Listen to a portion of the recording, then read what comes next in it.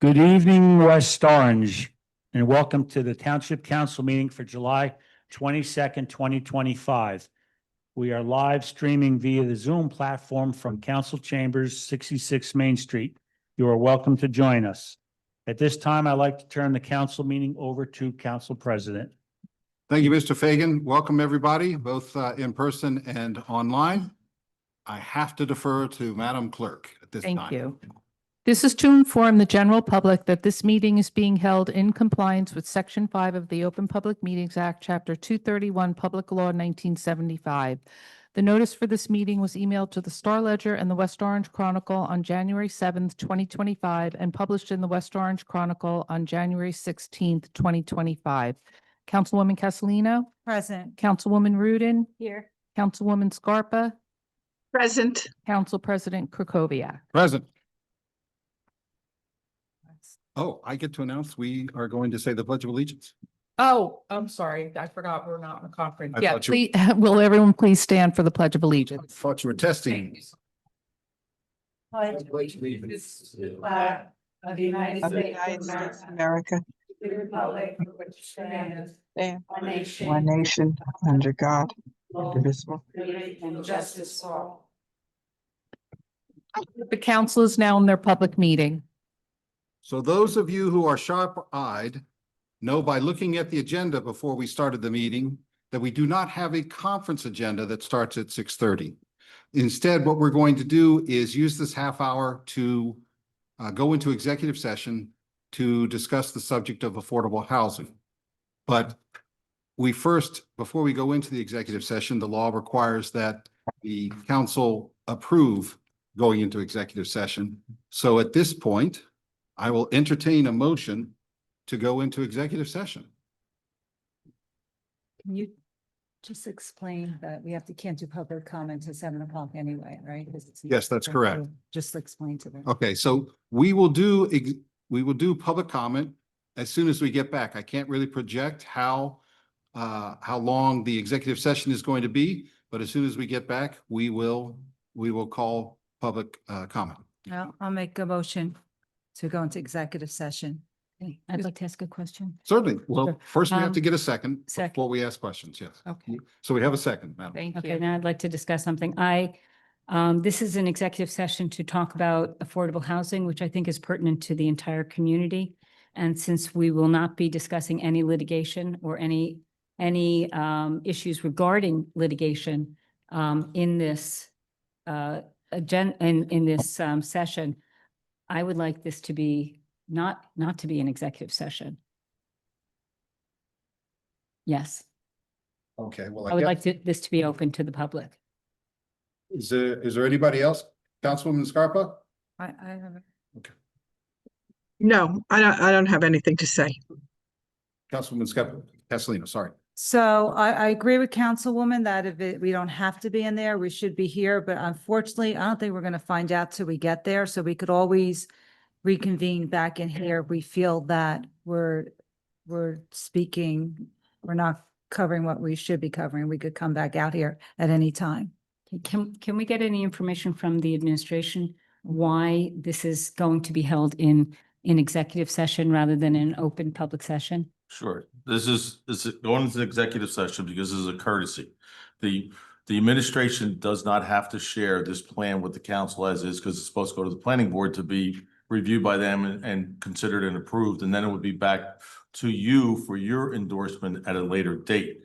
So in what we've spoken about since we've hired the higher Gruel, is that, and in discussion with the council president, we wanted to make sure that you saw what was being presented to us prior to actually finalizing the plan.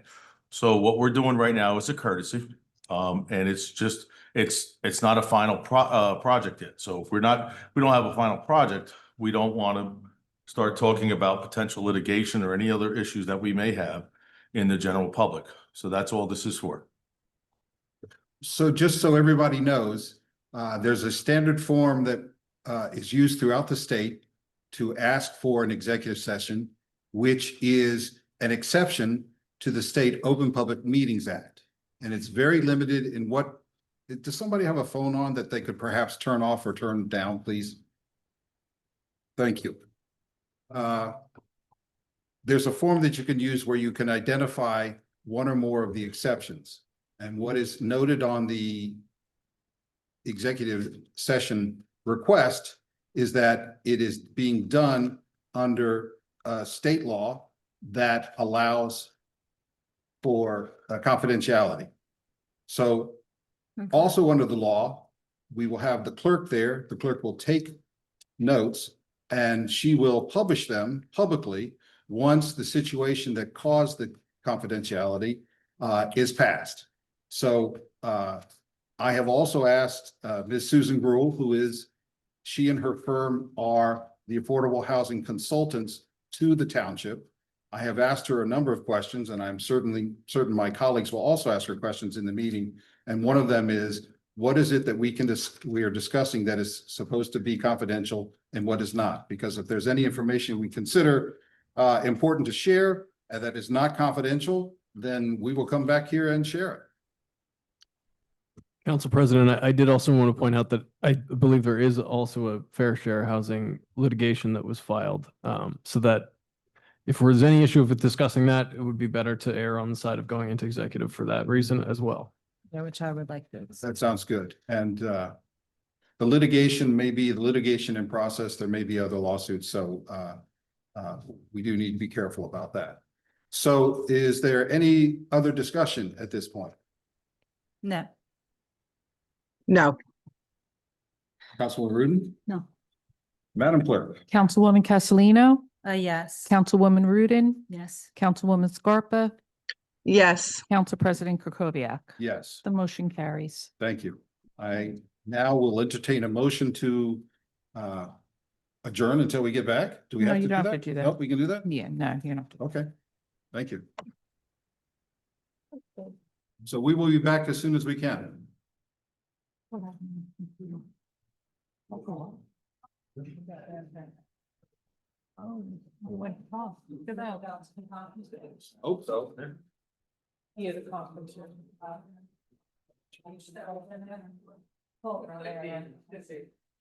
you need to announce anything? Yeah, I Starnes and for those into the Zoom audience, thank you for your patience. Town council has returned from executive session and is ready to resume the regular meeting. Council President, the floor is yours. Thank you, Mr. Fagan. The floor is Madam Clerk's. Okay, Council President, I need a motion to return back into our public meeting from executive session. So moved? Second. All in favor? Aye. Any Aye. opposed? The motion carries. Thank you, Madam Clerk. So as I promised, we would come back and tell you anything of significance that we learned that we could speak in accordance and compliance with the strict confidentiality of the executive session. And I don't know if we want to just let you guys say something, but there's very little we can say. Yeah. But I do want to make this point. This is a different process than the third round of affordable housing, and the governing body, the town council, has much less input and influence over the decision. The decision is primarily with the planning board, and the process will be that the planning board will get the draft affordable housing plan, and they will go through the process of making it public and having a public meeting in which all of you, including us, the council people, that's how we're going to have influence over the plan, can go to the public hearing through the planning board and make your wishes known. The plan will also be made public by the planning board, so you will have a chance to look at it. Is there anything I missed that we can say? No. We're good? Okay. Did you say that it will be noticed 10 days before? I did not go into detail, but please go ahead. Okay. So when it will be noticed 10 days before, so that the community will be able to review the entire proposed affordable plan. And the real debate or the input from the community is really, really necessary at the planning board. It comes back to the town council. And at that point, we really don't have any input in it. What happens at the planning board is what happens. So please stay involved, watch what's going on, and show up. There are going to be issues of concern for people, and you must advocate for your area, your concern at that time at the planning board. Thank you, Councilman. Councilwoman, I can't believe I just said that. Excuse me. Now's the time for public comment. Before we start, I want to confirm that we are all on the same page on how public comment is regulated as per our ordinance, but I can see Mr. Fagan standing up. He's our public information officer, and he traditionally kicks off our public comment. So please, Mr. Fagan, I'm just going to save my verbiage till a little bit later. Thank you, Council President. We have a packed council chambers here, and we have a lot on the agenda, so I will get to my report very quickly. I would also like to point out at this time, Council President, that you had indicated in your email that Mr. Puglisi would come on directly after me. He is not in attendance this evening, so he will not be representing the county this evening, but you did mention that there was a brief presentation following me. So before we go into public comment, I'd just like to alert, I believe it was Bev Riley and Sally Malanga, that they will be on following my public comment. And with that, Council President, I'd like to take me off camera and begin my comments. I'd like to alert everyone to our website. Sometimes this is so often overlooked, and it is the easiest. On our front page of our website scroll, we have all current announcements, and these are usually updated daily or every other day or as conditions warrant. And of course, our website is westorange.org, and the website scroll is on the bottom. And you'll see a lot of the announcements, the current announcements, and any certainly emergency announcements will be listed there. And at the bottom of the website, we have the township calendar, and you'll be able to check that by date and see whatever meetings may be going on in the township of West Orange. One thing that we have listed on our website currently is some mosquito control tips and important tips on mosquito proofing your home. This is very useful information, and this information is listed on our website. Also listed on our website, there's been a lot of talk about the spraying in West Orange. This particular event has already happened, but I'd like to point out that when this information comes to us, we post it on our website as soon as we get the information. And this is not done by the Township of West Orange. This is done by the County of Essex. And there is contact information on westorange.org about whom you can contact for more specific details regarding the mosquito spraying. As you may have heard or be aware that the West Orange Library was temporarily closed due to actually a flood and overflow, a sewer backup to be more specific, and is currently reopened. But it looks like the lower level remained closed for a while, but you go onto their website at WOPL, West Orange Public Library.org, for more up-to-date information. Tomorrow night, on the 24th, there will be a program at the West Orange Library, New Jersey Property Tax Relief Filing Event. And this is to discuss many important things that you might need help, that seniors might need help with. And this information is posted on the West Orange Public Library website for more information. Also, on the 23rd, that's tomorrow, Representative LaMonica MacGyver will be, her mobile office is coming to West Orange Public Library for a presentation. You'll be able to address her for any specific questions. As I've been saying at the last couple council meetings, westorange.org, we now have information up there from pets up for adoption. You can look at that and click on the link for more specific and certainly up-to-date information. Today is Tuesday, Wednesday, Thursday, July 24th. We will have our next budget workshop here in council chambers beginning at 5 p.m. And the OSPAC season, as you may be aware, is underway. There was a successful performance of Jesus Christ Superstar. The next performance is Into the Woods Junior, if I'm reading that right, July 24th and 25th. You can check out pleasantvalleyproductions.org for more information and how to purchase tickets and what the costs are. We also have on our website, community notice, do not feed feral stray cats or feed wildlife. I know that it's very tempting to do that, and that's something you may have been doing. But if you check out the information at westorange.org, you'll see why that's not recommended. We also have scheduled road improvements on, I believe it's South Valley Road. And these details are posted on our website. And this is in the scroll, as I pointed out at the beginning of my presentation. We also have coming up the Lefty Bowling Charity Golf Tournament. This supports West Orange sports events.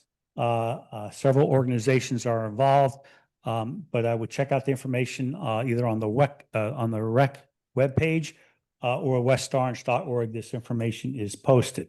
Also, we have important notice regarding rodent control and preventative measures. Preventative measures are very important.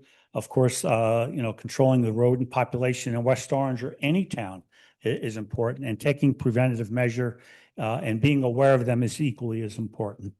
And with that, Council President, that concludes my my report for tonight. I can go on if you would like, but I'm sure you'd like me to sit down. So at this point, if Sally and Bev come up, I'll cue up your presentation. Yes, and just for some background, because we did not have a conference agenda today, Ms. Bev Riley and Ms. Sally Malanga wanted to speak in the time that we are working on the budget. And so I agreed to let them come up here to have a presentation and to speak for no longer than 10 minutes. They can combine each of their 5 minutes of public comment. So, Madam Clerk, you only have to call them after 10 minutes as opposed to 5, please. Guys, please go ahead. Pulling them up right now. I'll just wait. And go. Do I give you my name and address? Bev Riley, Lenox Terrace. So our town council has been working very hard, diligently trying to make adjustments to the township budget. And we're here to help. We have a suggestion to reduce our township budget by $500,000. How are we going to do that? Do you remember when we were little or younger? Leaves were for fun. They were for jumping in, for family time. And then, somewhere around the 1970s, there was a change. As a result of that change, gas combustible engines that were portable, we could now spend upwards of $350 to have all of our leaves blown to the street and make huge mountains of leaves, creating safety hazards for cars in the road, and also having those leaves result in flooding because they would wash into our storm drains and into our sewers.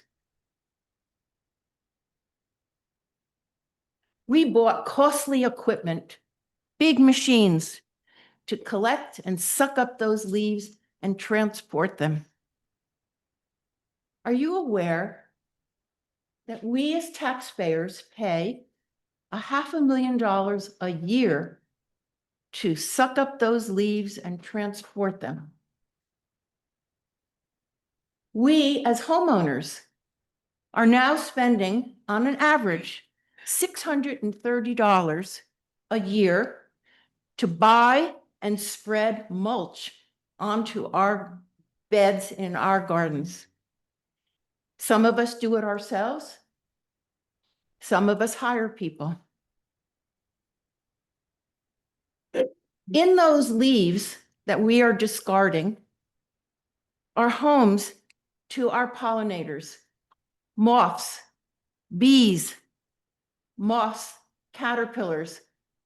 Those insects live in the leaves, and that's where they harbor in the winter. So when we discard the leaves, we're also discarding another generation of insects.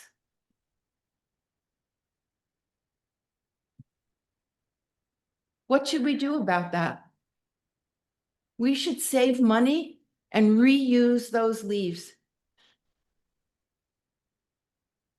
We have a bounty of leaves in West Orange. We have old oak trees that drop leaves that help preserve insects, feed birds, preserve our pollinators.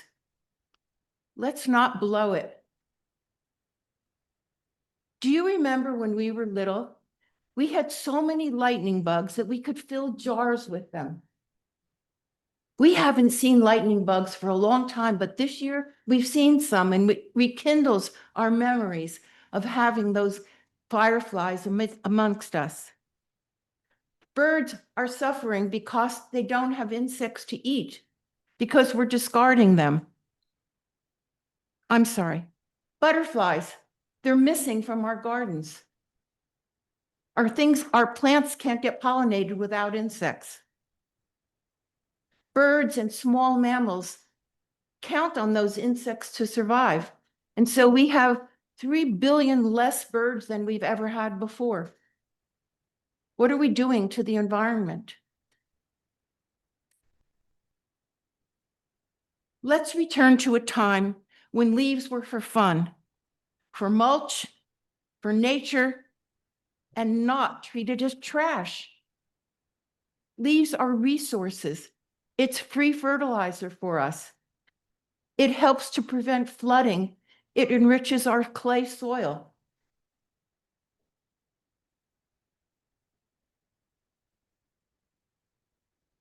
It's up to us. It's up to you. It's up to me, our neighbors, to make a change, to save our own money, to save our environment, and to save this township $500,000. Let's do it.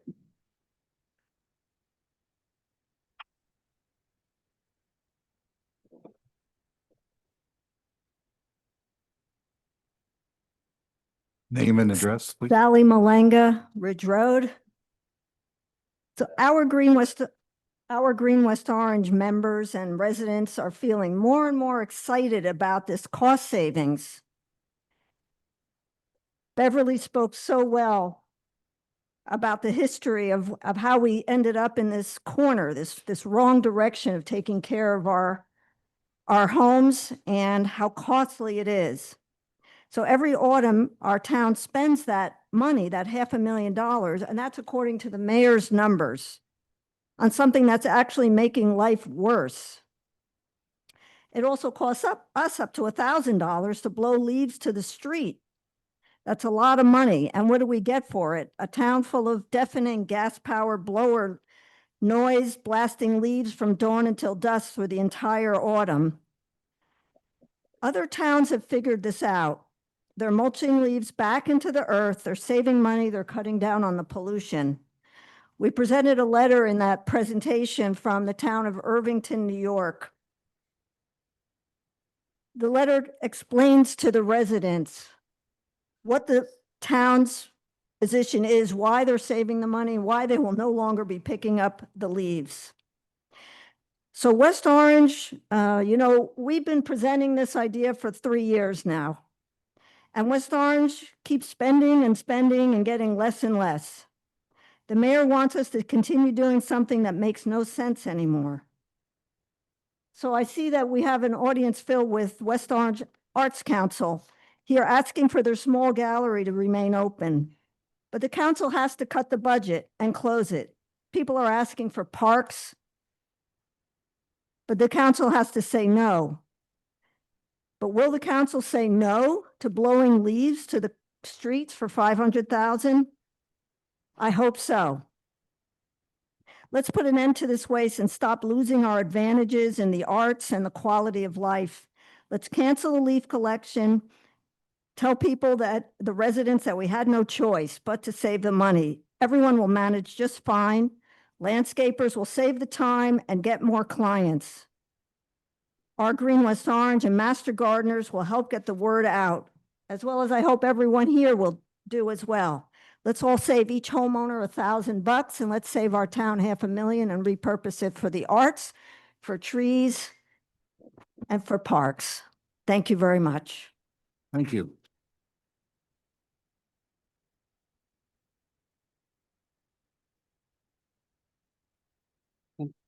Wait, what's going on here? What's going on here? Okay. Oh, I did. okay. I'm sorry? I did shut down. Oh, okay, okay. It's no problem. Just before we start, I see a lot of faces I haven't seen here before. So before we get started on this, I just want to explain what our process is, particularly as it's regulated by our ordinance. To start with, we recently returned to the practice of public speakers speaking from the podium next to the dais. It should improve the audience's ability to hear and understand the speaker. We cannot line up in the aisles as in recent meetings. If you want, and to save time between speakers, I would normally suggest you move closer to the front of the benches, but it doesn't look like there's a lot of room down here. So what I will do is call on people, and I'll call for a raise of hands, and I'll call on a couple of people to try to keep the process going. Once you are recognized by the chair, you can speak for up to 5 minutes. Please be concise to speed up the process, and you don't have to use all 5 minutes. Please, everyone, speak directly into the microphone and as loudly as you feel comfortable doing. After everyone has commented, we on the dais may respond. Public comment in our ordinance requires the speaker to first state their name and address. If you don't want to give your street name, just give the street. It helps us with putting together our minutes. Our ordinance also says that conduct by public comment speakers shall at no time engage in any personally offensive or abusive remarks. The chair shall call any speaker to order who violates any provision of this rule. Council shall be forthwith barred. The person who is addressing the council shall be forthwith barred by the presiding officer, that's me, and further audience before the council, except that if the speaker shall submit to proper order under these rules, permission for him or her to continue may be granted by a majority vote of the council. The council is a place to discuss our differences and often to find compromise to make West Orange an even better place to live. So I urge all of us to treat everyone as they would like to be treated. You can make your point without cursing or insulting anyone. And I and the good officer will enforce the ordinance. So now I just want to ask right now, if anybody would like to speak a public comment, just raise your hand and I'm going to pick out a couple of people. We already have someone who's already been up to the, so please come. And then there's someone right next to her. Oh, that's Ms. Matrano. So Ms. Matrano, and then there's a hand in front of her. So we've got the next three people, you, Ms. Matrano, and the person in front. Okay. Okay. So please start by your name and address. Liana Teresi Volpe, Ronald Terrace, 30-year homeowner taxpayer, 6-year volunteer and gift shop manager at the West Orange Arts Council. And if there were this many people that showed up to the art gallery every week for a few hours, I wouldn't be about to say the comments that I'm going to. I'm here tonight to advocate for a new home for the West Orange Arts Council, Art Gallery and Gift Shop. It is my feeling that unless we get more financial aid and volunteer support, we should not stay in our current location.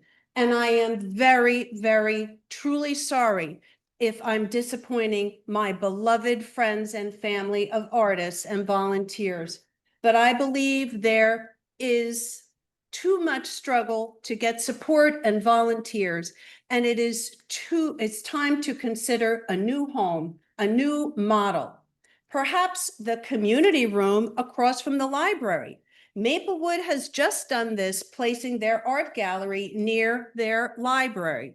When preparing my remarks for tonight, a Seinfeld episode came to mind. The one where Babu, the restaurant owner, tells Jerry, "But still, nobody comes. Where are the people?" To me, this seems to be our main problem. Nobody comes. Well, I guess that's not completely true because we do have fantastic, robust special events every few months and opening receptions, and about every other month where 50 or more visitors come to enjoy artwork and food and music for a few hours on one day. But the next day, nobody comes. The next weeks, nobody comes. Nobody's cleaning up. Nobody's sweeping the front steps. Nobody's washing the windows. Where are the people? And we struggle to get promotion and volunteers. Did you happen to see News 12 New Jersey coverage of our Hispanic Heritage Month exhibition? Anyone? Well, nobody came. Nobody came for days that was airing. Maybe one or two people in the weeks after. Surely you would think that everyone would crowd our gallery after NBC Universal featured us after Saturday Night Live highlighting the Valley Arts District as the best in New Jersey. No, nobody came. Nobody came for after that coverage. I asked the few people who come how they hear of us. Usually they are driving by and saw the flag outside. I personally have put in over 2,000 volunteer hours in the gallery, cleaning, soliciting, hosting. You all have seen me giving gallery tours, even a highly descriptive tour for a blind visitor. I planned workshop, displaying handmade crafts in our beautiful gift shop, and still nobody comes. And I am not the only one putting in so many hours. I hear many complaints. We are not open enough. We have no parking. I find that people don't even really understand what we are. I hand-delivered flyers in our neighborhood and promoted walking distance activities like rock painting to the Gregory neighborhoods, but still nobody comes, and I was painting rocks all by myself. Imagine with me for a moment a group of friends, a young couple or an elderly couple, a family out and about on a Saturday or Sunday, enjoying shopping in Essex Green, grabbing a Starbucks, making their trip to the library, and then maybe seeing some beautiful colored flags waving in the air, maybe a mural on the building, or some colored swirls of paint on canvases hung, welcoming passersby and visitors to the Community Art Gallery of West Orange, a place that an artist knows that there will be a lot of possibility for their artwork to be viewed, where we can get volunteers to support art, music, spoken word, diversity, creativity, the things that makes West Orange so special. A location where we can get the attention and visibility that we deserve. Wherever we end up, either in the present location, which I'm fine with if you all want to come, we must continue our dynamic organization. It's a very special group of people who support creativity, diversity, inclusion, and a warm, welcoming atmosphere that improves and enhances all the lives of West Orange deeply. I should know, a few years ago, when my mother was 94, Your she was time is up. given a gallery exhibition, just a second, on her abstract expressionist artwork and on view to the public. And the mayor and the council gave us this proclamation, which my family holds dear to our hearts to this day. Thank you. Thank you, Ms. Teresa. Thank you. Thank you. Thank you.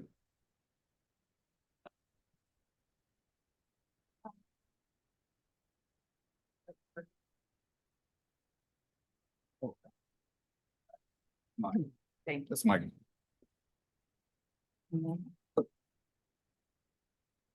Good evening. I have the air conditioner to deal with, so I hope you can hear me. My name is Patricia Matrano and Walker Road, West Orange. Council President Krakowiak, fellow council members, administration, and all of our passionate volunteers and residents of West Orange and surrounding communities. I'm here today on behalf of the West Orange Arts Council, where I have the privilege of serving as board chair. Tonight, I urge our town leaders to maintain support for the West Orange Arts Center. each year with passion and purpose. Our working board and dedicated volunteers, which you've heard from and you will hear from more tonight, design and produce inclusive programming, support artists, and create opportunities for people of all ages to experience the power of the arts. For the last 25 years, the West Orange Arts Council has brought people together, creating unity and creativity. Whether it's our recent Juneteenth, Women's History, or Black History Month exhibits, our current Summer Lovin' Show, workshops, and an upcoming, hopefully, Hispanic Heritage collaboration, you only need to visit our website to see the photo galleries and videos that capture the spirit of community, acceptance, and joy that the arts generate in our town. We've built a welcoming environment where creative passions thrive and new voices are heard. We're proud to support both seasoned professionals and aspiring young artists. Our West Orange High School exhibition celebrates student talent while teaching real-world skills like gallery management and marketing. The West Orange Arts Center is also a cultural anchor. Through our collaboration with Lunar Stage and many other partners in the Valley, we've helped revitalize the Valley neighborhood, bringing new energy, new audiences, and new customers to local businesses. And we are not alone. Towns like Maplewood, Montclair, and Newark have embraced the arts as a cornerstone of community life and local economic development. West Orange sits right between them. Let's not fall behind. Let's keep building on the momentum we've created to ensure West Orange is seen as a town that values and invests in the arts. We understand that budgets are tight, but cutting the rent subsidy, a modest investment as compared to the whole town budget, would jeopardize everything we've worked so hard to build. It would send the wrong message that the arts and the people who make them are expendable. To our town council, I invite you to visit the gallery, explore the gift shop, attend an event, or speak with us directly.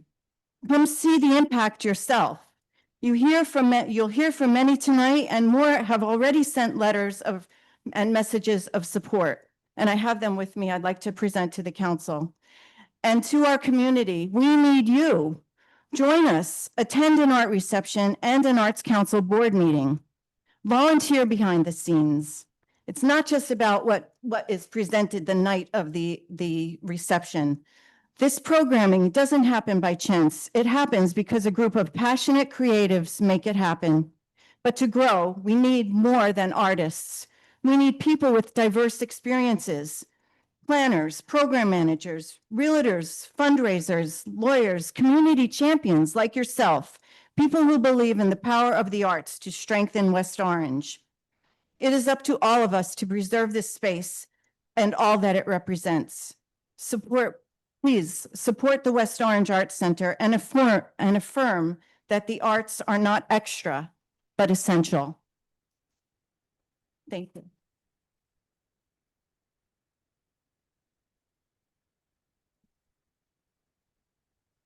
So two things. Yes, please come up. Please come up.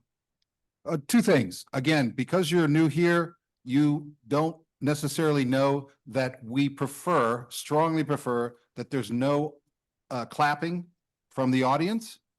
If you want to clap, again, please go outside.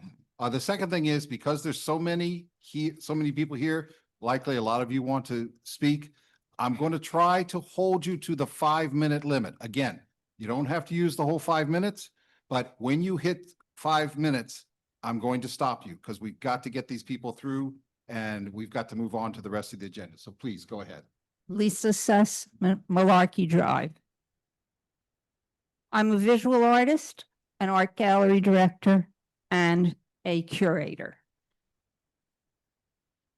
I'm also a lifelong resident of the town of West Orange, having gone through all the West Orange schools, which used to be called Pleasantdale, Lincoln, and Mountain.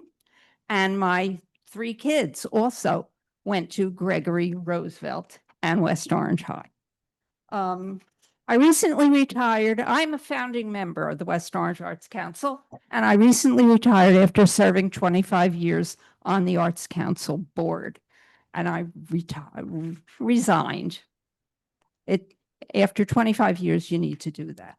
And it really pains me to hear that there is a risk of the Arts Center disappearing. It's historically the West Orange Arts Council, and this was mostly before the Arts Center was part of the Arts Council. They've been part of the most important projects the town has undertaken. The murals that people see throughout the town, the cows, the light bulbs, and other public sculpture were all created with the support and often the leadership of the West Orange Arts Council. Now we have a home, and it's a home that makes us able to do more than casual programs. We have a real investment. West Orange is ethnically a very diverse town, and the variety of benefits provided by the Arts Council supports that diversity. Remember that diversity means a diversity of interests and abilities as well as ethnicities. The West Orange Arts Council honors the many ethnic heritage celebrations in town by adding an arts-based component, which creates arts-based opportunities for residents. In addition to a robust representation of West Orange artists, artists from nearby towns look forward to participating in the West Orange Arts Council shows and workshops. Our neighboring suburbs have realized the importance of the arts to a town's appeal. It is a commitment that West Orange needs to make too. And the West Orange Arts Council, and through the Arts Council, the Arts Center, is the perfect vehicle for this. The arts are a meaningful factor when people decide where to live and have proven time and again to be an important engine for growth. The West Orange Arts Council prioritizes the town's quality of life by acknowledging this fact through its offerings at the Arts Center. In addition, artists of all media experiences, interests, and abilities have found a home at the West Orange Arts Center. For example, I'll do this a little more detailed than Patricia did. The Arts Center has hosted West Orange High School's AP Studio Art Class annual exhibition of their work. Having an exhibit at an outside facility lends a truly professional aspect to their studies. Learning how to mount and present a show supplements their studio arts curriculum. It's the kind of opportunity that would not exist without the Arts Center. The $40,000 that we have been quoted as an annual cost to the town to support the West Orange Arts Center annually is but a spit in the financial bucket when weighed against the value it offers it by enhancing our town's quality of life and rounding out its appeal to residents. Don't be penny wise and pound foolish. Keep the West Orange Arts Council an active commission. Keep the West Orange Arts Center a valuable part of this town's offerings to its residents. Show you understand the importance of the arts to the diversity of our town.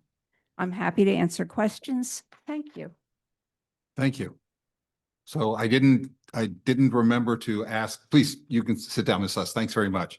I need to get some other people. We've got two people sitting here in the front row. Yes, you can come on up, please, now, and then you'll be next. And I see some hands in the back. I see a very far hand on the very far left. I can't see who's raised it. Yes, you can be next, please. Please go ahead. Good evening. My name is Barbara Sachs. I'm not a West Orange resident. I'm a Livingston resident, Riker Hill Road, but I have lived in West Orange for 20 years. I grew up here. I was educated here, and it was through the West Orange education system that strongly encouraged me to go into the arts. I was an art teacher for 40 years, and I continue to support the arts by being the Arts Council of Livingston president for the last 10 years.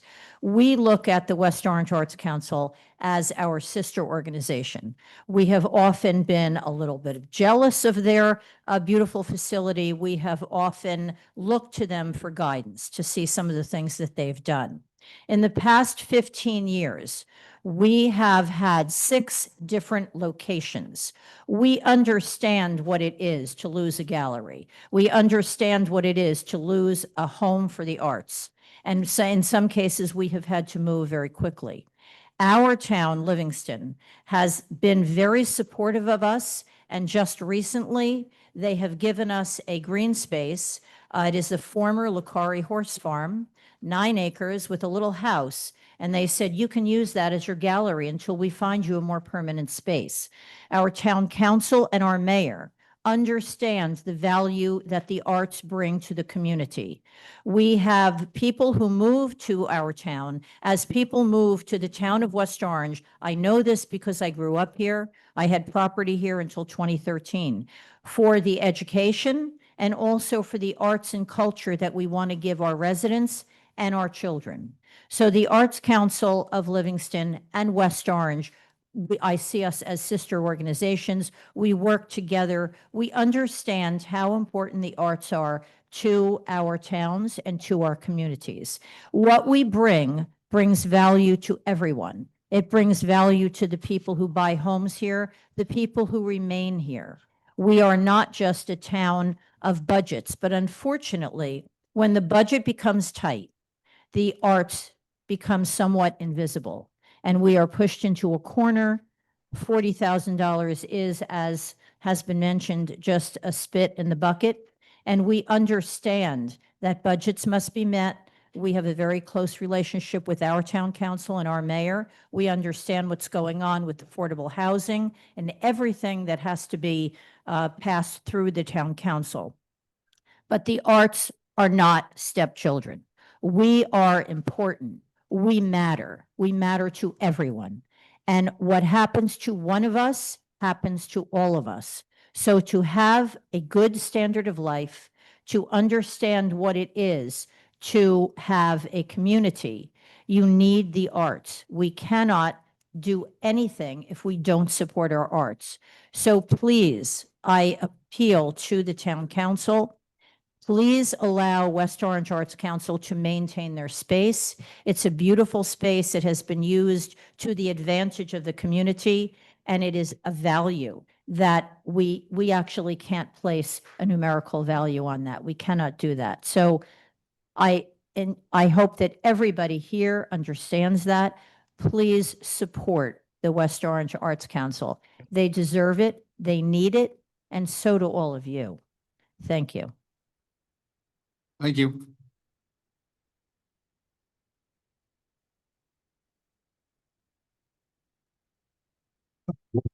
Seth Weisletter, Howell Drive. Members of the council, administration, guests, a few different subject matters. First, the microphone and audio system. It's frustrating, unacceptable in 2025. I made a previous request, was told it's going to be fixed, but this becomes, it erodes our meetings during zoning, town council, public hearings, with the air conditioner going on and off. There's already enough frustration. Let's get it fixed. It should be a priority, priority 1. 2, mayor versus town council lawsuit. We're talking about leave saving money. As a resident, I'm deeply concerned about this ongoing legal battle between the mayor and the council. Regardless of who is right, we, the taxpayers, are footing this bill. You're for West Orange. This is our money that you're using for an infight. Not fair. There should be full disclosure of all the legal expenses so far. And as leaders, have a plan to prevent this kind of dysfunction in the future. It's still continuing and it's not over, and we're still going to have dysfunction. This political infighting doesn't help. I know we can all agree on that. It's time to lead like adults, not litigants. We're all losing. Third, developers running rampant without a planner. We need a town planner. How are we approving massive projects without a full-time planner in place? It's like building a house without an architect. Overdevelopment without a cohesive plan, vision strains our roads, schools, and public safety. We need smarter growth. West Orange is being shaped by our developers more than by the people that live here, and that's unacceptable. Without a town planner, there's no strategic vision growth, guiding our growth. We're reacting instead of leading, and developers are exploiting West Orange like a vacuum, pushing oversized projects, threatening lawsuits when challenged.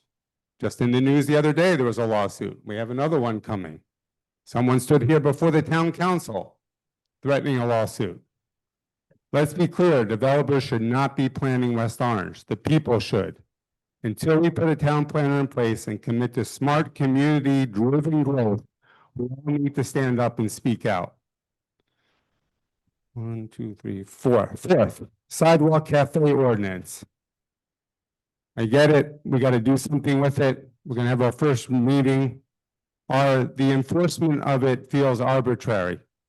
This is not really how we support local businesses and entrepreneurs. Let's work together. Let's find this balance. I also believe that providing the Downtown Alliance with approval for design or economic development zones or improvement districts with the authority to approve designs for outside cafes will make this a little easier and better aesthetically, and be able to work together, not just putting it all in zoning.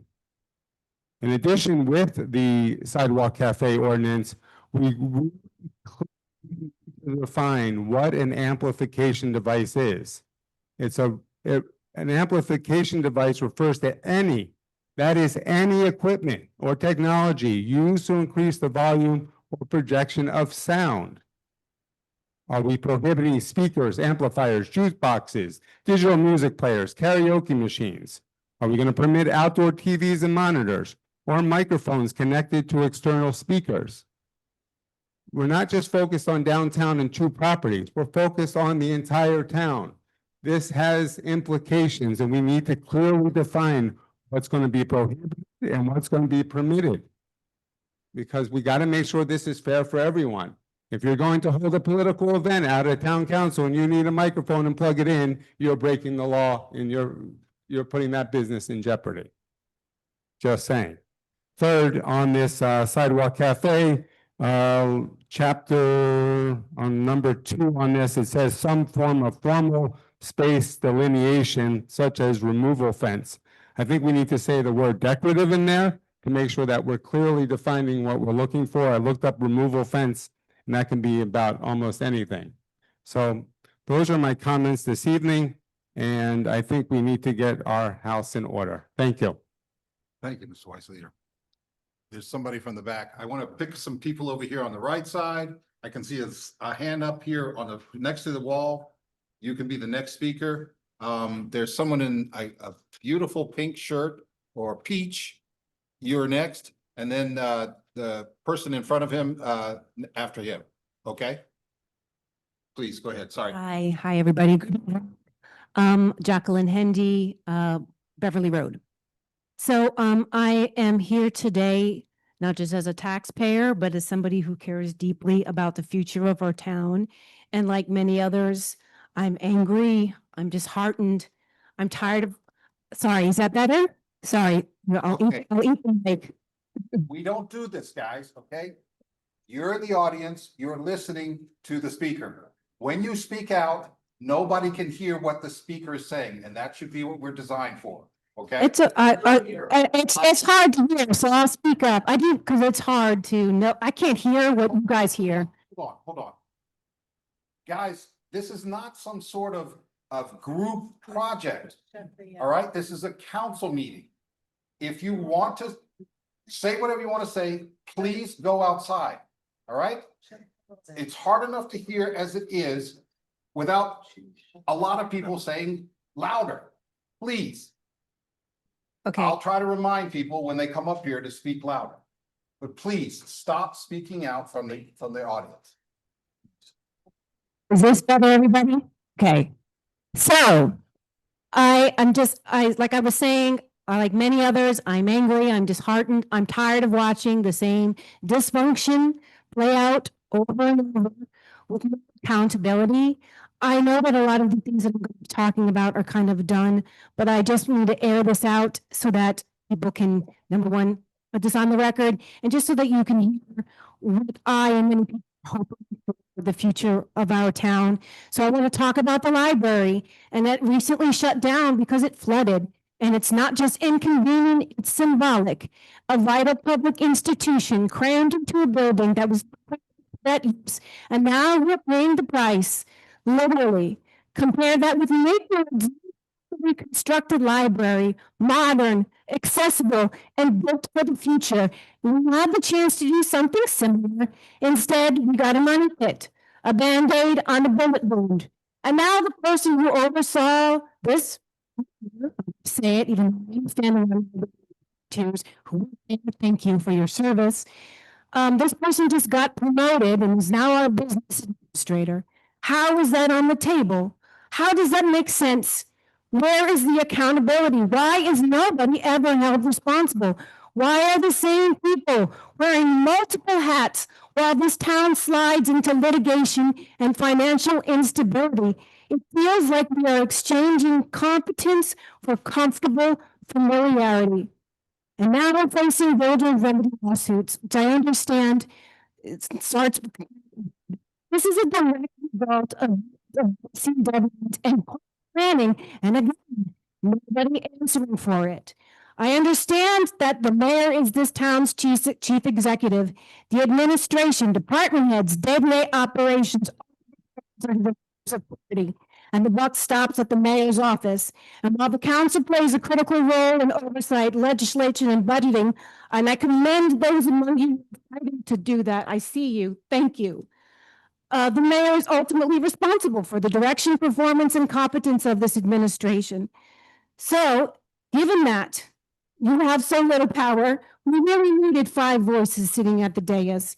And I'm disappointed that you neglected to fill the seat of Asmerit's departure. And I want to thank Councilwoman Rubin for having the courage to call it out. It certainly, look around. You guys are here because the people, most of you are here because the people of West Orange have said enough. Enough of the same names, the same excuses, the same neglect. West Orange is 70% non-white. Are we really going to pretend it was unclear about what the right thing to do was in filling that seat? It's disheartening to look around at nearly every leadership position in our town and see no reflection of our beautifully diverse community. And I want to close. I understand the task ahead of you is difficult, more difficult than I and many others in this room can grasp. I do respect that many of you genuinely want what's best for West Orange. I think you understand how exhausted, financially stressed, and frustrated our residents now.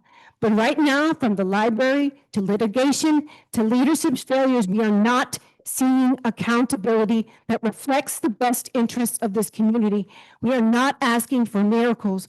We're asking for good government, and we need your help to keep fighting for the change West Orange desperately needs. Thank you so much. Thank you respectfully and hopefully. Thank you.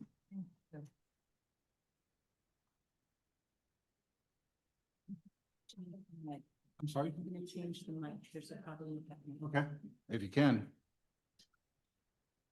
That might isn't as, it doesn't project as well as that one. That's why I put that one up there. Okay.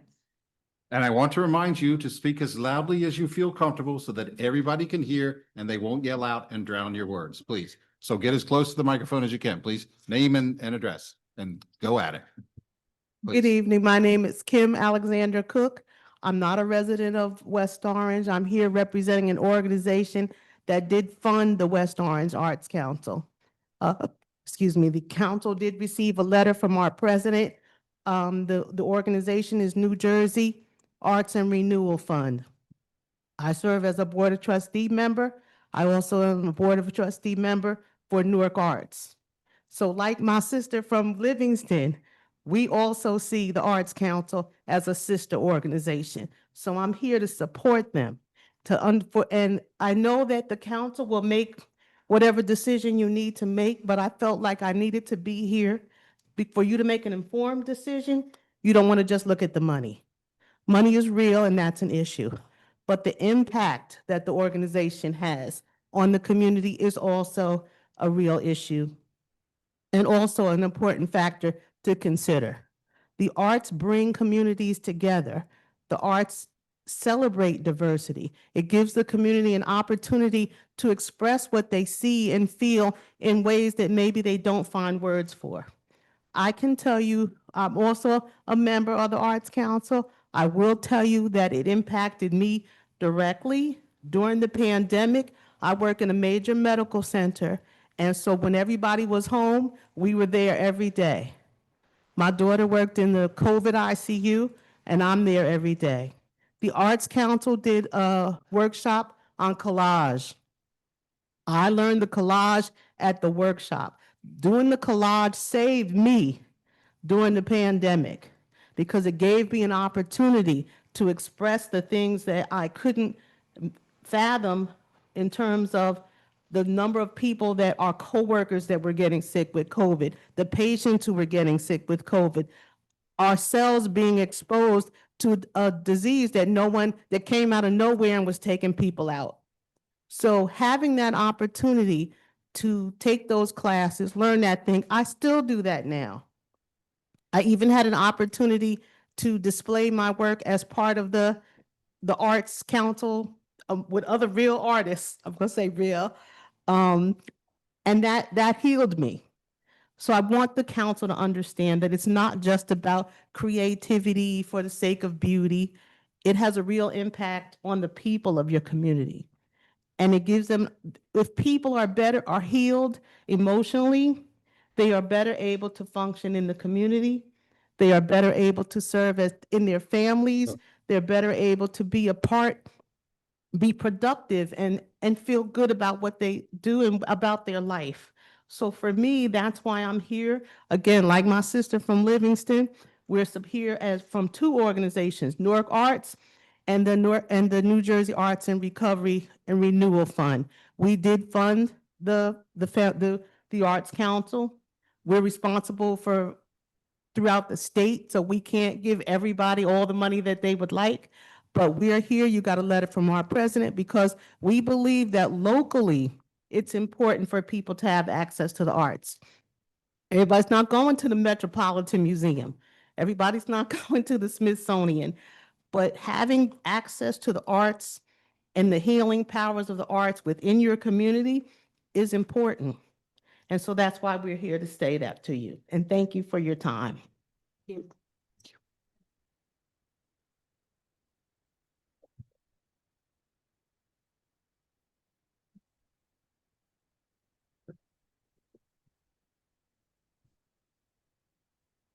So here's to remind you to try to speak as loudly as you feel comfortable doing, as close to the microphone as possible so everybody can hear you, please. My name is Bruce Lefcon, 22 O'Connor Circle in West Orange. Thank you for this opportunity. It's about 3 weeks ago that everybody in my community along Crystal Lake received notice from an engineering firm hired by the town that we had 15 days to reply to a notice about construction under a new grant on Crystal Lake and at the Oscar Schindler Performing Arts Center. That grant was obtained about a year ago in August of 24, and this is the first that we heard of it. And this one stipulation of this grant was that the work has to be completed by December of this year. So there's a whole rush about this whole project. The project called for construction of 3 floating docks on Crystal Lake.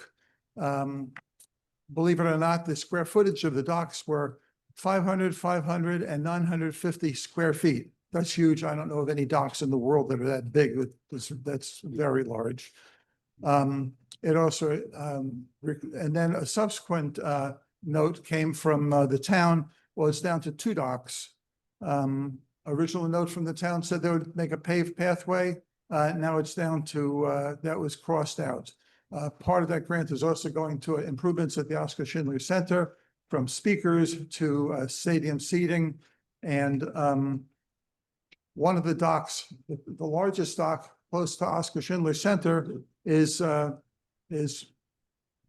plotted out to be for kayaks or canoes or something, where people would get those, how they would get their kayaks to that area to use them, I don't know. When I first moved into this development 23 years ago, I bought a lightweight. Mr. Lafcon, if you could just keep your mouth close to the microphone. I apologize for interrupting you. Yes, thank you. Canoe. I took it around the lake to the other side. I put it in twice to try to row it, and I ended up just donating it to a friend in Lake Apatcong. I couldn't row it because the weeds come up to within 4 inches of the top. I don't know if anybody from the town ever figured that when they're making huge plans to put a big dock there. There's also in those plans something about some beach sand and a heated shower. For what purpose? It wasn't stated whether it would be for swimming or not. They say the dock would be for fishermen. Again, I walk around the lake, as many of us do. We never see more than a handful of fishermen. And if I would speak to the fishermen, I don't think they would want to be on a dock out in the sun, but rather in the shade of the trees along the shoreline doing their fishing. So I'm not sure the dock is necessary for that purpose. Sorry. There's a playground proposed also. The location was not cited for that. Basically, my position is, and I live on the lake. One of those docks is supposed to be in the water. It'd be about 40 feet from my backyard, not exactly the milieu I thought I was moving to when I chose this area, this house 23 years ago. I think it was hastily conceived, and it should be soundly rejected, except perhaps for some of the improvement that Oscar Schindler. And I thank you. Yeah, thank you. You're the next person, Mr. Panullo. Mr. Panullo, you're the next person. Is there anyone else who would like to speak? I see a hand raised right here in the second row. You're next. And then there, I think it's Mr. Aziz, you can be the next person. And then there's somebody in the blue. Yes, sure. Is that you, Dagmar? Okay, you're the third person, please. Thank you. Please speak into the microphone so everybody can hear you. Yes, sir.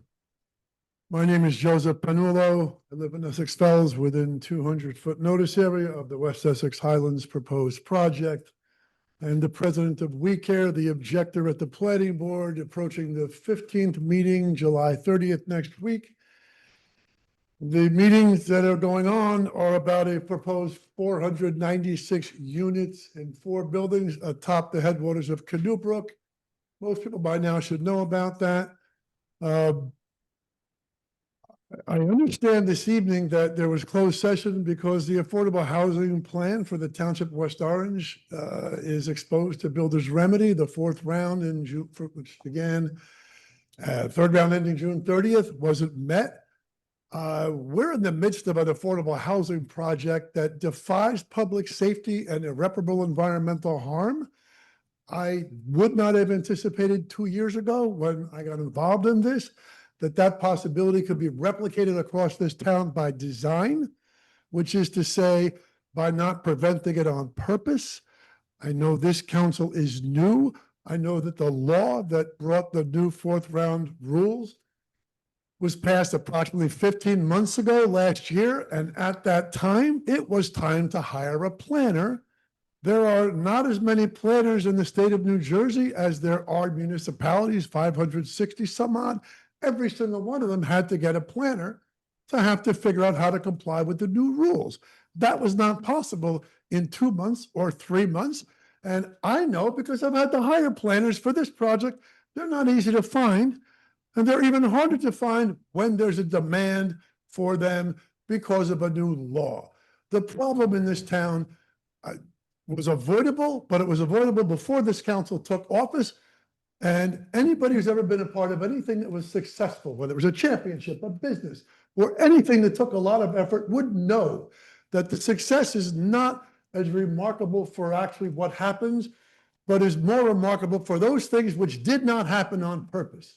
And what could have not happened on purpose here was to have had a planner here a year ago to begin building the plan, Now there's at least one builder's remedy. I sat here myself 2 months ago and heard the threat of another. I know there's more. The case that is going to be the West Essex Highlands when the planning board is done is most likely going to become, unfortunately, a case precedent-setting example of exactly what not to do with an affordable housing project. Because under Mount Laurel 2 and under any rule of common sense, principle, public health, safety, morals, and welfare, public safety and irreparable environmental harm supersede affordable housing. And we're not opposed to affordable housing. There have been hundreds of comments at the planning board in the last year, and not one person has spoken in favor. This is not opposition to affordable housing. There's a right place to do this kind of thing, and this was not the right place. And that was knowable years ago when this was entered into. And it was knowable by the people that knew better and should have prevented it. We'll get into what criteria it didn't meet, but what is going to be case precedent setting here, because no matter who wins at the planning board, it's going to be appealed, is that this is an irreparable environmental harm. This is a public safety threat now. We will be bringing a man named Dr. John Hassey from Rowan University Geospatial Lab. He's an expert who I have offered to this town 6 months ago to help. He will come in and demonstrate that the entire headwaters of the Canoe Brook is a flood corridor, that the condos that exist now are in a floodplain. That's knowable. His data is the most current data set available. It is acceptable at the Fair Share Housing, the DCA, the DEP. It's recognized. I offer you, I understand there is supposed to be a relationship with Howard Rule now that may be helping the town. I don't know how that prevents a builder's remedy that hasn't started yet. I would urge the council now, if such a piece of paper exists, bringing this group in to help build the plan, that you disclose whatever paperwork has been executed. If they haven't already filed for an extension to mitigate the exposure of builder's remedy, Fair Share Housing has been granting extensions liberally, 30, 60 days, because of the new law, because of the complications with having planners. This is possible. This place is the most forested, mountainous town in Essex County, which is the most densely populated county in the most densely populated state in all of North America. It floods. It's got steep slopes. It's got collapses. What the hell is going on here? I don't need to be at the planning board fighting something for years that's never going to get built. It shouldn't happen. Thank you for your time. Was that loud enough for you? Thank you, Mr. Vanullo. I heard you loud and clear. Good evening. Can you all hear me? Okay, that was hard to follow. My name is Tez Roro. I live on Hutton Ave here in town. I first want to say thank you to each and every one of you for the time that you're serving. I know that it's not easy. I know that it takes time, energy, and you get scrutinized. You're under the microscope, so I recognize that. I am sometimes one of those people who scrutinize you, but that's because I care. I give credit when credit is due, and I criticize when I feel like we can do better as a community. I just want to be clear that I wear many hats in the community. Right now, the comments I make are my own. It does not represent any other organization I may be part of. I attended most of the budget workshops online, and they've been insightful. I understand between the budget going up and the reassessment, everyone is feeling it from Board of Education, taxes, individual. There's a real effort to be conservative with the budget, and as a resident, I understand that. The other side of that, what I'm noticing is, unfortunately, some of the line items that the newer council members may not be as familiar with tend to be quick to be put on the chopping block. An example of that is the EAP, Employee Assistance Program. Most of you were not familiar with it at the time. And the West Orange Arts Council also fell in that category as well. And it was interesting to see that, just like any other commercial tenant, some were proposing to give 30 days, 60 days to vacate. So that to me lets me know that most don't understand why it was even established or what the value is. And hopefully today you've heard from some of the leaders, the board members, and the volunteers on what the value is. So I looked up on the website. I mean, I know about the council and, you know, I know some of the value, but I decided to look up the website. It looks like it was founded in 1998 by the town. And so my question is, you know, what was the vision when it was created then? And was the plan to provide indefinite financial help? Or was there some type of a business plan where perhaps at some point the council would be able to support itself? And if so, was the proper support and resources and people been offered? It looks like there was a council liaison before. So I'm curious, anytime there's a change in council membership, what your internal process looks like to make sure that these organizations and committees remain to have those leadership and the support that, you know, they were expecting, so that we're not leaving organizations to fend for themselves. So here's what it says on the website.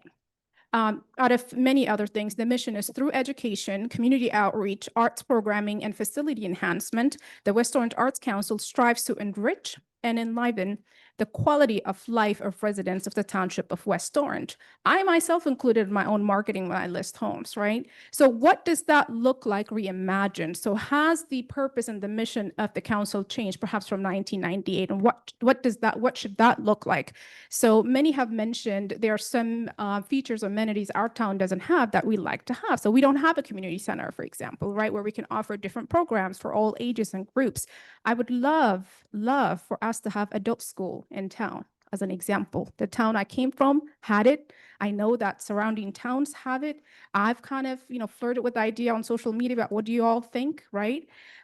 So this could be that. Perhaps what we need to do is reimagine what the council can be above and beyond what it was set out to be in 1998.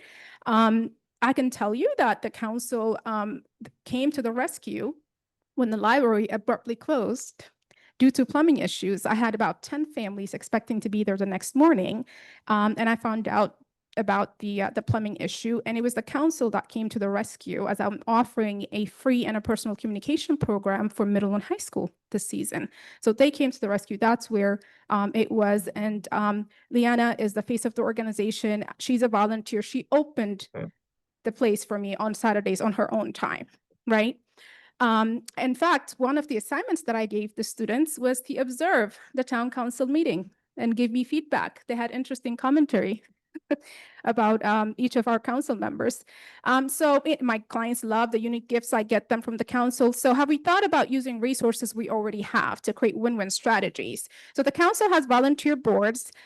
We know Leanna is the organization, and I know she works super hard to promote the council and all its offerings. She's the one who volunteered to open the door for me. So have we partnered, or have we thought about partnering with the Older Adult Advisory Committee, for example, to come up with a way to cover business hours? Because it's a catch-22. As she mentioned, the problem is there's not enough support to keep it open. Because it's not open, people are not coming, right? So I just want to share my thoughts there and make sure that we're using all the resources we have, and how we go about solving this problem is going to say a lot about how we solve every other problem in town. Thank you. Thank you. Please come on up. Who else would like to speak? I see a hand up here in the second or third row. Yes, you're next. Is there anybody else?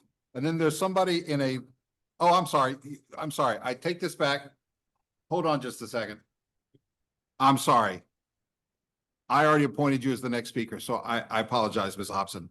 And then there's somebody next to her with raising his hand with a big ring on it with glasses. You're next. And then there are two people back there. I can see the hero of, okay, yeah. You two guys are sitting together. You guys fight about who goes next, okay?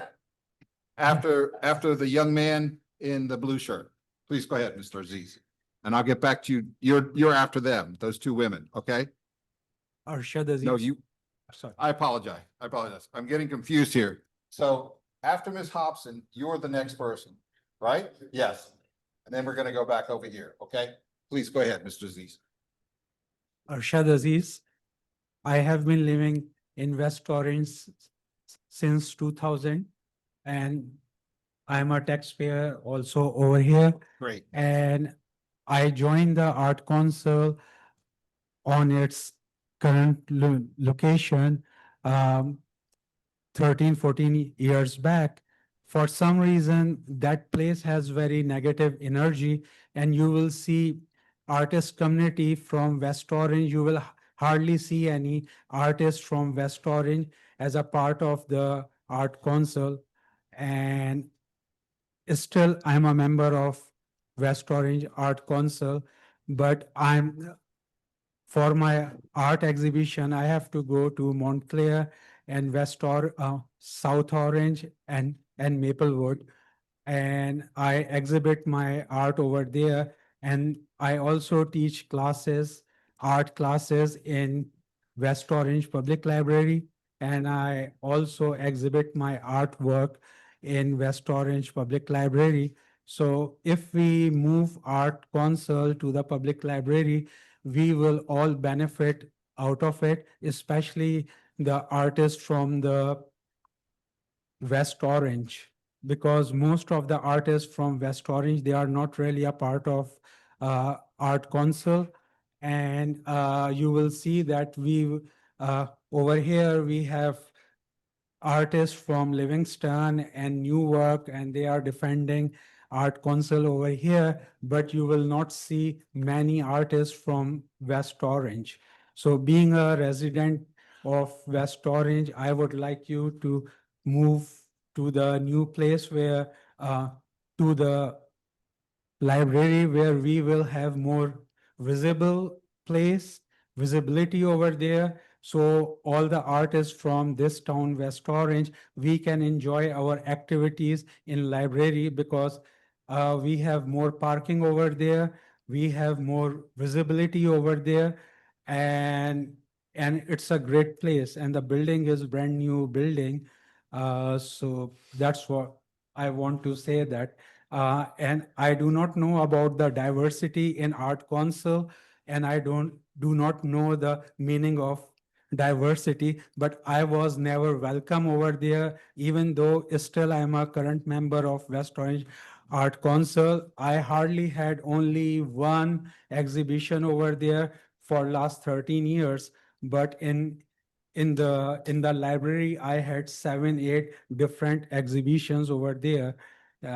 And I also show my artwork in Montclair twice a year, and in Maplewood and South Orange. I also show my artwork over there, but that place for some reason has a negative energy, and I do not have any written speech. So this is what I want to say. Thank you. Thank you, Mr. Aziz. Ms. Hobson, and then you in light blue shirt. Oh, that's Mr. Veenan.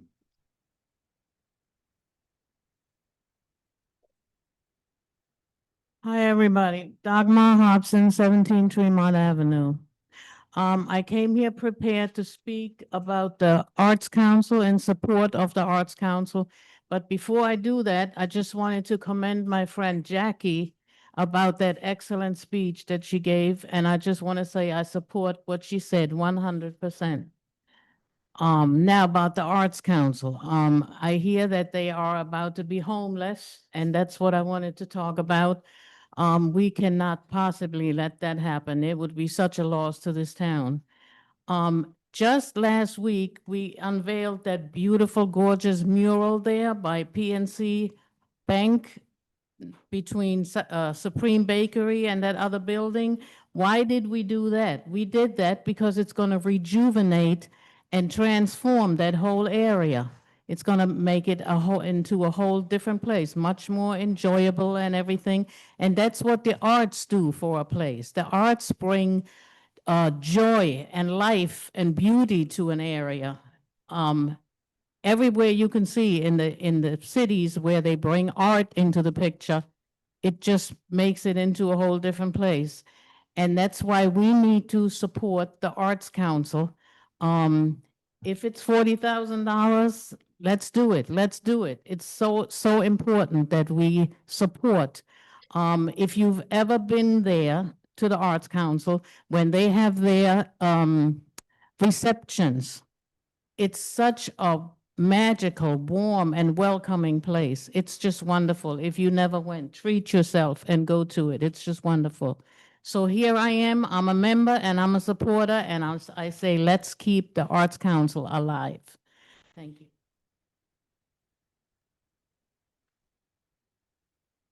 You're on, Mr. Vina. Is there anyone else who?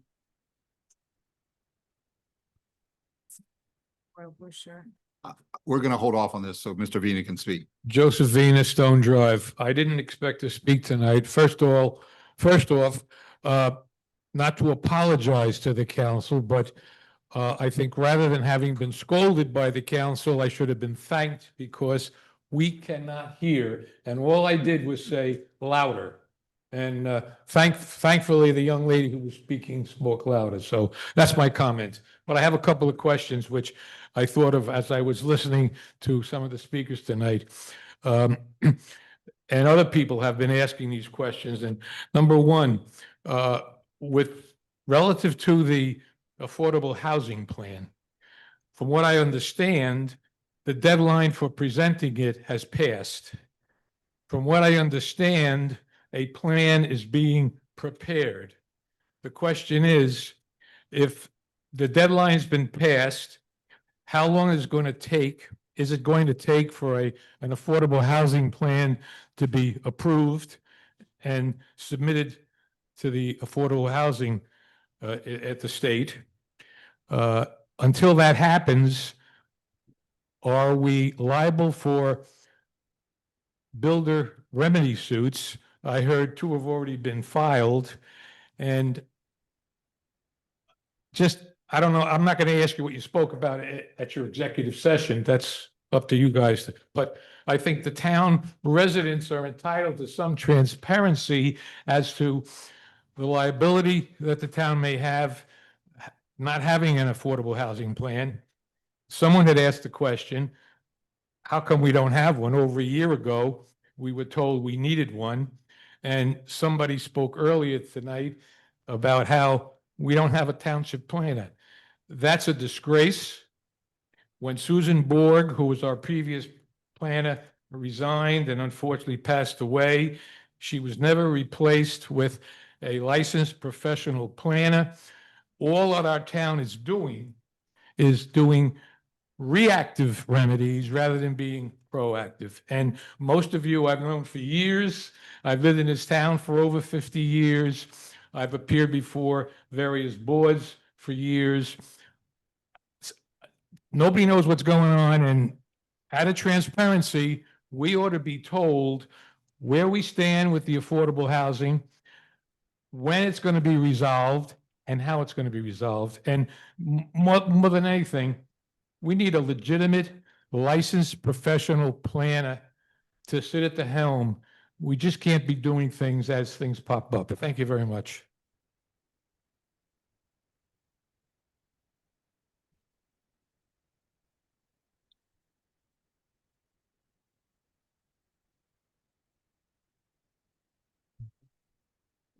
My name's Duke McCall, Lindsley Place, Lindsley Avenue, West Orange, business owner.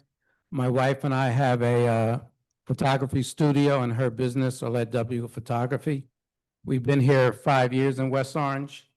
And when I came, I started to get involved with the city. I joined the Downtown Alliance with their wonderful director. And since then, when we have workshops, we order from merchants here. We just had a art showing, ordered from a restaurant, became involved with the police department, did a free photo shoot for the senior prom they had.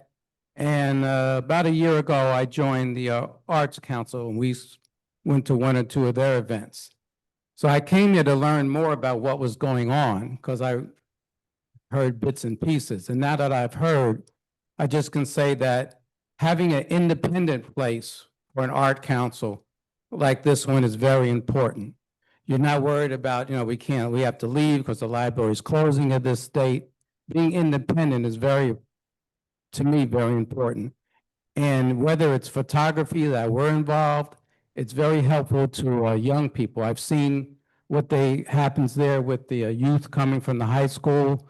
And I didn't realize this. My wife's an engineer, but a lot of technical people become artists and photographers.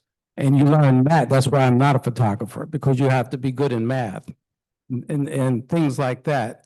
And I heard the comments about we did this, we did that, and nobody came. We went through that when we started our shop, our workshops. And then we talked to other people and we did things a little different. In the last 2 years, we've been completely full. So, you know, maybe it's bringing in some new people to talk about with the people who are there to try to get more people in. Maybe it's seeing some of your business partners, the larger ones, maybe can contribute 3,000 here, 4,000 there, and maybe you'll get half of that $40,000 funded. And everything, we did what I see, I got everything from the Art Council off of Facebook. And we did a lot of our stuff on Facebook. And when I had to get out of there. We had to get out and go to other places, like you saw the other arts people come to you tonight and bring their people in. So I think it could be done. I think it's worth it. It's not just about, if there was if you had to do the budget, 40,000 could be found somewhere. I know that. But in this case, I think it's well worth it to keep it, even if it's not where it is, but at an independent site. Thank you.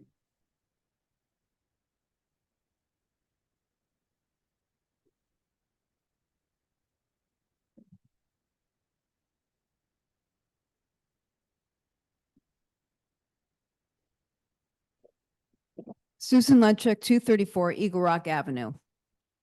I see that there are ordinances on the agenda whose purpose is to help alleviate the stressful parking situation in some areas of the township. Thank you for drawing up and considering these ordinances. They should provide some welcome relief to many residents who struggle with finding a place to park their cars. Is this the first step in your efforts to address parking challenges? Will you be drawing up ordinances for other stressed areas? For example, the streets off the northern end of Main Street, including the Park Drive Loop, Ashwood Terrace, Park Terrace, McKinley, Ridgehurst, and some others off Harrison like Cherry, Chestnut, Elm, Maple, etc. Please, we need parking permits 24/7 in that area, not just overnight.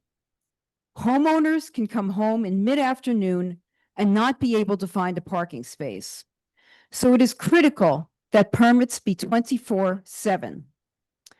Again, thank you for drawing up these ordinances to be discussed this evening. Please don't stop with these. Recognize that this is a serious stressor for people, which can no longer be ignored. Thank you. Thank you. Yeah. Is there anybody else who wants to speak at public comment? I see a hand way in the back. So you're next after everybody, and then there's a hand here. Somebody's right there with the glasses. Yes, you're next after him. Please. That's you. Hold your hand up. That's you, okay? Please go ahead. Good evening, everyone. I'm so excited to listen to my neighbor's comments tonight. Excuse me. Oh, I'm so sorry. I'm so sorry, Karen. MK Adams, Park Drive South. I was so excited by the comments that I heard tonight, by the passion, by the commitment to this town, despite the frustrations that we experience, particularly Jackie, that was so beautifully stated. The advocates that are here all the time, I really respect and appreciate you very much. Like my friend Sue Lenchik, I'm encouraged by the agenda items 8 and 9 tonight, specifically ordinances 2932 and 2933. These parking changes seem to be in response to the dynamic traffic engineering study completed earlier this year and summarized at the council meeting in April. Are these ordinances the beginning of more changes? Can I hope for a full rollout of improved parking strategies, especially down the hill and along the Main Street corridor? As I shared with you at the town council meeting on June 24th, unless you've personally lived it, you have no idea how stressful parking issues become and how they negatively impact someone's quality of life. I do encourage the council to continue passing ordinances like the 2 tonight. The Park Drive Loop is and has been in dire need of an around-the-clock permit system. Limited permit hours are insufficient in our case. Parking is hard and usually unavailable by 3:30 to 4:30 in the afternoon every day. Today at 4:15 this afternoon, there was one parking space on Park Drive South. It is highly unlikely, pretty much impossible, that I will find a parking space when I get home from tonight's meeting. It is extremely stressful to me, to my young neighbors who just had a baby, to people who don't have driveways, for everybody in this area. So, are you going to schedule some town hall type meetings so residents can offer their input? And maybe you can learn more about tag team parking, abandoned vehicles, non-residents who use our streets to park while they commute, employees of local businesses that use our streets while they work, and so on. And lastly, I'd like to thank the council for your persistent work on the budget. I look forward to your presentation of the budget this evening. Thank you for your attention. I appreciate it.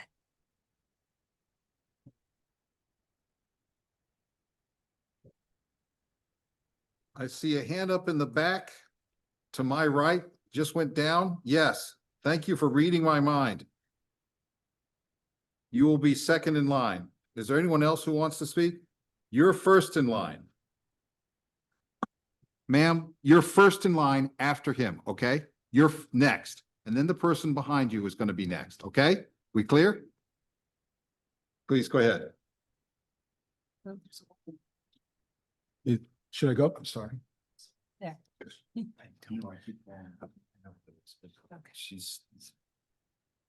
Are we ready? Yes, please. Please. Bill Rutherford, West Orange. That's all right. West Orange resident. I came to speak in support of the Arts Council. Before I get to that, I just wanted to remind us, a comment was made earlier about the lawsuit between the mayor and the town council, where the mayor sued the town council to compel the council, it's what she asked the judge to do, compel the council to award a contract to a law firm. In our form of government, that is not legal. The mayor does not get to decide which law firms get contracts. The council does. And so I would encourage you, even though it's a waste of money, I certainly do agree. It should have never been brought. But I encourage you to stay in that lawsuit because the mayor is not allowed to usurp the authority of the town council. Now, I came here to show some support for the Arts Council. I find it interesting that this many people have to come out to advocate to keep the arts in West Orange with so many renowned artists that live here. So many folks that are involved in the arts. It's curious to me that we can't find a way to cut something else that does not impact the community this way. The outpouring of support tonight shows that the West Orange Arts Council is wanted and needed. And I would suggest that there are other places to find cuts, especially since it's only 40,000, but even if you couldn't, while you find a longer-term solution to funding the Arts Council, which I think is underfunded today. Let me be clear, I said underfunded today.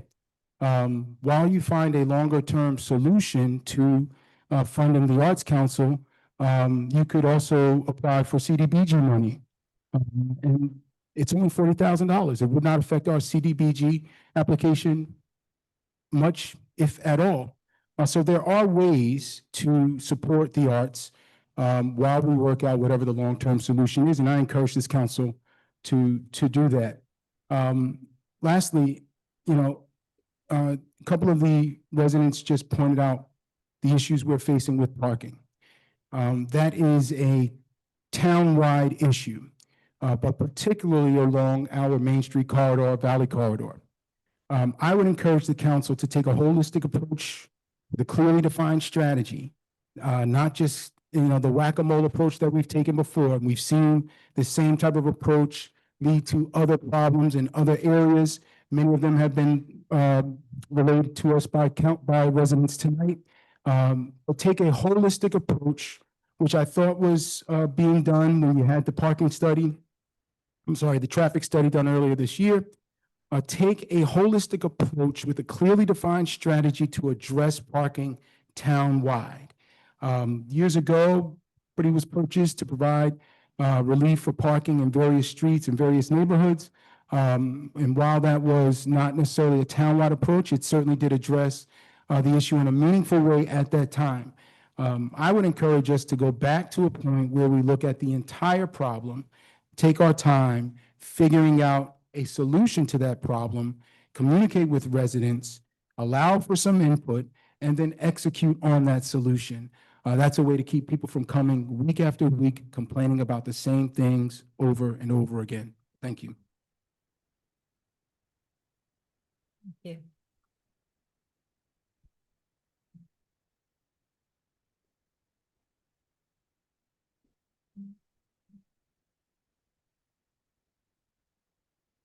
I'm Judiana Fronti. I'm not a West Orange resident, but I'm an artist member of the Arts Council.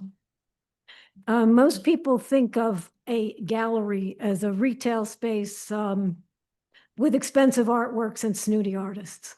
West Orange Art Center breaks all of the gallery stigma. People who would probably never enter see the sign outside and come in. Maybe they're there for the free food and drink, but once they're in, it doesn't take long for them to feel welcome and very much included. Gallery openings are joyous events. Artists are always there. We love to talk about our work, not technique or medium, but as a reflection of our history, culture, our joy, our sadness, and sharing personal experiences with strangers creates an empathetic bond that goes beyond race, gender, and any differences. Art has a universal message that draws people in to feel a connection, not only the artist, but to the community and the world. Last spring, the Arts Center was part of the Garden State Arts Festival. The theme was pain. Artists depicted physical, mental, and emotional distress. We bared our souls, shared our stories, and many tears were shed that night. Children wander around the gallery looking at art that seems no different from the mass-produced pictures from Home Goods or IKEA. When they get in close, they see the brushstrokes, the paint, the texture, and realize that this is just another level of painting what they've done in art classes in school, if there are any art classes in school. My work is felt and fabric collage, a mixture of snips of felt pieces pieced together to create a work of art. Kids love the bright colors and texture. I love to point out that each piece is just a cut shape, a circle, a square, a rectangle. Creating arts becomes something doable by anyone and has prompted trips to Michael's to buy felt, fabric, and scissors. Sharing my passion and lighting their creative fires is priceless. West Orange Art Center offers free workshops led by the artists for children during the shows. Food and drink at openings is generous and is donated by local businesses, local restaurants, which we also bring business to, or it's prepared by members. The gallery space is a major asset to the community. It fosters goodwill, outreach, education, and culture in a, the term quality of life has been used a lot tonight. Parks and museums and libraries and outdoor events, concerts are wonderful, but nothing compares to the sharing of ideas, culture, and heritage at this personal one-on-one level that can't happen in a large public event. We need to continue our legacy in our current space so we can continue to share, communicate, and inspire. Thank you. The person who is next in line, I saw her walk out 5 minutes ago. So is there anyone else who'd like to speak tonight? I can see somebody here. You can be next, and then near the wall. Yes, you are the next person. Please. Yes, you're raising your hand in a peace sign. I agree with you. You're next. Is there anyone else who wants to speak? And then Ms. Bennett, you'll be next in line. Please go ahead. Thank you. Tammy Williams, Buckingham Road. I'd just like to say thank you to everyone who came out this evening to advocate for the Art Center Gallery location to remain at 551 Valley Road. As a member of the board and an avid supporter of the arts, we wanted to make sure that everyone understood that the Art Center Gallery is a pillar to the community and should be and remain in that location. And if there is an opportunity for the Art Center Gallery to move, it should be an independent location where we can have our own identity. I used to think it was just me trying to keep a child in college, supporting my son still living at home, juggling real bills on a real income. But it's all of us. From Ridge to Pleasantdale, from the Valley to Gregory, we're all feeling the weight. West Orange is in a difficult place. We are part of Essex County, one of the most expensive counties in New Jersey. And while we love our tree-lined streets and community charm, our property taxes are becoming unbearable.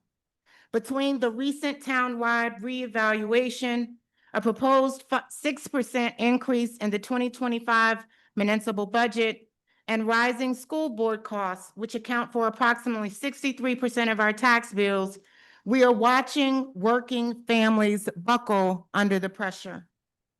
The entry-level cost of a new luxury apartment is around $2,500 a month in West Orange. That's not realistic for a single person earning $65,000 a year, especially if they carry student debt or care for aging parents.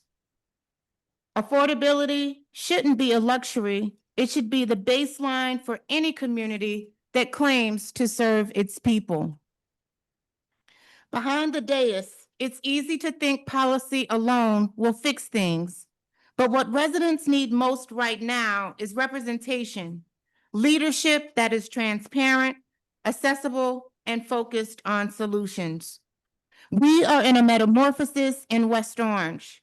The faces of leadership, those who have guided the town for decades, are beginning to retire and move on. And with that, we face an urgent decision. Do we retreat into the past or build a better future? I believe we must choose collaborative, forward-thinking leadership, leaders who not only understand municipal finance and planning, but who also know how to bring people together. West Orange doesn't need more division. We need unity. The Arts Council Center Gallery provides just that. We need leadership that brings professionals and residents together, that finds creative ways to balance budgets and preserve services. That's how we honor our traditions while forging a new direction. Let's advocate for those places and spaces that provide unity to our community. Let's keep the Art Center Gallery at 551 Valley Road until it has another suitable, independent location that can bring our community together. Thank you.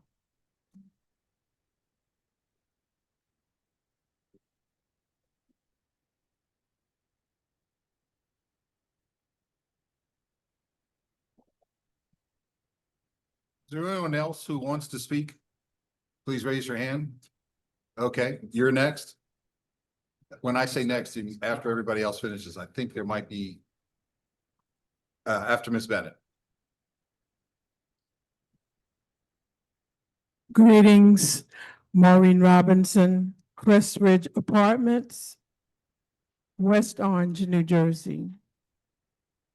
I'd like to state that a chain is only as strong as its weakest link.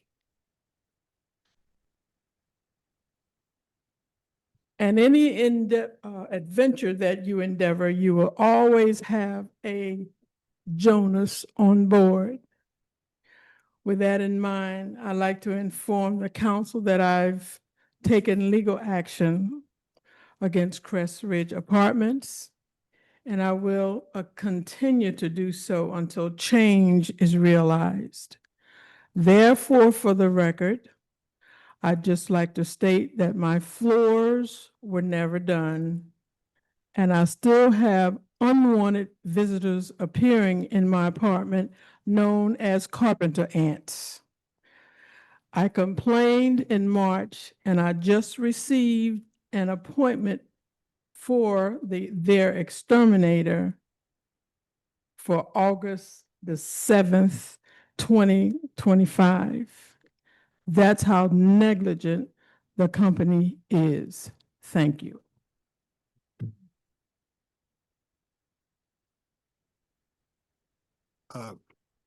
Ms. Silvestri?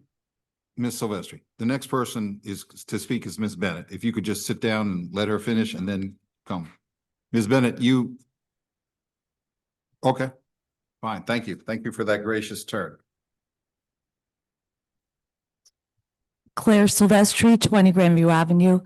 We all know that there's going to be a special election in November to fill the vacant council seat, but I think we don't have much more information than that. So I just wondered if perhaps this evening the town clerk could give us a little bit more details about what the criteria is for getting on the ballot, what the deadline is, when we'll know when who the candidates are that will be on the ballot. Is there any limit on the number of candidates that can make the ballot in November? And that's it. Thank you. Thank you.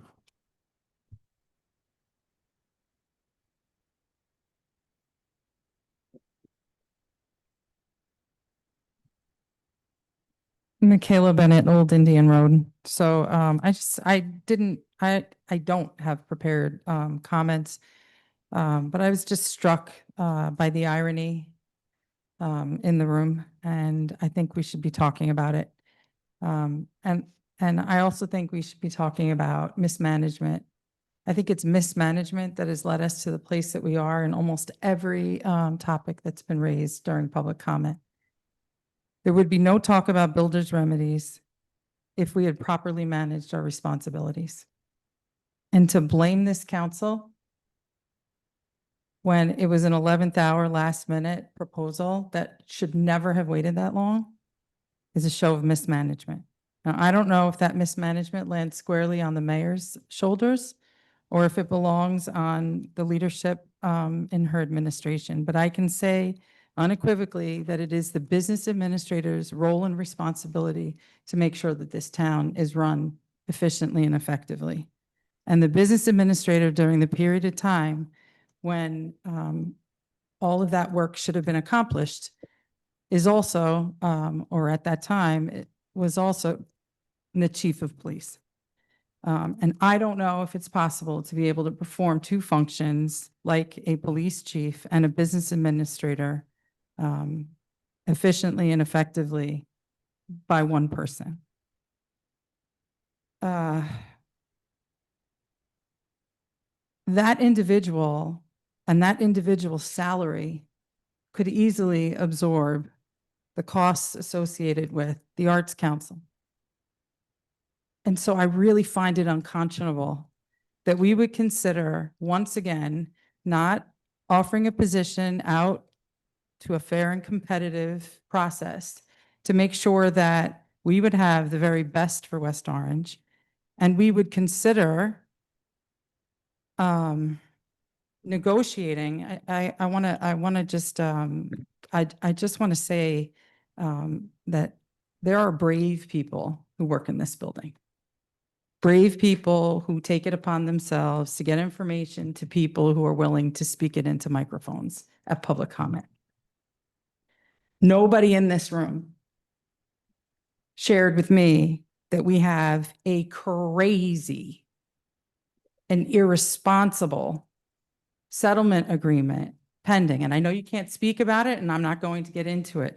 But the idea that you were removing, or the council before you was removing the township attorney for cause and was stopped by the mayor, and that somehow we've embroiled an individual who, I'm going to read into the record something that I got via Oprah, who in a business in town confronted, while under the influence of alcohol, a resident in town and threatened him. That individual, and you all received this email that I received via Oprah, every single one of you was copied on this email, including the business administrator. And I want to ask the mayor, also on this email, every council person on this email, and the business administrator on this email, did you investigate the behavior that's described within? You have somebody sitting on the dais with you under the title on the dais of Assistant Business Administrator, who, while in that role, is accused of threatening a resident in an establishment, Primavera Restaurant, in front of other residents and in front of employees. And I have in this email, it says that there were surveillance videos of this. So if that's the case, was that investigated? Because we don't need that sort of management.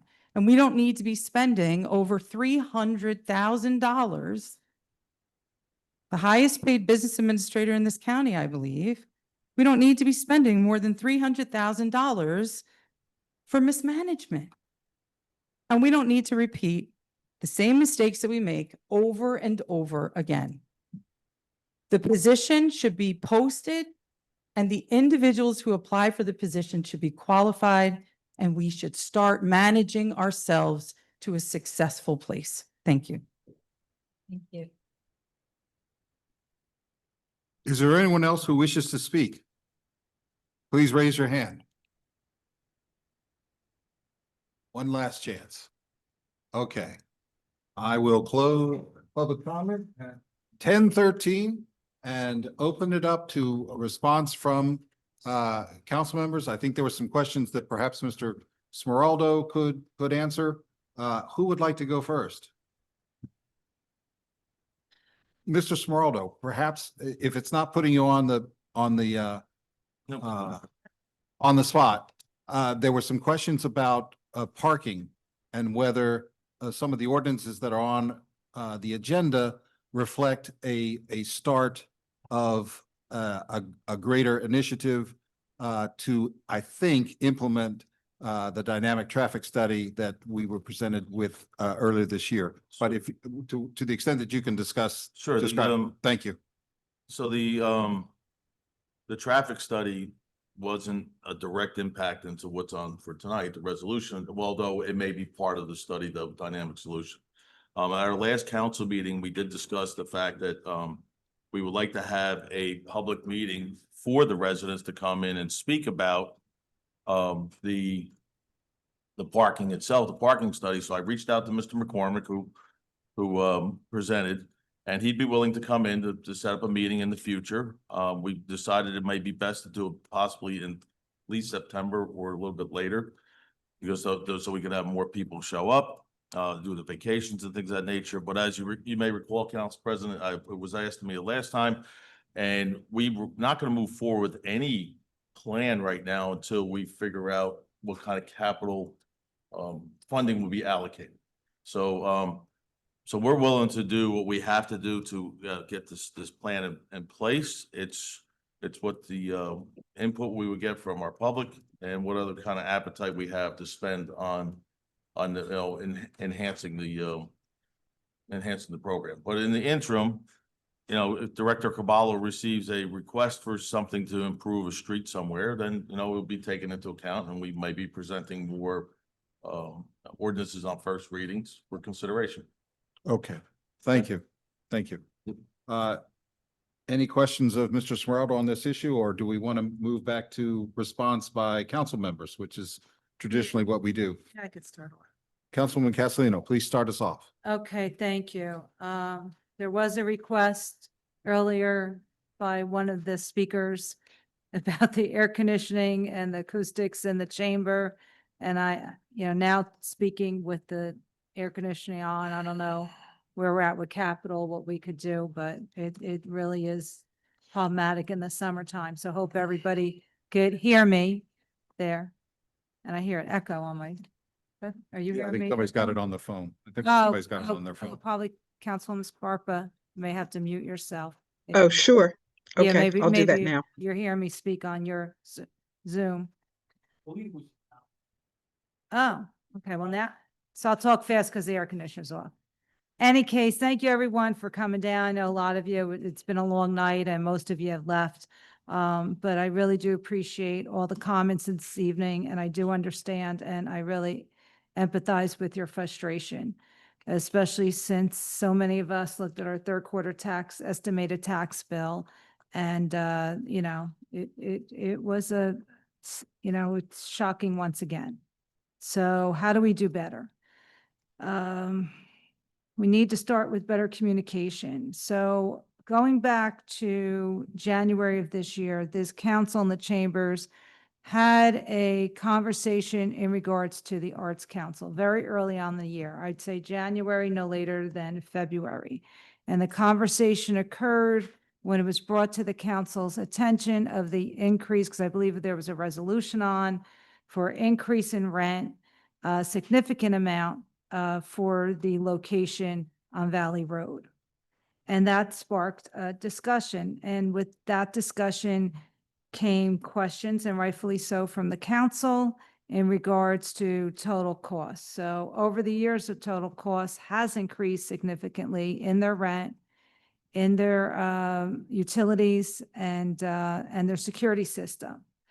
So with that, there was a request to have them relocated. And at that time, we decided, right out of the gate, I thought I didn't want to move them right away. So my decision at that time was not to move, but to inform them to have a discussion.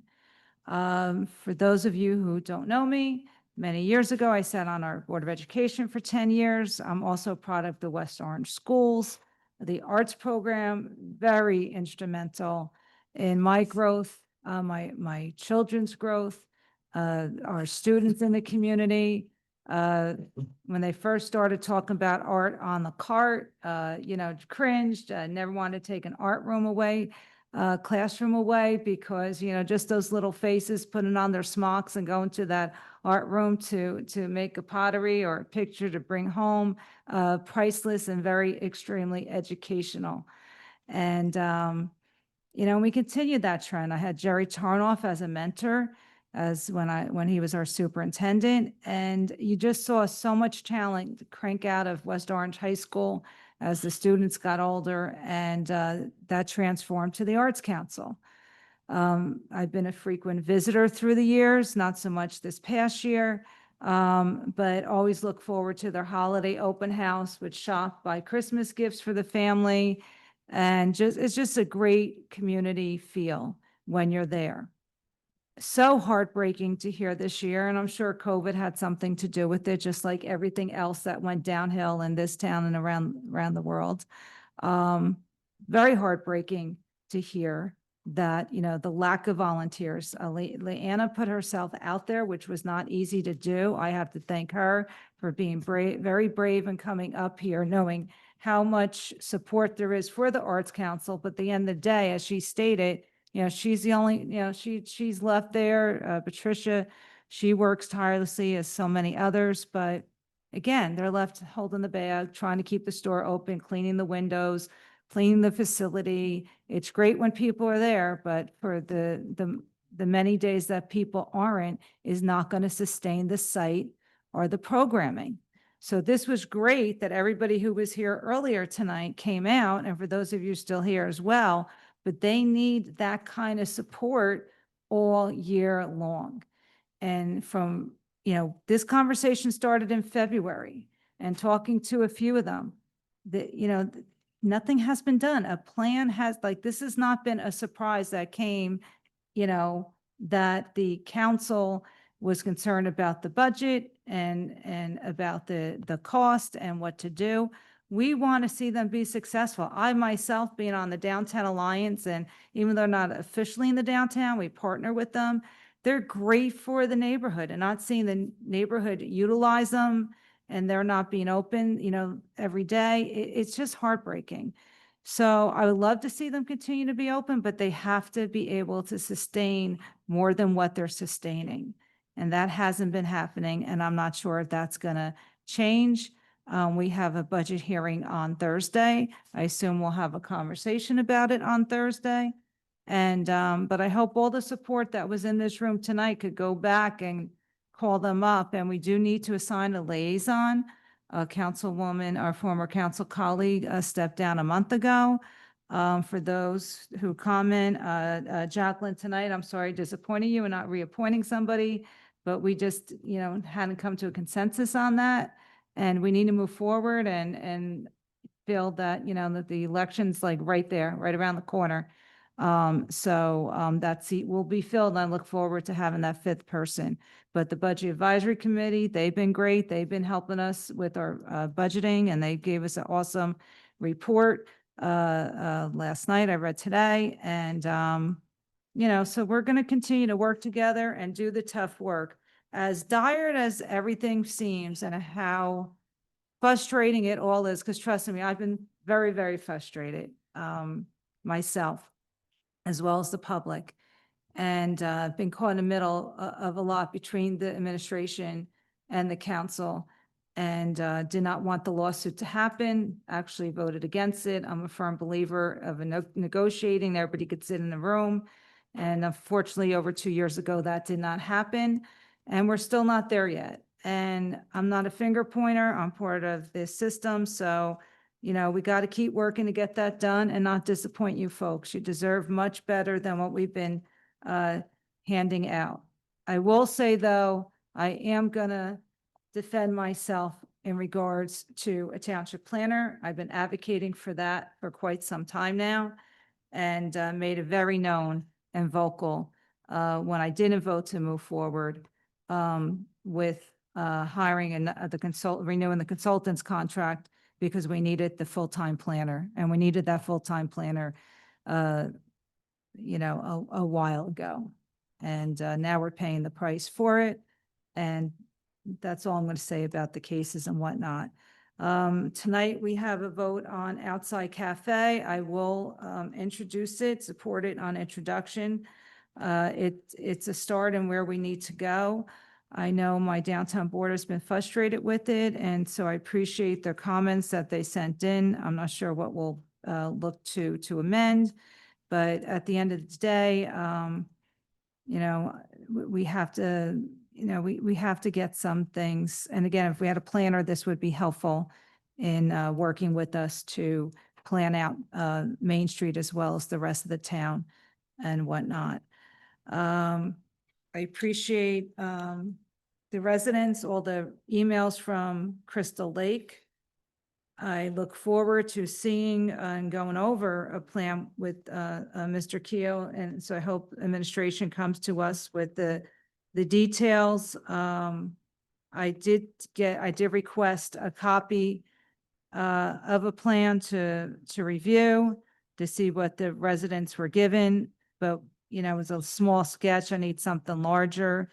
So, we look forward to the improvements up there. We never want anything to infringe on residents directly. So, I'm sure Mr. Keough will look at his plan and see what improvements could be made in that nature.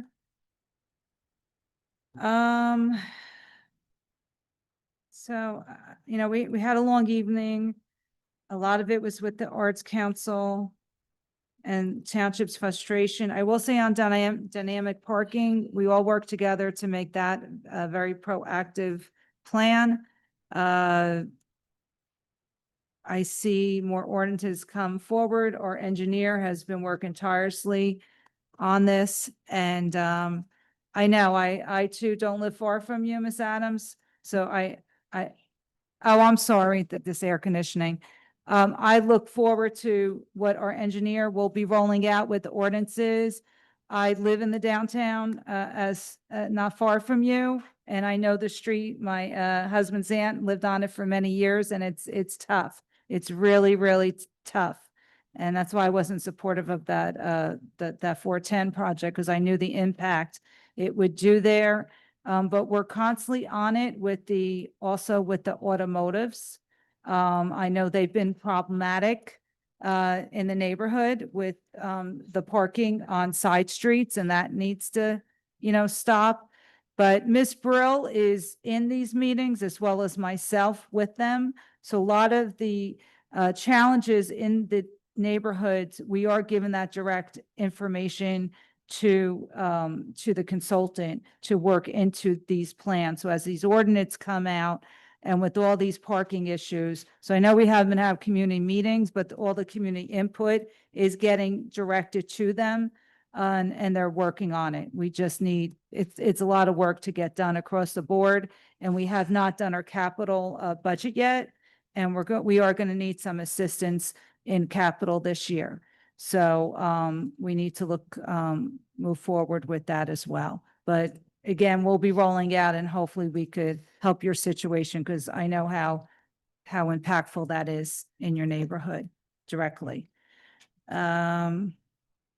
That's it. Just everyone, thank you for coming out. I know you're frustrated, and my pledge is to continue, working tirelessly with all these challenges, because we have a lot on our plate, and we all need to work together to make sure that we get everything done for our community. You deserve better.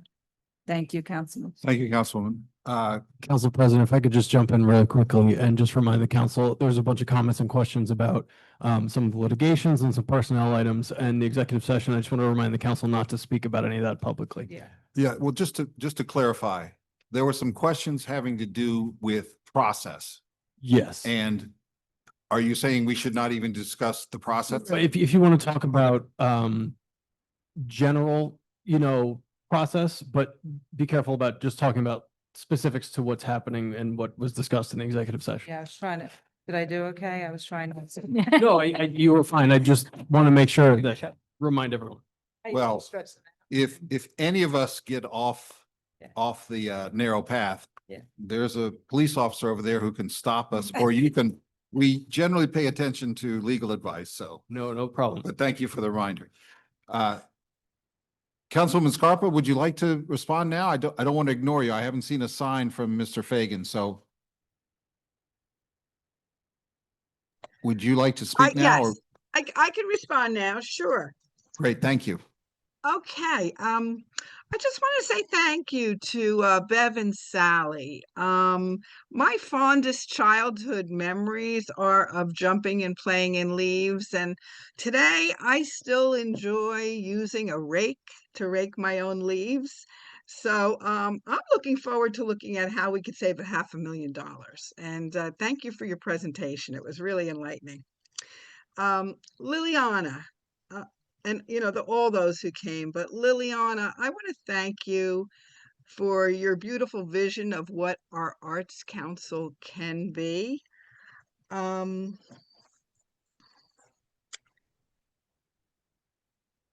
You don't really need a marketing degree to understand that the library might be a better facility where artists can get more exposure, where residents, we could share it with residents of all ages, kids would have more accessibility, and there would be really ample parking as well. And I really can share your vision of that being a really wonderful public space, which I'm sure we can work out any of the kinks or concerns that you have to make it something that more people in the community can enjoy and participate in.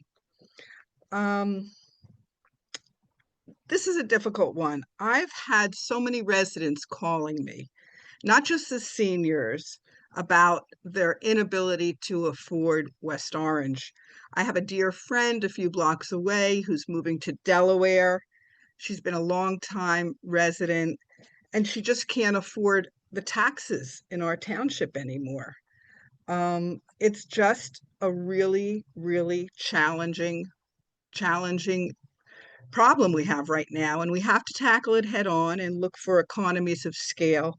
And one of the residents even called me and said, I've been watching the budget meeting, and I really want to thank you for doing what you're doing to get our budget to zero. We cannot afford another cent on the municipal side, and we need to lead the way for the schools so that they realize how important it is to get their house in order as well.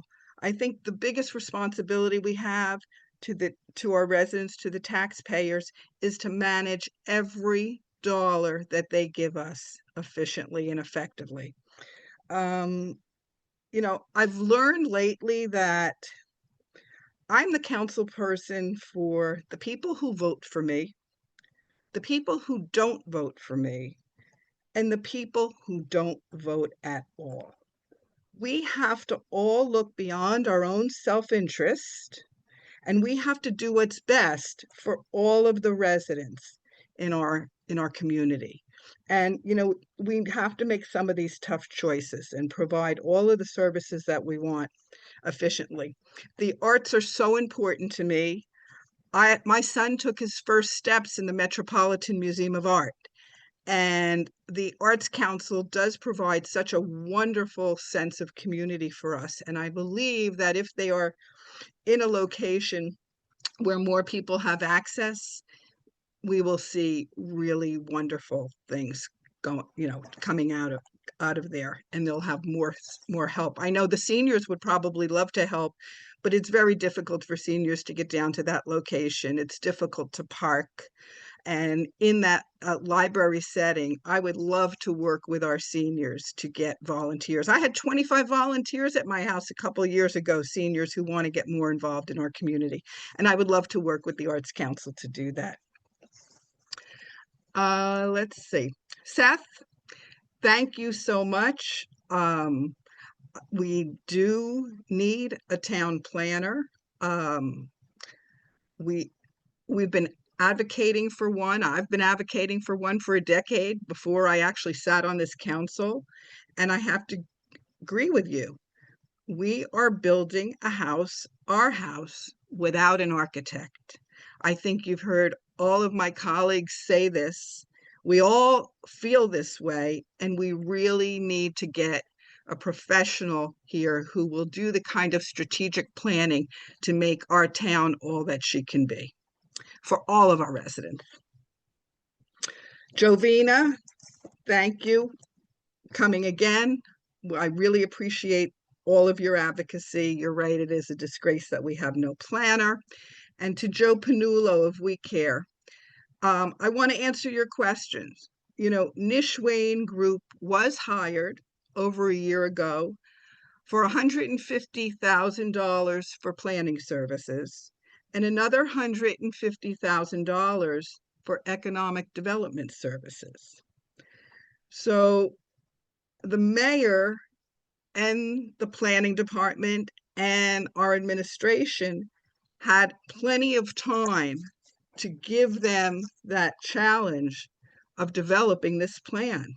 And it was this lack of strategic planning and development of our town that is unconscionable, and it's put us where we are today. So I hope we can use our resources more effectively as we move forward and get a planner in here ASAP. It's been a decade of advocacy for that. The parking, Susan Lenchek and MK Adams and everyone who came out on the parking. I had a conversation with Joy Burnett a couple of nights ago. You may know her. She is a real advocate for the permit parking she's been coming to the council for almost a year, tirelessly talking about the difficulty that people have in her neighborhood. And she told me she has people who live 3 blocks away who are parking on her street in front of her house. She said there are people who have driveways who don't park in their driveways and are parking on the street. So I would like our administration to get together with us and if need be, the entire township and develop a ASAP, develop a plan to get residents permit parking. It's done all over. We've been talking about it for a year. I think it was Claire Silvestri brought up that they do it in Boston, and we need to give our residents this relief and develop a plan to get permit parking for our residents, particularly those who don't have a driveway. And I think, oh, one more thing, Bruce, on Crystal Lake. Thank you for coming out. I share your concerns. I was very concerned when we did look at that grant. I was very disappointed at the last election when we had a candidate for this council seat who had a flaw. I had no idea of what the administration was looking at Crystal Lake for or to do. And the person had a flyer for a complete menagerie of that beautiful natural space. It was a beach and bathrooms. I was horrified. What is this? The council had no idea that anybody was envisioning this kind of menagerie. That's a beautiful natural space that really needs to be looked at in terms of the stormwater needs, and there are many, and protecting that space and the beauty for what it is. So I plan on following up with that and hope to reach out to you at some point soon. And on that note, I think that's it. Thank you, Councilwoman.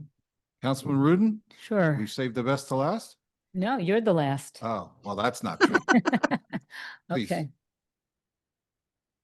I'm just going to break it down into categories because there were so many speakers tonight. So first category, lawsuit.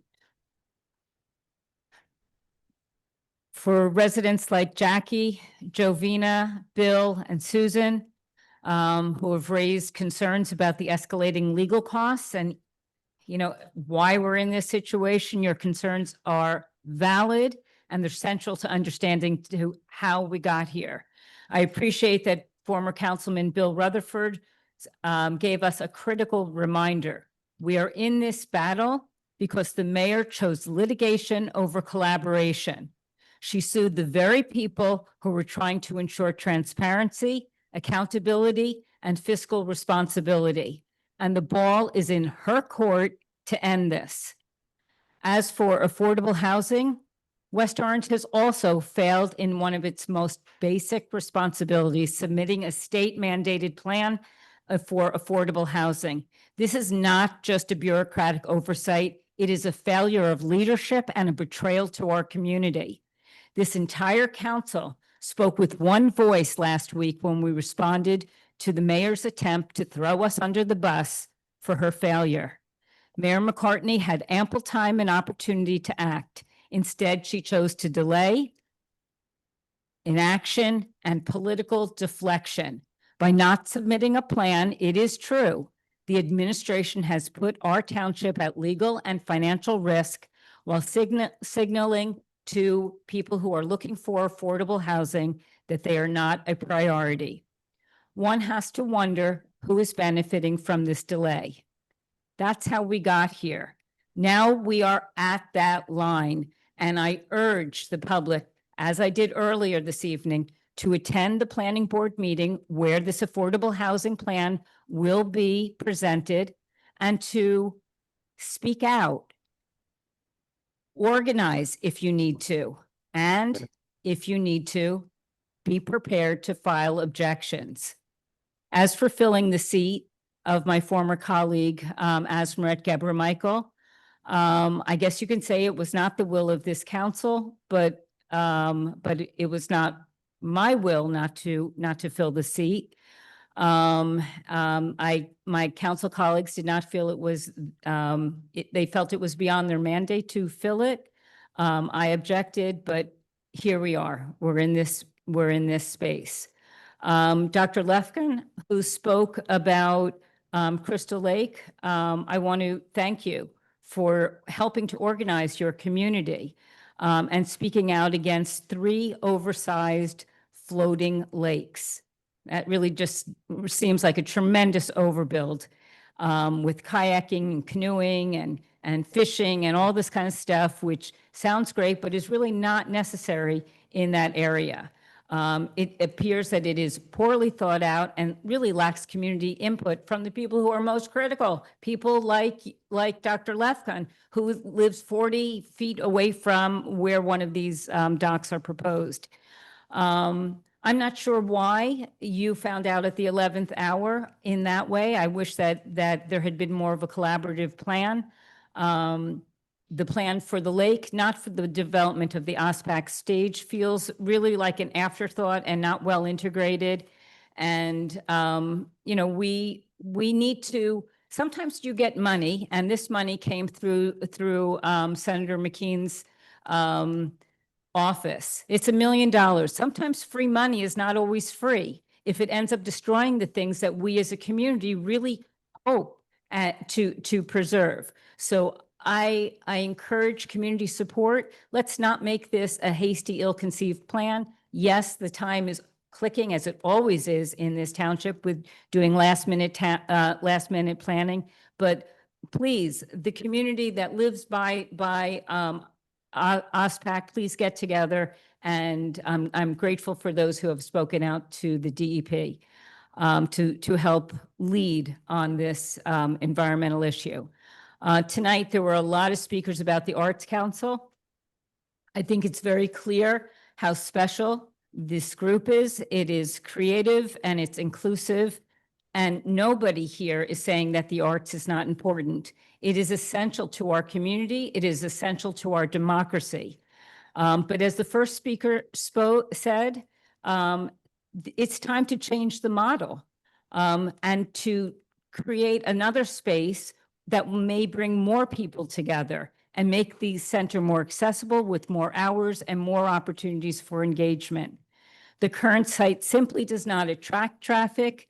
There has been a substantial effort to outreach to the community, and it does not get the traction that it really deserves. The cost for opening it up just 4 hours a month is about $563 per hour if you do the math, and it's simply not sustainable. By moving the center to a location where art can be more visible and in the center of town, maybe perhaps in the library adjacent, which we have right here, which was promised to us as a community space, we would be helping the arts and saving money. These are not mutually exclusive goals. I would also like to remind this community that if it were not for the efforts of the former township planner, Susan Borg, we would never have an arts council and we would not have had a facility. She made it happen. That is even more of a reason why we need a town planner to conceive these type of wonderful projects and to help us with the affordable housing plan, with development in OSPAC and all over town that seems very much hodgepodge without a plan. This council uniformly has urged the mayor to hire a planner. That is what we want, and that is not up to us to do the hiring. That comes from the administration. So again, we are not abandoning the arts. The arts are a fabulous addition to our community, but we would like to see that it is not on the periphery of the community, but more in the center of the community. And I would like to see that the arts community that came out tonight work collaboratively with us, with the administration in particular, to find a space that really works. I want to thank Sally and Bev for the Leave the Leaves presentation. It was really very nice to see such a simple and sustainable and idea that could save our township so much money. I really hope that we as a community can move in that direction. I encourage everybody, mulch your leaves this season. Don't bring them to the curve. Let's save money. Let's do things smarter. To Susan and MK who spoke about parking issues, I hear you. We are going to be pulling those ordinances tonight and try to address the very real needs that you brought up. Having parking start at 8 o'clock at night does not address the situation that you're in when you come home. And we hear you on that, and we as a council would like to work with you to make that happen. And also to prioritize that the people who do not have parking lots get first priority on the street.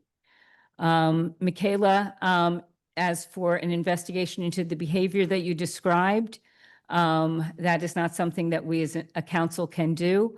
That is something that would come from the administration. And as far as I know, the administration has not looked into that. And finally tonight, Mrs. Robinson, I'm so sorry that your recourse has been legal. I did reach out several times to our administration to try and get you the help that you needed. And I'm so sorry that that hasn't worked in your favor. And I hope that you see that your legal method seeks some relief for you. So that's it. In sum, I just urge this community, as you did tonight, stay active, stay involved, come to the planning board meeting, speak out. We need your voices. Thank you. Thank you, Councilwoman. Now might be a good time for Madam Clerk to talk a little bit more. I'm going to follow. You keep saying save best to last. I don't think you're right, but that's what we're going to do. Okay. Okay, so the basic criteria to run in the election is you have to be a U.S. citizen, 18 years old by election day. You must have resided in the state and the county at least 30 days before the election. You cannot be currently serving a sentence, probation, or parole because of a felony conviction. 75 verified petitions are required. We do a background check on each person that is applying to run. The deadline to return the petitions is August 21st by 4 p.m. in the clerk's office. The names of the candidates will be announced once they are certified, and there is no limit on how many can submit petitions to run. And currently, we have 10 people who have picked up, but not everyone returns the petitions, and that's why I don't, announce the names until they're actually certified. I think I answered everything. Did I? Are there any deadlines for when this all has to take place? Like The deadline to return the petitions is August 21st, so they can contact the clerk's office anytime prior to that. And obviously they need time to get signatures and things like that. Right. So And it's 75 signatures, right? 75, Okay. yes. And Yeah. then is there any limit to how many people could be on the ballot? No, But you've had a lot of requests for, 10. yeah. Okay. Yeah, so we'll see. Everybody wants this job. So thank you. You're Thank you, welcome. Ms. Carnaval. I want to start off by saying thanks to everyone who spoke, and your valuable insight and input is much appreciated and is vital to how we do our job. But before I go any further, I just want to start with the reality that council members live with. We are the face to many residents with our meetings, but we are not omnipotent as much as we would like to be when you ask us to improve your lives. We have to live with the laws, the regulations, and the ordinances that we operate under. We take an oath to do that. And we can legally do certain things, but we can't do other things because of the law. Under our form of government, we have a separation of powers. The mayor runs the municipal operations and is given the power to negotiate contracts and appointments and then present them to the council for review and vote. That's a power that the council has. The mayor drafts the budget and the council reviews, amends, and adopts the budget. The separations of powers sometimes result in conflict and stasis. Nothing gets done, which in some cases is what you're seeing. Council members have advocated, for example, for a full-time planner with economic development experience for years and years, but the last two mayors have not agreed. And so we do not have this planner as much as we believe that it's crucial to our future. This is not an excuse. It's just reality. But no matter what the law, council members remain your advocates, and we will continue to take your requests forward as much as we can. We have, my family has been benefiting from the West Orange Arts Council for years and years. And our house, I won't say it's full of art that we purchased through the council, but there are several pieces that we proudly put in our home, and I want the Arts Council to be as strong and as vibrant in our community as possible. But we do have to deal with this financial issue, no matter how much we want to focus on the art. And I just want to, there was a speaker today who came from outside the town, who came from an organization that funds the West Orange Arts Council. And I got an email from, or the council got an email from him earlier today. And I just sent an email back to him. And I just want to try to put this in perspective and context. Here's what I wrote back. Thanks for your gracious note, which recognizes the role of the West Orange Arts Council in the township and regionally. As you may know, council is deliberating on a number of difficult issues related to its role developing and approving the annual municipal budget. We're trying to balance the needs of residents, many of whom are under financial pressure, with those of the municipality and residents as a community. I welcome reasonable and informed discussion and civil debate to try to reach a solution that takes this dynamic into account. I don't know if anyone connected with the Arts Center or this, Arts Council. I'm sorry, I'm focused on the building instead of the entity. Or this campaign to contact council has the accounting of the estimated cost of the location or has requested it, but the information I'm about to give is from our CFO. This seems like a good starting place to see if we can figure out a solution that works for all parties. The township pays nearly $33,100 annually for that location, including an annual budget allocation of $2,500. So I've heard the $40,000 number. According to our CFO, that's not correct. It's in the ballpark, but it's actually a lower, hurdle that we have. So we give the we give the West Orange Arts Council $2,500 a year in an allocation. And then the Arts Council pays the township $6,000 annually towards the upkeep and the lease of that property. So the town actually pays about $27,000 to subsidize the location. And I won't put in the rest of the letter, but now we have a target. Now we have, I think, a shared understanding of what's the bogey that we're looking at here. And I certainly welcome the director and the board to enter into discussions with people from the administration and the council, but this is going to be something that the administration is going to have to work with. And I thought that they had been working on it because, as Councilman Castellino talked about, we've been talking about this since February. So we need to get together and figure out if there's some way to work together to a solution that works for all of us. And I'd very much like that to happen. I'm just going to rip through some of the comments and try to answer them as quickly as I can, particularly as it may be correcting some inaccurate information. Mr. Weissleader asked for the legal expenses related to litigation. I think that's a darn fair comment. We are going to put that together and get it to everyone. I hope to be put up on the website. Again, when I talk about separation of powers, we don't control the website. The mayor has been adamant that she controls the website. She controls the email addresses, and we have to deal with that until perhaps we get a new town attorney.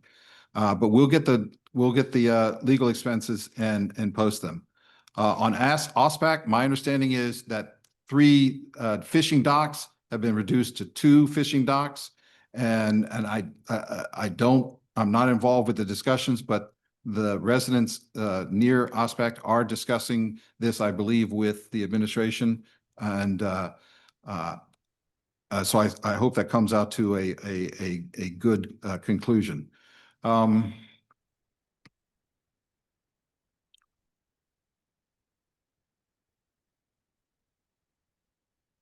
There were some questions about the affordable housing and the planner, and I just want to focus on the process and not what we're going through now. There was discussion that we need a planner. There's I think a strong sense on the council that we need a planner, and we're hoping to get something done. There's, if I understand correctly, we have now put a full-time planner in the budget, in a budget line, and we may have agreement with the mayor to fill that. I don't know exactly what's going to happen with that, but we're hoping we're moving closer to it. We tried to answer the question about the parking. And there was a comment that the business administrator is earning over $300,000 in an annual compensation. I assume that that's what it was. It is not that high, and I won't belittle the significance of the amount, but again, in settlement of litigation, you're not omnipotent. You have to negotiate if you're trying to reach a settlement. So I'm going to leave it at that. It's almost 11. So let's close it out and let's move on to. Council President. Yes. I just wanted to follow up on a couple items that were brought up so that we do clarify. Crystal Lake, first of all, that was a grant that was given to us within this past, so many months. I think it was around December or so. And we have until December to get it done.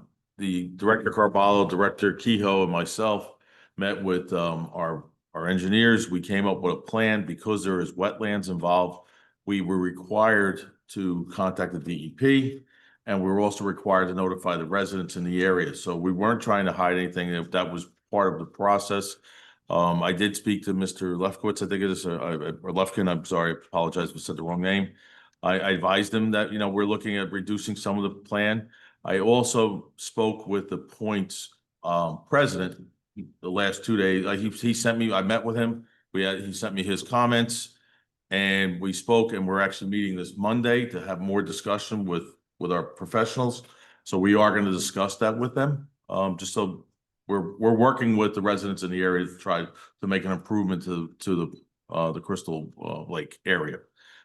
So we will have that, and so we should have I may be able to report more to you after the next meeting.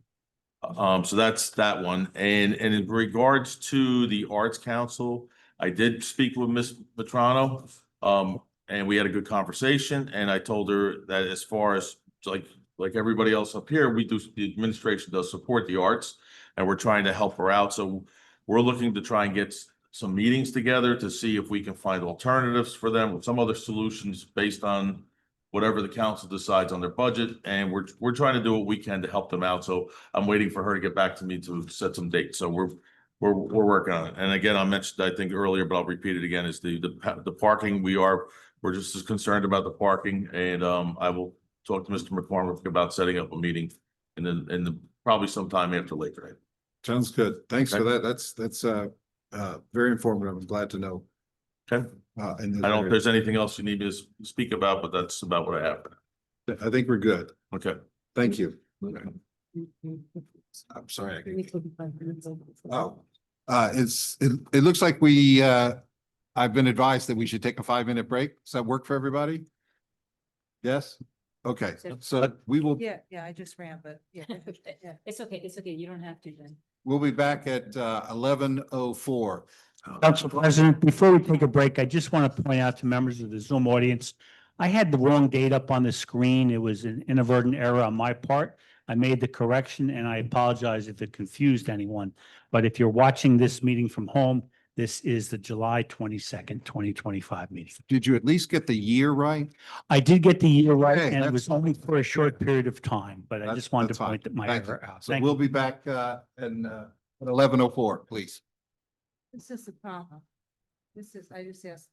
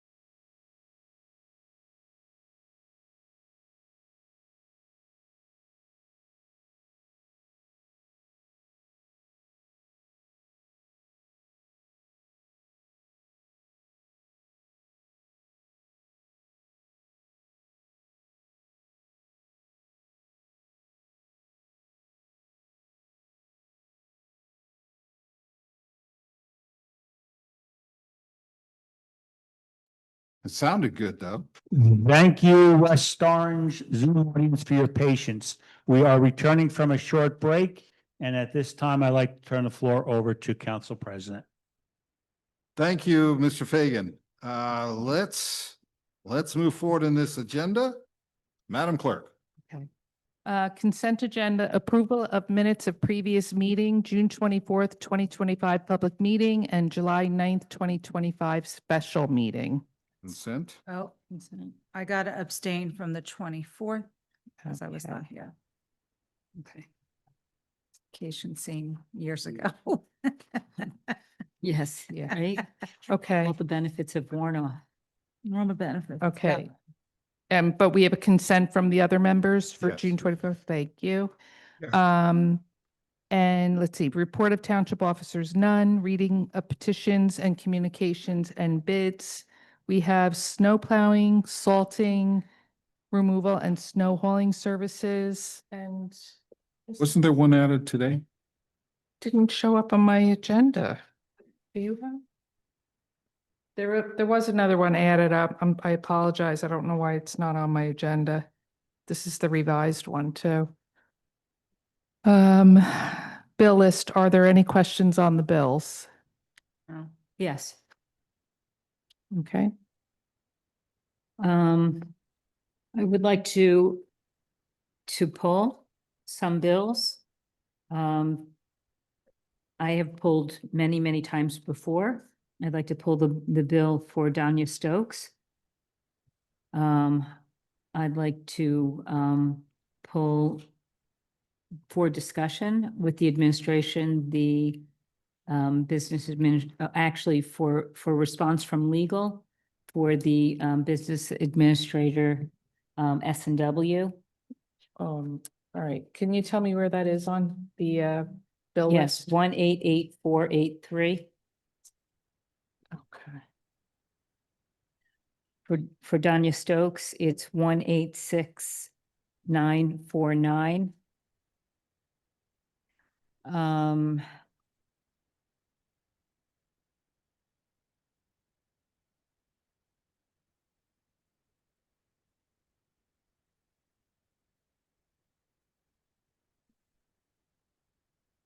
Sorry about this.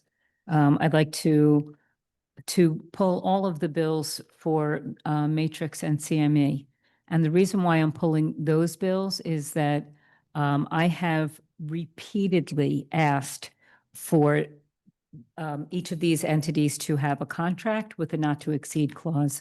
We are nearing almost $1 million in costs for both of these companies, and it's really out of control. I mean, the remediation projects have gone on for years and years and years.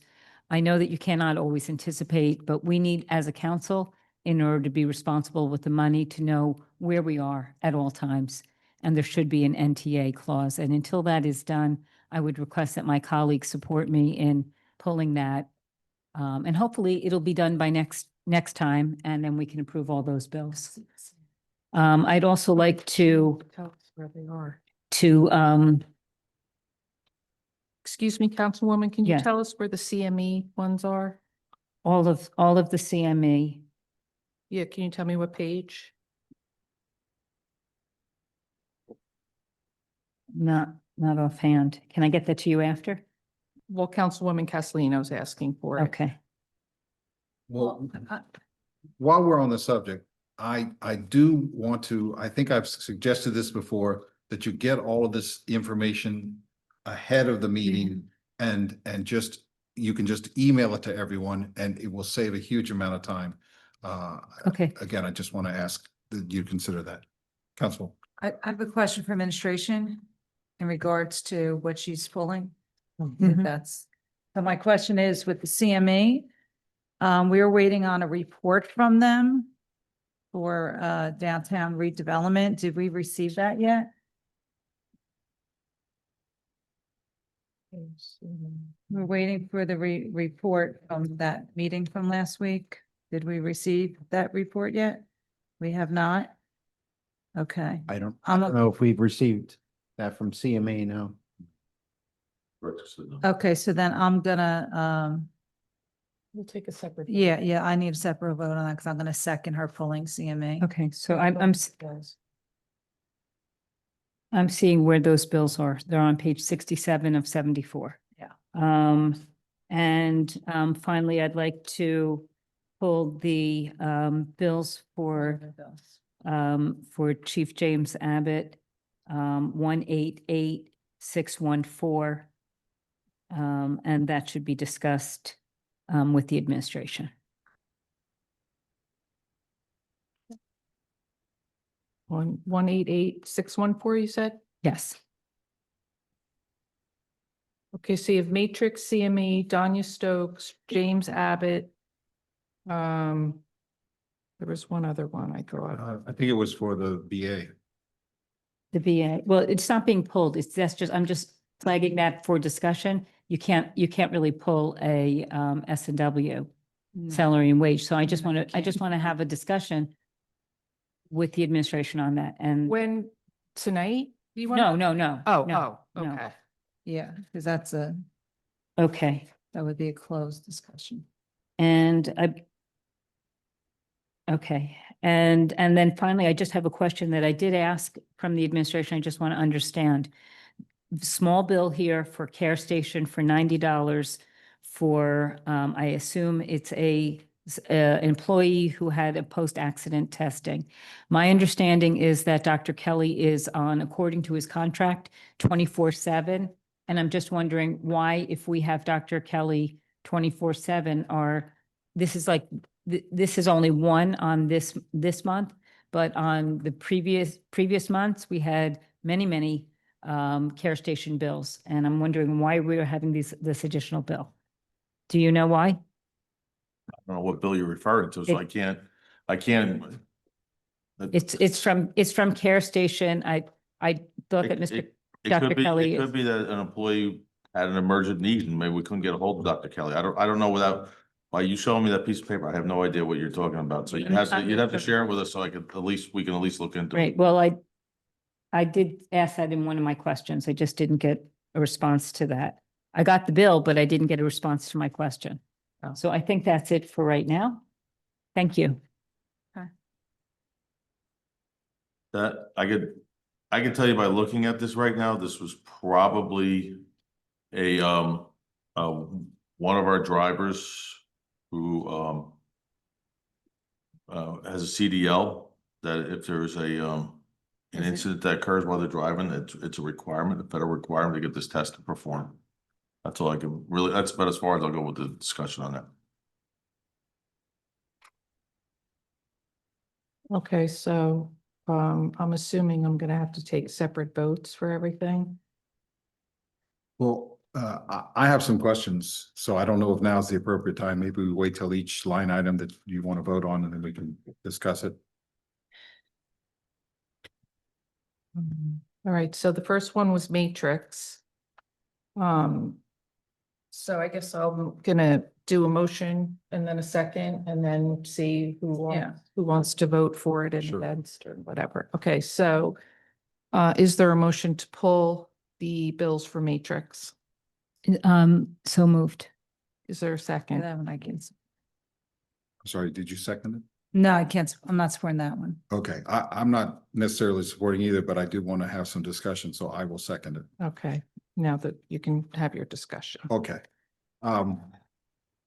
Mr. Tiniak, I recall, and perhaps that's incorrectly, that you said that even without a formal contract, that these two vendors have, I think, purchase orders, and so they are considered legally to be sufficient contracts. So many times when we have specific projects and our township engineer can speak to this, we do a separate resolution awarding whatever that project is to a CME or a matrix out there. So, some of these costs might be supported by those resolutions. We also have general engineering services, which we do use matrix and CME from time to time that might not be project based. And I think the engineer, again, could speak to more detail on that. In which case, I don't believe we've done a resolution this year for those general engineering services. So being completely transparent, I don't think we've done that this year for CME or Matrix. Okay, so that sounds like from what you just said, we need to get that done. Can you get that in a resolution for the next council meeting? Yes. Perhaps working with the town engineer? Yes. That would be And- good. and- That would, And the administrator, yes. yeah. And I also recognize that the work that they're doing for the remediation is running up significant bills. So I don't necessarily want to withhold the payment, but I would like to hear more from Councilwoman Rudin about her concerns. Because I certainly don't want to interrupt them, but I do want to hear what has you concerned about this. Okay, so this year, Mr. Detiniak, if you could just give a summary of how much CME and Matrix have billed to date. I thought I had those records. Yeah, we might have given it. I think you last did. time. I think you gave me the figures. And do you have that at your fingertips? Try to pull it up. Okay, so it's quite a lot of money. And last year in total, CME billed $577,000 and Matrix $90,000. This year we have well exceeded that, and we're not even done with the year. So all I'm asking for is that what I asked for almost from the beginning is that with a company that is doing this much business, that they have a not to exceed clause, so that we as a council know how much we have paid. Yeah. Matrix, we're at 423. 423 Correct. and CME? I'm pulling that one up. Okay. Councilwoman. So I hear you. And part of why I'm going to support you with the CME one is because we're waiting for a report that we have not received. So I had made a recommendation that we hold off on any payment until we receive this report they're waiting from last year, which we were billed out all that funds. A lot of it's coming from the escrow account for the Lakeside Avenue site. But Matrix, I'd like to leave that up to our engineer, because we are on a tight time frame in getting this remediation moving. We're way behind schedule. Council President and I attended a VDA meeting last week, and we're behind. So we need to get a lot of the testing done. And so I don't want us to hold them up. I get it where you want to see the bills. So I don't know what we could come to terms with so we don't slow that down for Matrix, because Matrix, I was quite impressed with them in the meeting, and maybe Council President could also comment on how they're working to progress to get these done. I don't want to give too many more details on the meeting until a later date. But yeah, I would get these paid, work on what we could see, and but I do want to put a hold on CME, so I will support you on that. So I would just like to ask the administration if we could have a commitment that both of these firms, which we do an incredible amount of business with, have contracts with set fees and a not to exceed clause by our next council meeting. Set fees. They have set fees that they Yeah, that's provide, so we should know what they are. We have that though, when the resolution, when you do the resolution. No, they have their own, they provide us with their fee list, as they did in the past. Sometimes they're billing us more than what their set fees are. but I'd like to have that list back again and a not to exceed contract. It's been. You have to have that reviewed by legal. Okay, we've got to just have one person speaking at a time. Mr. Zinyak, So, please.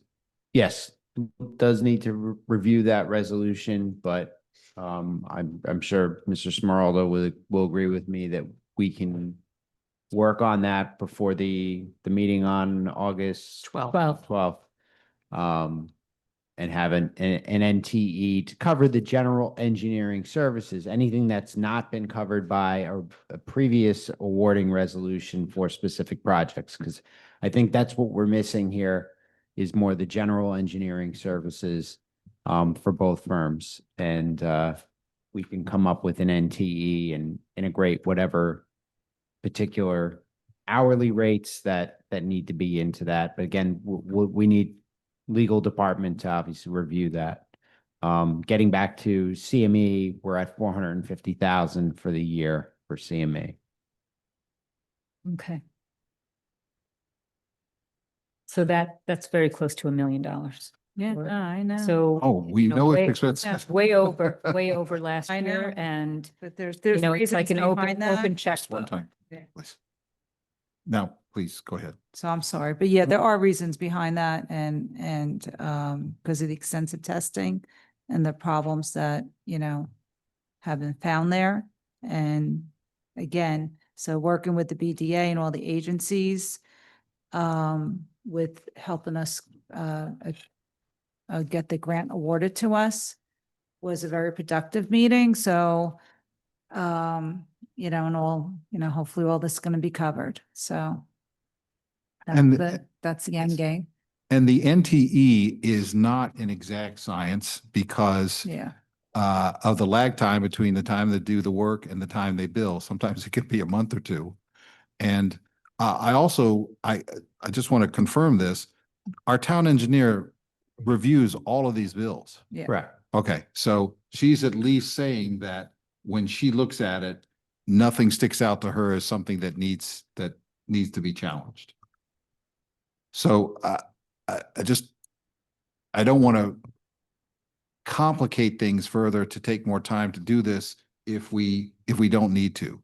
But I certainly recognize Councilwoman Ruden's fiscal concern and want to meet that. It's just I'm not sure we're ever going to get to where we want to. But perhaps what we should do is just at every council meeting just update these numbers.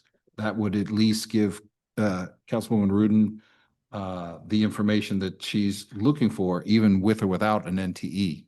And that way you can see what's being spent. I'm not sure what we can do to control it. So I think the NTEs are important for both sides, so that the vendor also knows that I can't bill past this amount without going back for the council's approval and increasing it. It's supposed to protect the budget line items. So if you have a budget line item of $100,000, your NTE shouldn't exceed the $100,000. And, without having it, the vendor could just say, okay, I'm going to bill. Not that I'm saying that's happening with either of these vendors. I'm just saying in general, it should keep everyone in check. So, I'm in favor of having the NTEs on all the professional service contracts. sounds good. Madam Clerk. Okay, I'm going to. Is there any other discussion? Councilwoman Scarpa, you have been noticeably quiet. I just want to make sure you're. It's okay. I think you guys have covered it all. I'm good. Okay, good. You're there. I just wasn't sure you might be having a technical problem. Okay, great. Okay. So the vote on the matrix, polling matrix, Councilwoman Castellino, No. Councilwoman Rudin, Yes. Councilwoman Scarpa, No. Council President Krokoviac. Yeah, I think given the agreement that we have that I should vote no. Okay. And just continue to move ahead to get this done. I don't think this is Yeah. gonna speed up or slow down the Okay, the process. motion failed. Okay, so motion to pull CME bills. So moved. Second. Discussion? Yes. Councilwoman. So please send the message tomorrow. We need that report. I'm more than happy to pay these bills, but we need that report for the BDA project, so. I'm sorry, Ms. Carvalho, if you want to just come up here so we can. Thank you. So the day after the BDA meeting, we had a meeting with the business administrator, Matrix New World, CME, and myself. During that meeting, it was agreed that they're gonna move ahead with was agreed upon with the delineation by interpolating the data that it got being collected by CME, so they don't have to do any more testing. That being said, notifications need to be sent out to the residents within 200 feet of where this testing took place, which is basically by the soul shed of the DPW. So Matrix New World is going to be doing that work. So we don't have to pay any more funds to CME because they have exhausted basically that contract. And then once we get the receipts or the notifications from the residents, then we're gonna put it to, she's gonna put it together with the report to be submitted to DEP, which is what you're looking for. Well, so let me be fair to CME. Did they give Matrix what they needed to put the report together? Yes, they did. They actually did it this week. Okay, so The that's, LSRP, Manal Baba from CME, she sent the information to Matrix. Matrix New World reviewed it. They said they were okay with it. And they were preparing the letters for the residents. okay, because so as you a don't need requirement- anything else from CME. You have everything for that. Well, up to that point, the report is not gonna come until the notifications come back, because typically when you do notifications, you need to send them with return receipts. Okay, so my concern was, I know you're waiting quite a long, extensive time to get what you needed to get where you are now. So you're telling me you have what you need from them As of and right you're now, satisfied? Are you waiting on something else? Did well, we we're hold up waiting for payment or- Matrix to do their part, which is to send out the notices. So they that's on should- Matrix, not CME? That's not seen it. Okay, Exactly. then I'll be, okay then. Yes. The notification, does that affect the animal control? Is that within the 200 feet? The animal control is basically right next to the shed. Okay, so, Bless you. bless you. So how does that affect? I mean, what, I want to know exactly, I want to make sure that I understand your question. What do you mean by affecting well, you're saying like the they animal would be shelter? notified. What you, when you're notifying surrounding residents, what are you telling them? It's basically a letter telling them what the findings were at the DPW. Got it. So does that affect the health of the animals at that location? I honestly and truthfully cannot answer that question because I am not an LSRP professional. So no, I cannot answer that. I don't know if they have done any further studies inside the animal shelter to say anything about the air quality of that facility. So no, I cannot answer that. That's Should- out of my professional I understand. expertise. I understand, but shouldn't that be considered? You know, we have the animals in an area that is obviously, you've discovered some toxic materials and you're notifying neighbors of it. Maybe ask Matrix what they think. Could you just speak up a little bit?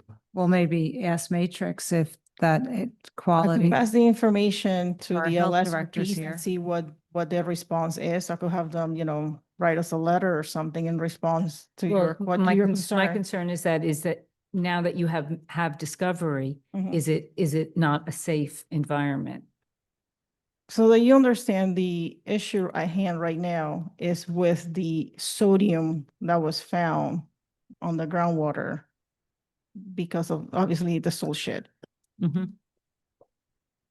How of a harm or a hazard to, I don't know, animals in the animal shelter are, I honestly don't know. Like I said, I can pass upon your question to the two LSRPs, and once I get an answer, I will let you know. That's the best I can do. Because Unfortunately, I cannot answer your question. Right, I have heard that the animals, I mean, if there is a concern there, then in no way should the animals be allowed in that area or on that ground, and from my understanding, they sometimes are. Well, let's put it this way, right? DPW staff and engineering I'm staff worried work on about top you of that too. building, Yes, okay? yes, And we have vapor intrusion yes. studies done. So I'm assuming that if it is safe for us, it is safe for the animals. Is it safe for you?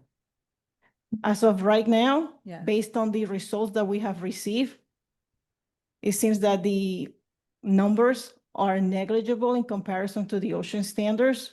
But once again, what are the long-term ramifications? We don't know. Right, okay.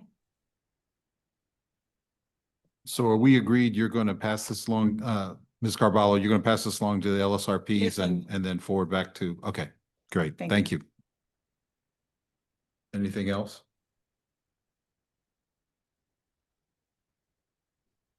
So I guess vote. Okay, vote.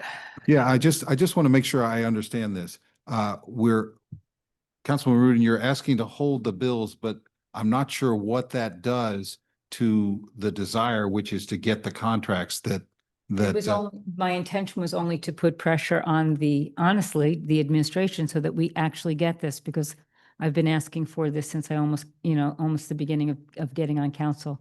And we keep getting the same bills and I keep asking for the same thing and nothing is done. So my goal in asking to hold the bills is just to put pressure so that we get an answer that this can be done. Okay, because it sounds like we got the answer that's going to get done. If it's, for the next if I council. haven't gotten that commitment, but if I hear that commitment, then I'm okay with it not being held. Do I have that commitment? I think the CFO just told you that we're gonna work on it for the August 12th meeting. We'll have resolutions for both. Thank you that- so much, and I no longer within need to days. pull it. Okay, Great.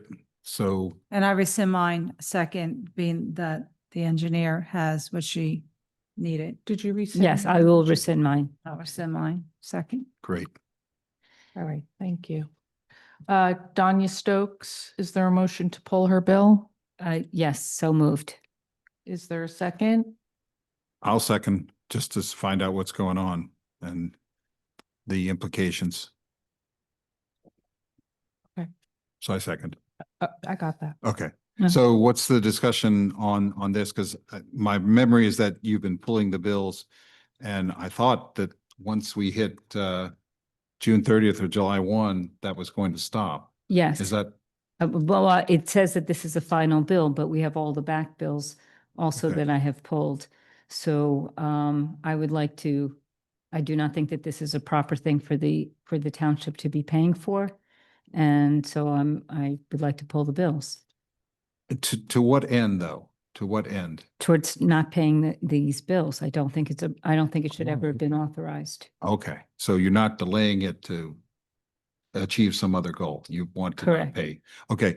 Mr. Burke, I think you've previously, I'm not sure with ruled is the question, but you've addressed this question and I'm not going to put words in your mouth. The issue of Ms. Stokes' bills.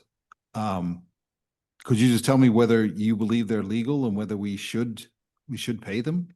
Yes, Council President, based on what we've reviewed, it was approved by a prior council. It doesn't appear to be an issue. And I think it's been referred up in the past that the mayor has discontinued the service, so it's not going to be a bill in the future. So we would recommend paying it. Yes, as much as I hold my nose at this, because I don't think it's proper. Things can be legal, but improper. And I wonder if that's the situation we have here. Well, I still have not received a response from the ethics board of the state. So while I respect Mr. Burke's opinion, I am holding out for another opinion. To me, this is improper use of taxpayers' funds. And do you have any sort of timeline on your No, response? no, it's been a while. I've reported this months ago. Oh, so you filed it in July? Is that what you said? No, Okay. I filed it maybe in March. Oh, okay. And you still haven't heard? Right. Okay. Oh, wow, that's long. Yeah, and who knows how much longer. Mhm. Again, in my opinion, it's improper, but it's legal. And I have to assume that Ms. Stokes entered into this arrangement, thinking that she was doing the right thing. And I don't want to deny her funds if they're not illegal, and I don't want to put, on hiatus. Who knows how long it could be? So I'm a little torn with this. Yes, Mr. Bravo. Council President, even if there was an ethics complaint lodged, I don't think it was toward Ms. Stokes. She No. performed services on behalf of the mayor. The mayor asked her to do it. The mayor recognized that there was a conflict with this, and so instead of continuing with this conflict, she ended the services with June 30th.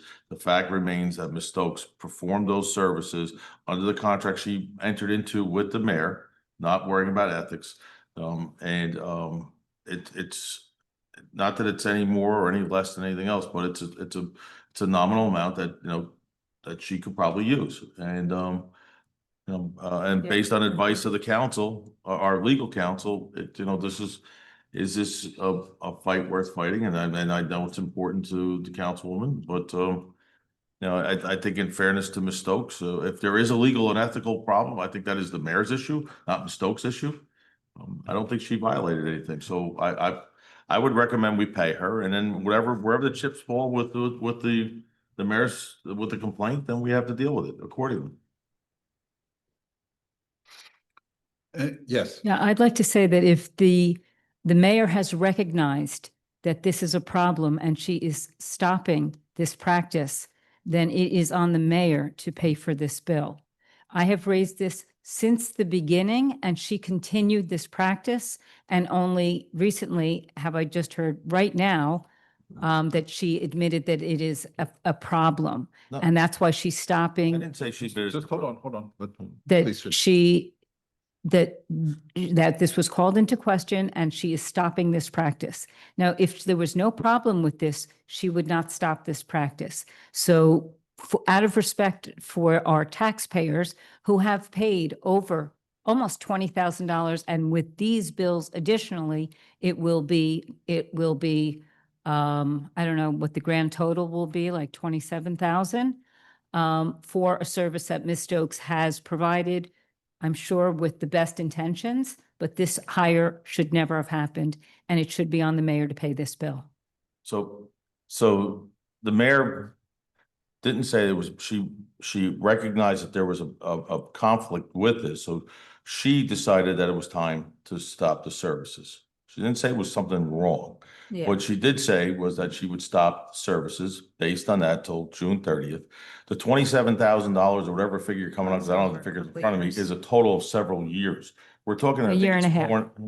Please let him It's finish. $450 a month or something to that effect, and I think we're only talking about 3 or 4 months right now. So it's not, so this is the bill.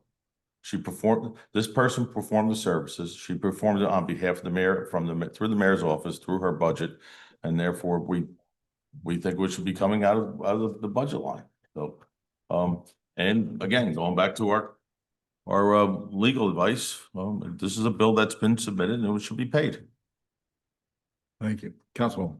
Yeah, so I hear you. I think the mayor heard you by, knowing the council wasn't favorable of the service. But again, social media started becoming a thing with the last mayor's term. And, he had we had BuzzFeed here as a consultant for a while, handling the former mayor's page. Just like this mayor has a dedicated secretary, you see other elected officials have them in other towns. So I agree with the council on his determination. I think this is, sore spot because, she works closely with her in her other profession. And I get that. I think she realized that, that was a problem for us, not for her. She's still thought it was fine. So I'm not gonna hold up payment. I think we got a long night, Councilwoman. We've heard you a couple times and I respect that, but we need to move this forward. I think we gotta, finish our agenda. I respect that you do your investigative and due diligence. But, this one, it's, I think we're beating this one. And it's time to move on. I'd like to call the vote. Okay, but just for the record, this is coming out of the Business Administration Marketing Campaign. So it's not coming out of the mayor's budget. I apologize for misspeaking, but fact remains, the bill's got to be paid. Thank you. Yeah, I think if you really wanted to close the loop on this, the mayor should just, I don't know how much money she has in her campaign fund, but maybe just pay it that way. I don't agree with that because like I said. If she wants to. Yeah, yeah. What I'm yeah, saying is, yeah. if she wants to clear this up completely, that's what she could do. She hasn't done it so far and, but I think that would really end it. So please. Yeah, no, and I respect, we all have our difference of opinions and, no one said anything when the former mayor had, his social media person do his social media. And like I said, you see the other elected officials on social media with their own pages. So I don't think this is as far off as we think. And it was a minimal amount. So Well, it's it's over. Wait, Now it's just over. one at a time. Done. My response to that is, as I've said many times, two wrongs don't make a right. And if she had her secretary posting this, which were basically reposts of things that our PIO did, I would not have a problem. But the fact that she paid a personal employee from her own place of employment, that's a problem. It's not Okay. having not having a Facebook page. That's fine. It's who is reposting. And that's to me seems like it crossed the line. I get it. Let's call the vote. Let's call the vote. Madam Clerk. Okay. Councilwoman Castellino? I'm not gonna pull it. So no. No. Councilwoman Rudin? Yes. Councilwoman Scarpa? Yes. Council President Kukoviac? No. Motion fails. Okay.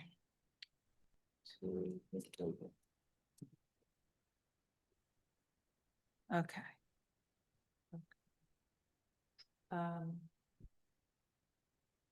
All right.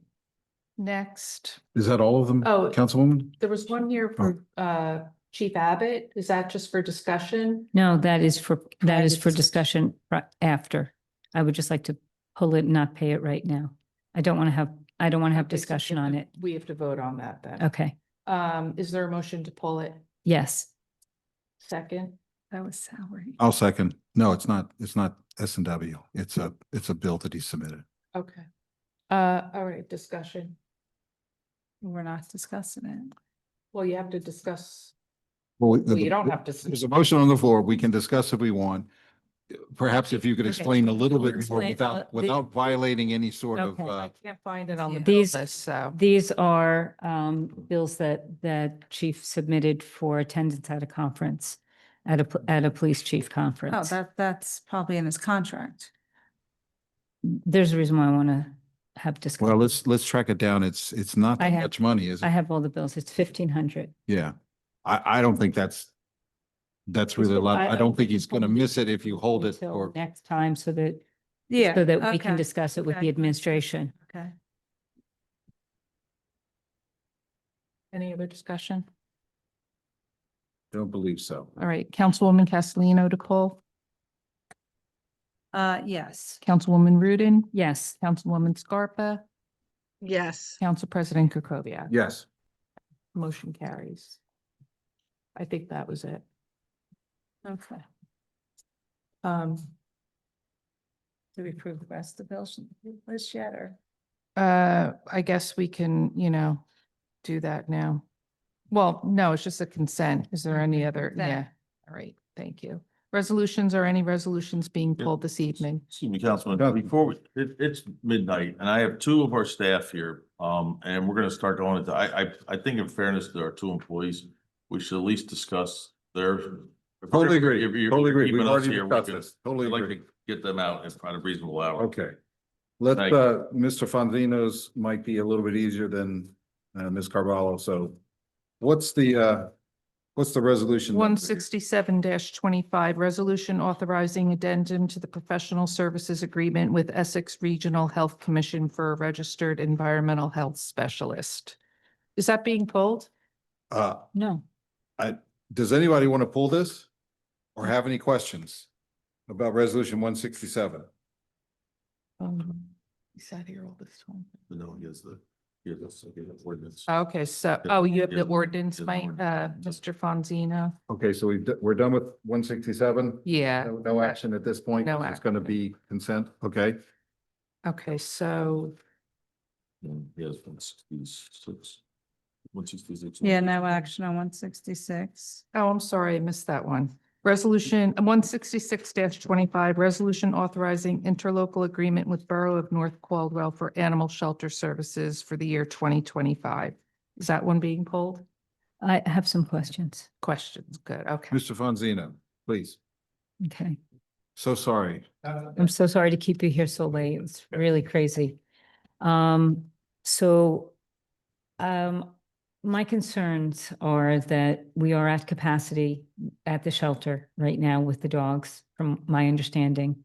And that I'm also concerned from what I just heard today, and what I've always been concerned about is the placement of the shelter. And continuing a contract with an outsider who is bringing dogs into our we don't call it a shelter. What do we call it? Animal control. Animal control facility. It does not seem like a great time to do that, given some health concerns and space concerns. I mean, we've been doing this for a number of years. I pulled the statistics. I know the agreement says 4 to 6 animals a Yeah. year. That's an estimate. In the past 5 years, they've brought in 3 dogs. In the past 5 years, Yes. are any of their dogs still here? No. Usually the cases with the Borough of North Caldwell, they have to have legally you have to have a place to bring animals that are picked up in your Right. municipality. And you have to hold them for 7 days, and then they become, property of the borough. So they contract with us. It's like an insurance policy, but basically it's like anything that in the past, since I've been here, anything that's brought in is pretty much redeemed immediately, like the next day, or when somebody discovers that, their animal has gotten out and Right. animal control impounded it. So nothing's really staying long-term. I mean, there may be cases where that has happened previously before I've been involved, but to my knowledge, since I've been in this position, it's a short-term hold. Okay, so what do you do right now if the facility is at capacity and animal control from North Caldwell has a dog? What do you do? Who's telling you about capacity? I thought it was, that's what I heard. I mean, I don't have the current census on me, but we're not at capacity. We provide services for Roseland, Essex Fells, and North Caldwell Right. for sheltering. Okay, so let's just say that the shelter, that the animal control is at capacity. Would you accept it? Would you accept a dog? We would never be at capacity. We have to make allowances to have room for those towns. Okay. All right. So I think that's all. Does anybody else have questions? Nope. And frankly, my other concern is that this is one of the spaces that should be moved. And we don't have another space even in the feasibility study. I've been doing some independent research. I haven't done it recently, but this has come up before. What are we going to do if the property gets, redeveloped? So we've had some conversations with some other towns in the past, and we're revisiting that now. In terms of your questions, I have to say, this is the first I'm being told that there was any concerns in the shelter. this is the first time I'm hearing of it, so. You I'd mean be- tonight? Yeah. So I'd be curious to know what those issues are, and we could always have our vet weigh in if there's concerns for the welfare and health of the animals. That would be I- great, I knew nothing about it, so. right? Well, that would be, I would appreciate that. if I you- mean, I know there's testing going on that site, but I Yeah. didn't realize that there was testing done in the animal control facility. There was asbestos testing also, and we never heard back what the outcome was Asbestos testing where? in the shelter. What? We had a resolution on that. In the shelter? Yeah. Mm-hmm. Resolution, I'm sorry. asbestos testing in the shelter? No, we didn't have. I mean, the shelter was built in the 90s. There shouldn't be any asbestos in the shelter. Okay, I thought we did at one point. I can go back and check. Yeah. I'm not aware of that. But either. yeah, I would- If that happened, I mean, usually, I would, I would have some information when they're coming in doing things like that. So I'm not. I'm not sure if a vet would be the proper person to assess the safety. I Because didn't they say the don't know. safety. No, the safety, if there's You been you chemical were asking exposure. Director Carballo about the Yeah. health of the animals. I was talking about that. So I'd like, if we want to have the vet weigh in on whatever the hazard that was determined there. I'm talking about the health of the animals, not safety or anything like that. Mhm. Well, I would suppose we're going to hear back from the LSRP. That might be the next step we're waiting to hear from. The building was built in the 90s. There shouldn't be. Yeah, there shouldn't be any asbestos in Shouldn't it. be anything there at all, whether it be tiles on the floor or anything. No, there's no, the Wrapping. tiles are not, Right. they're 12 by 12 tiles, vinyl tiles. Councilwoman. Yeah, and just a reminder for the council and the public who's watching. You could get out of this at any time. If we have we can move forward. If it does come up sooner that we need to space, or God forbid if there's negative, testing comes back that we should be moving the animals out of the space, we could get out of this anytime. Yeah, I think it says we have to Yeah. notify them in writing in 60 days. So I believe that's the clause. we're okay. Anything else? No. Mr. Ponzino, you can go home. Was there any other questions on the ordinance or? Yeah, Oh, there's an ordinance too? Ordinance 20, Sorry. 2935-25, an ordinance amending chapter 25, section 11.10 regarding outdoor cafes. We could. Um, I can make a motion to introduce, or you want to go out of order? Okay, Well, if there's only questions. no questions. No questions?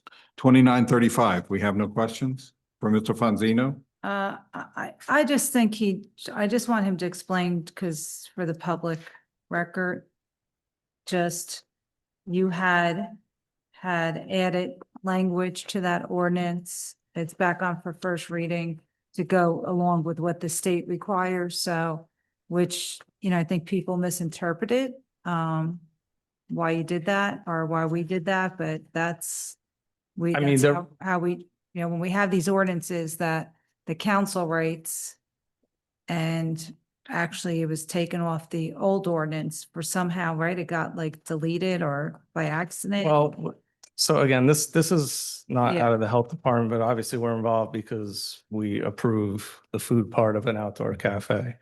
But in general, I guess when the governor made outdoor cafes permanent, there was a statute that was passed. Yeah. And in that statute were things that the municipality can require. So it was like a guideline to, I guess, create our own ordinance. And I think when legal initially created the ordinance, we were kind of rushing to get it onto the agenda. And some things were inadvertently left out. Some important things were inadvertently left out of the first draft. And, it was done inadvertently, but there were important things. So we brought it back to legal and, had that stuff added in. So now it should be complete for review by the council at this point. Yeah, and I want to thank you for your time, because you spent extra Yes, time on thank you. that. Yeah, of course. making sure. Happy to just. Thank you for get- getting it right. Just get it Donna. right the first time, so that there's no problems, going forward. I appreciated that. Thank you. You're welcome. That's the only question I just want to Okay, make but that. I've screwed up on telling him to go home, so I'm not gonna do that anymore. Somebody else is gonna You have. can to go tell him home that. now. Bye-bye. Director Thank you, Bianchi. Mr. Fonzino. you. You're always Thank very you. thorough. Thank you. Okay, now we are about to give preferential treatment to our town engineer. What does she need to address so that she can go home? Getting everything done. So. There's resolution 168 is Director Carballo. 173. 178, Yes. and I think that's it.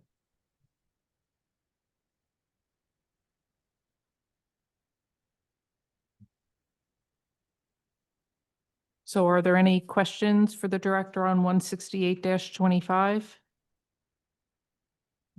68-25. Resolution authorizing a contract no. for the rehab of Franklin Avenue and Oxford Place. Yeah, I was gonna. We've got I think that's a CDBG grant and then the municipality pays for the balance. That's correct. Okay. Okay. Yep. So any questions? What number? 168-25. Oh, okay. Okay. So we're done with that? Next, 173-25, resolution authorizing final accounting of as-built quantities for the Fire Station Number 4 Site Improvements Project with Crossroads Paving Corp. for the electrical and fence removal and replacement work. No. I've already got my questions answered, so I'm good. Yep, mine are answered. Okay. 178-25, resolution authorizing an emergency appropriation in the amount not to exceed $442,710.63 without authorization to Sugar Property Services for emergency storm sewer investigation, repair, and roadway restoration within the township's right-of-way at Rooney Circle. So I had asked you in my questions this week, I don't know when this resolution got in, but I think it was after, I think it was the second part of our resolutions and ordinances. You had said in your original emergency contract memo, which is required under the state law, that you were going to get an estimate from Sugar. And I just wanted, I asked for it. I didn't see that it came in, but I know we've had some blips in the directors getting the questions both last week and this week. So I don't know whether you had a chance to take a look at that. I'm just reading from your face that you didn't have a chance to look at it. Okay. So I'm not gonna hold this up because the state law says we have to pay this. But I would like your estimate that you referenced in the, I think it was in the emergency contract. It might have been the follow-up letter to the council, but I think it was the emergency contract memo. But it doesn't matter. I'm not going to hold that up. I'm not sure if I put in an estimate in there or I was gonna just basically give you the invoice at the end. Okay. That project, honestly, when it started and it kept on growing and growing and growing, Oh, it we was can pay very, the final number, that's for sure. it was very difficult, even at the time when I was discussing with the contractor, how to do it in a way that will minimize the cost, which we did because we didn't have to actually go into the Cambria Hotel property and excavate on their side, which would have required, parking lot Oh, nightmare. restoration and a lot of other things. So no, I did not get an estimate. Okay. When we found out about the problem, when I was out there and I saw what it was, I was just like, okay, we gotta put our thinking hat on here. What are we gonna do? And that's when we came up with, replacing the pipe basically by putting a pipe inside the existing one, cutting out the top. That's So clever. that way you could, on the both ends, one at each manhole, you basically hold the pipe, you put concrete around it to set it in place. And then you have the other end of the pipe do the same thing with the manhole. So in that way you don't have to excavate Ah, yeah. on the other side. So it was a little tricky, but it was done. So in case you're wondering what the heck we're talking about, there were two different failures of, I think it's sanitary sewer, right? Yes, no, a storm sewer. Oh, storm sewer. Yes. On Rooney Circle in front of the Cambria Hotel.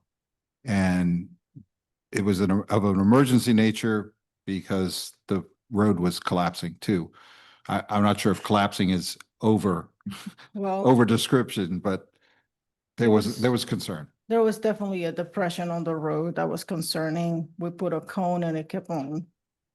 So at that point, we had to do an investigation. The investigation started with a CCTV inspection. And to be cautious, I had them all done because we're also going to be doing a roadway project in a couple of months at Rooney Circle. So the last thing I want is to put brand new pavement on a road that won't have more issues. Yes. So if and when you get the email with my follow-up questions, I still would like to know, I think there's another question that I asked as well, which was, I think there was a reference to asphalt on at least a portion of the 10 Rooney Circle property as part of a project that covered two other streets that weren't anywhere nearby. Anyway, when you get to see the email, I'm not going to hold this up or you up. I just wanted to please, when you get that, just respond if you can, please. Council President. Yes, I'm sorry. So yeah, I was all go with this. I had an opportunity to speak with Ms. Carvalho earlier today, and I just want to bring to administration's attention because it's something that the council had spoken about, I guess about last year or a year or two ago. I don't know, it's all one big blur lately, but in regards to you doing a report, because we have so much old infrastructure with these pipes, that there was going to be some kind of a study done townwide with all of this. And I know there's not enough hours in the day or money in the bank, but I'm not sure what's possible and are impossible at this point. Just like I mentioned on last year's, I will say, capital budget with the previous council, the township needs what is called an asset management plan. And an asset management plan is basically what you need for your assets on the road. In this case, would be for the township, just be the sanitary sewers as well as the storm sewers.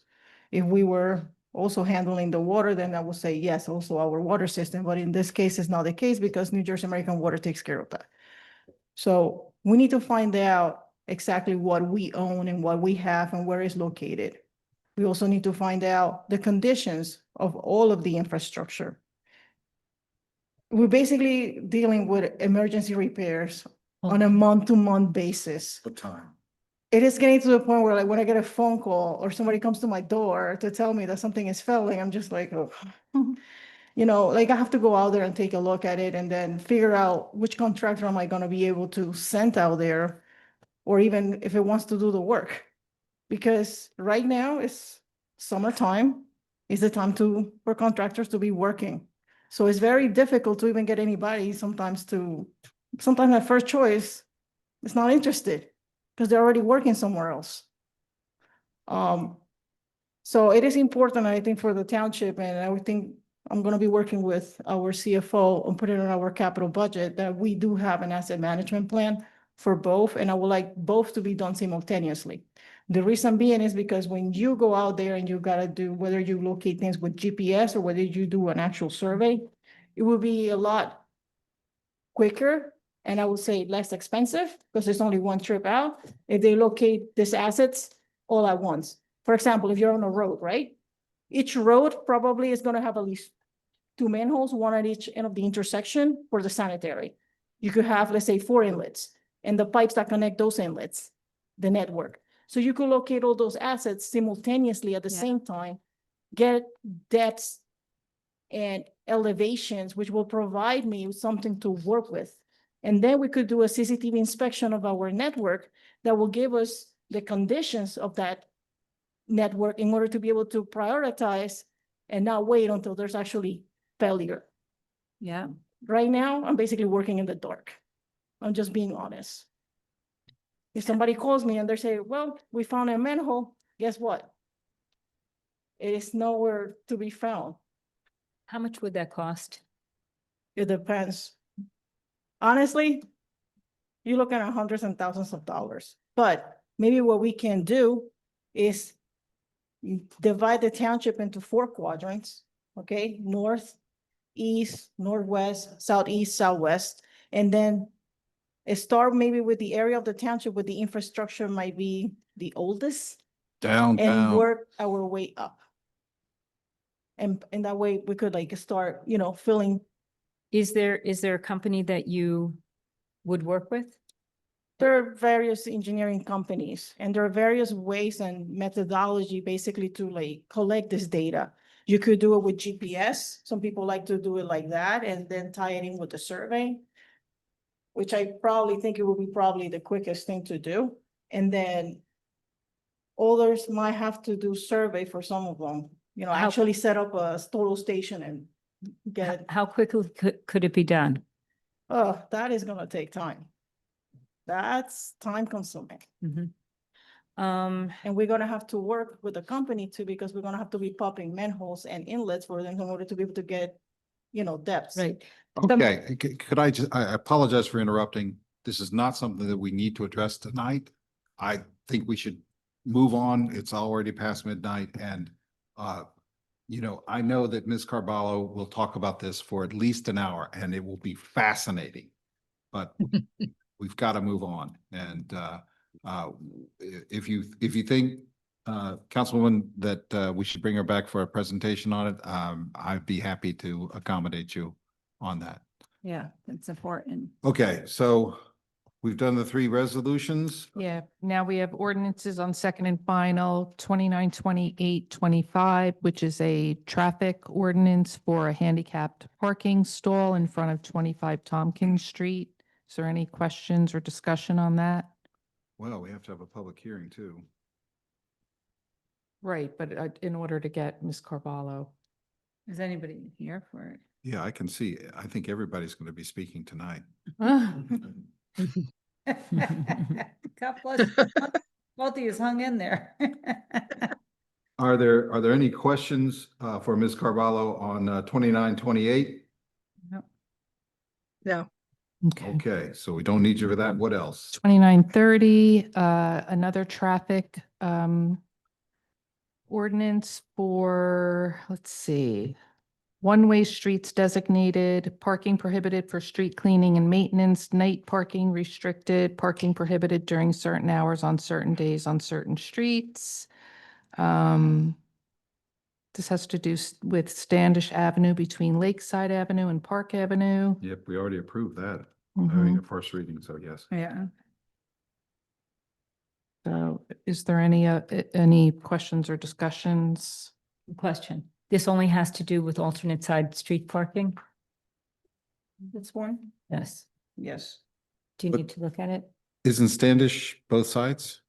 The standards is gonna be, no, one side only. Okay, because it's too narrow to do It's- 2? It's still narrow and it's gonna be a one-way, and we also need the area for the fire trucks to deploy. Yes, okay. Okay, and the permits, the night permit restricted, what does that mean?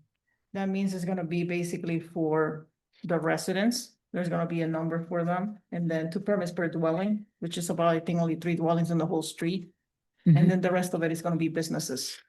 Okay, so you heard my comments earlier. I would like to make sure that the residents have parking earlier than 8 PM. And I'd like them to have priority at all times. There's not that That's many not- residents. That's fine. Please, Ms. Carballo. It's not possible to give them parking at all times, at any time of the day. That's not feasible. If the sign said permit parking only, then they would only be Even if allowed it to says park permit there. parking only, there are times of the day that they gotta move and they Yeah. cannot park because our DPW needs to be able to sweep the streets and do their cleaning. And that's the reason why a lot of the streets in the township are alternate parking. You know, one day of the week, this side could park. And then the next day or so, they move over to the other side, so in the way the DPW can sweep at least half of the street and so forth. So it is not something that I can accommodate, and I gotta be honest with you, I'm looking at Park Avenue or Park Drive. That road is extremely narrow. Yes, it is. The width of the houses, okay, doesn't give me enough length to park a car. And I don't see how, like, I'm gonna come up with parking there. I could come up with parking on Ashwood Avenue to give you 15 spaces, and then it would be basically a 10-minute walk.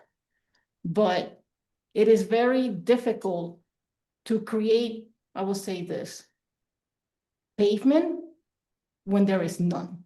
Yeah, And tiny. when the are narrow, I cannot allow parking on both sides of the road. That's just not happening. Right. And unfortunately, like I said, I have gone out there myself. We have taken measurements.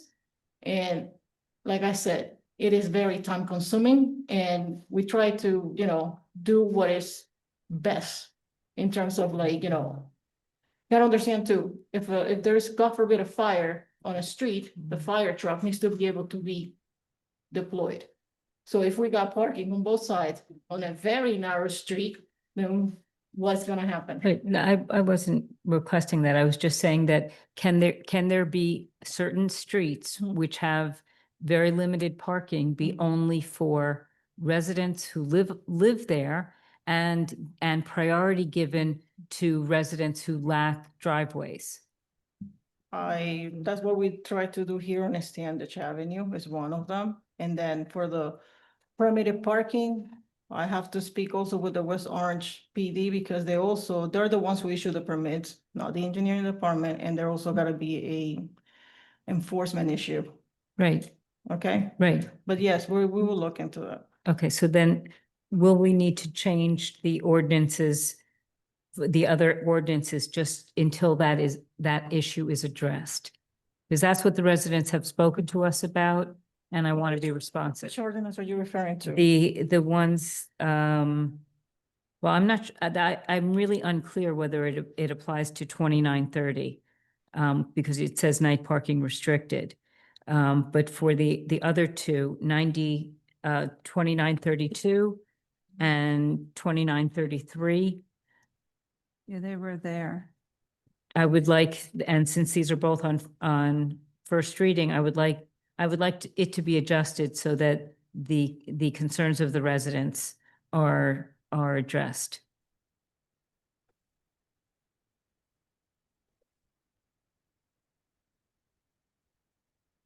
Can I make a comment, Just want to make sure. Councilman Rudin, are you finished? Yes. Okay, I'm sorry. Didn't know that. Go ahead, Councilwoman. So,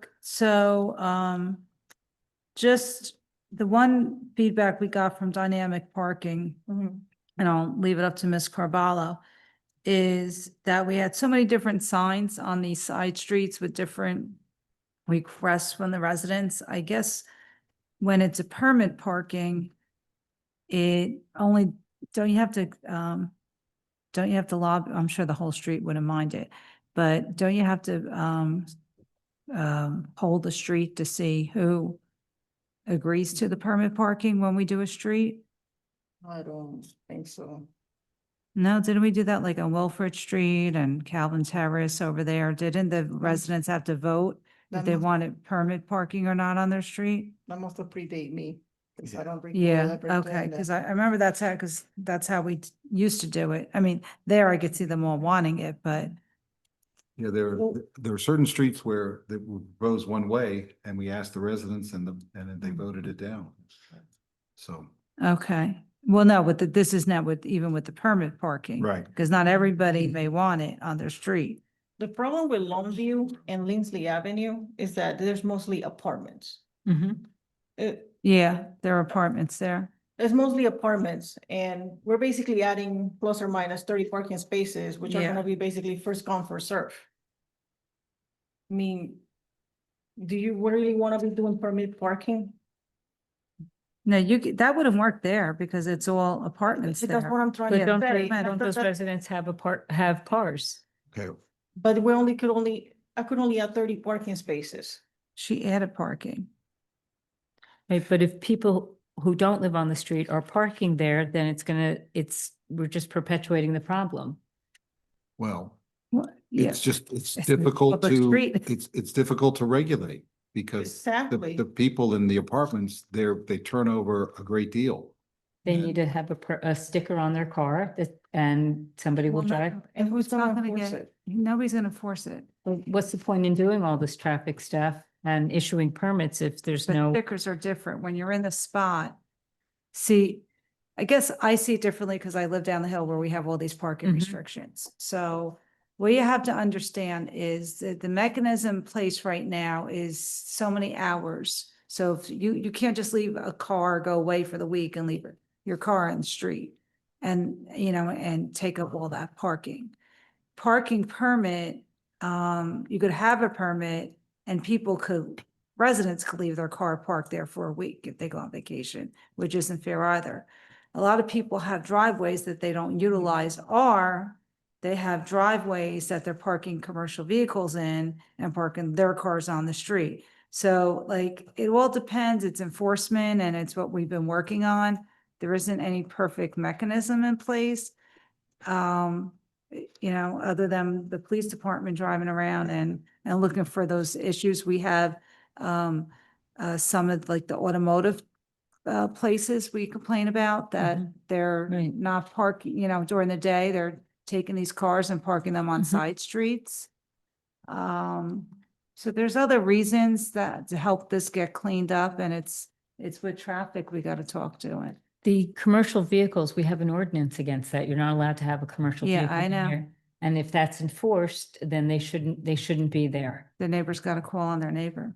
That's true. Yeah. That's what we do, Yeah, yeah. Okay, No. Mr. Smarto, did you guys drain this? Mr. Smarto wanted to speak, I think. I was just gonna comment, I don't recall doing for the permits, but just to add, I know that we've done that for, speed tables. Oh, speed Speed table. bumps. That was So speed that table. may be where we're confused. I don't recall doing it with the one-way streets. Okay, yeah. We've had residents inquire, like, down in the valley, we said, if we get signatures and to try to do that. But it was more grassroots than it was us trying to start it up. That's correct. Okay, so have we drained 2930? Yeah. Let's keep our It's on first focus. reading, yeah. Keep our focus on getting through the agenda, please. Nothing on 2930, nothing more? Okay. No. Is there anything else, Madam Clerk? First reading. On first reading, 293225, an ordinance amending and supplementing Chapter 7 Traffic, temporary parking prohibition for snow plowing and removal for street cleaning and maintenance. Which one's this? 2932, any questions?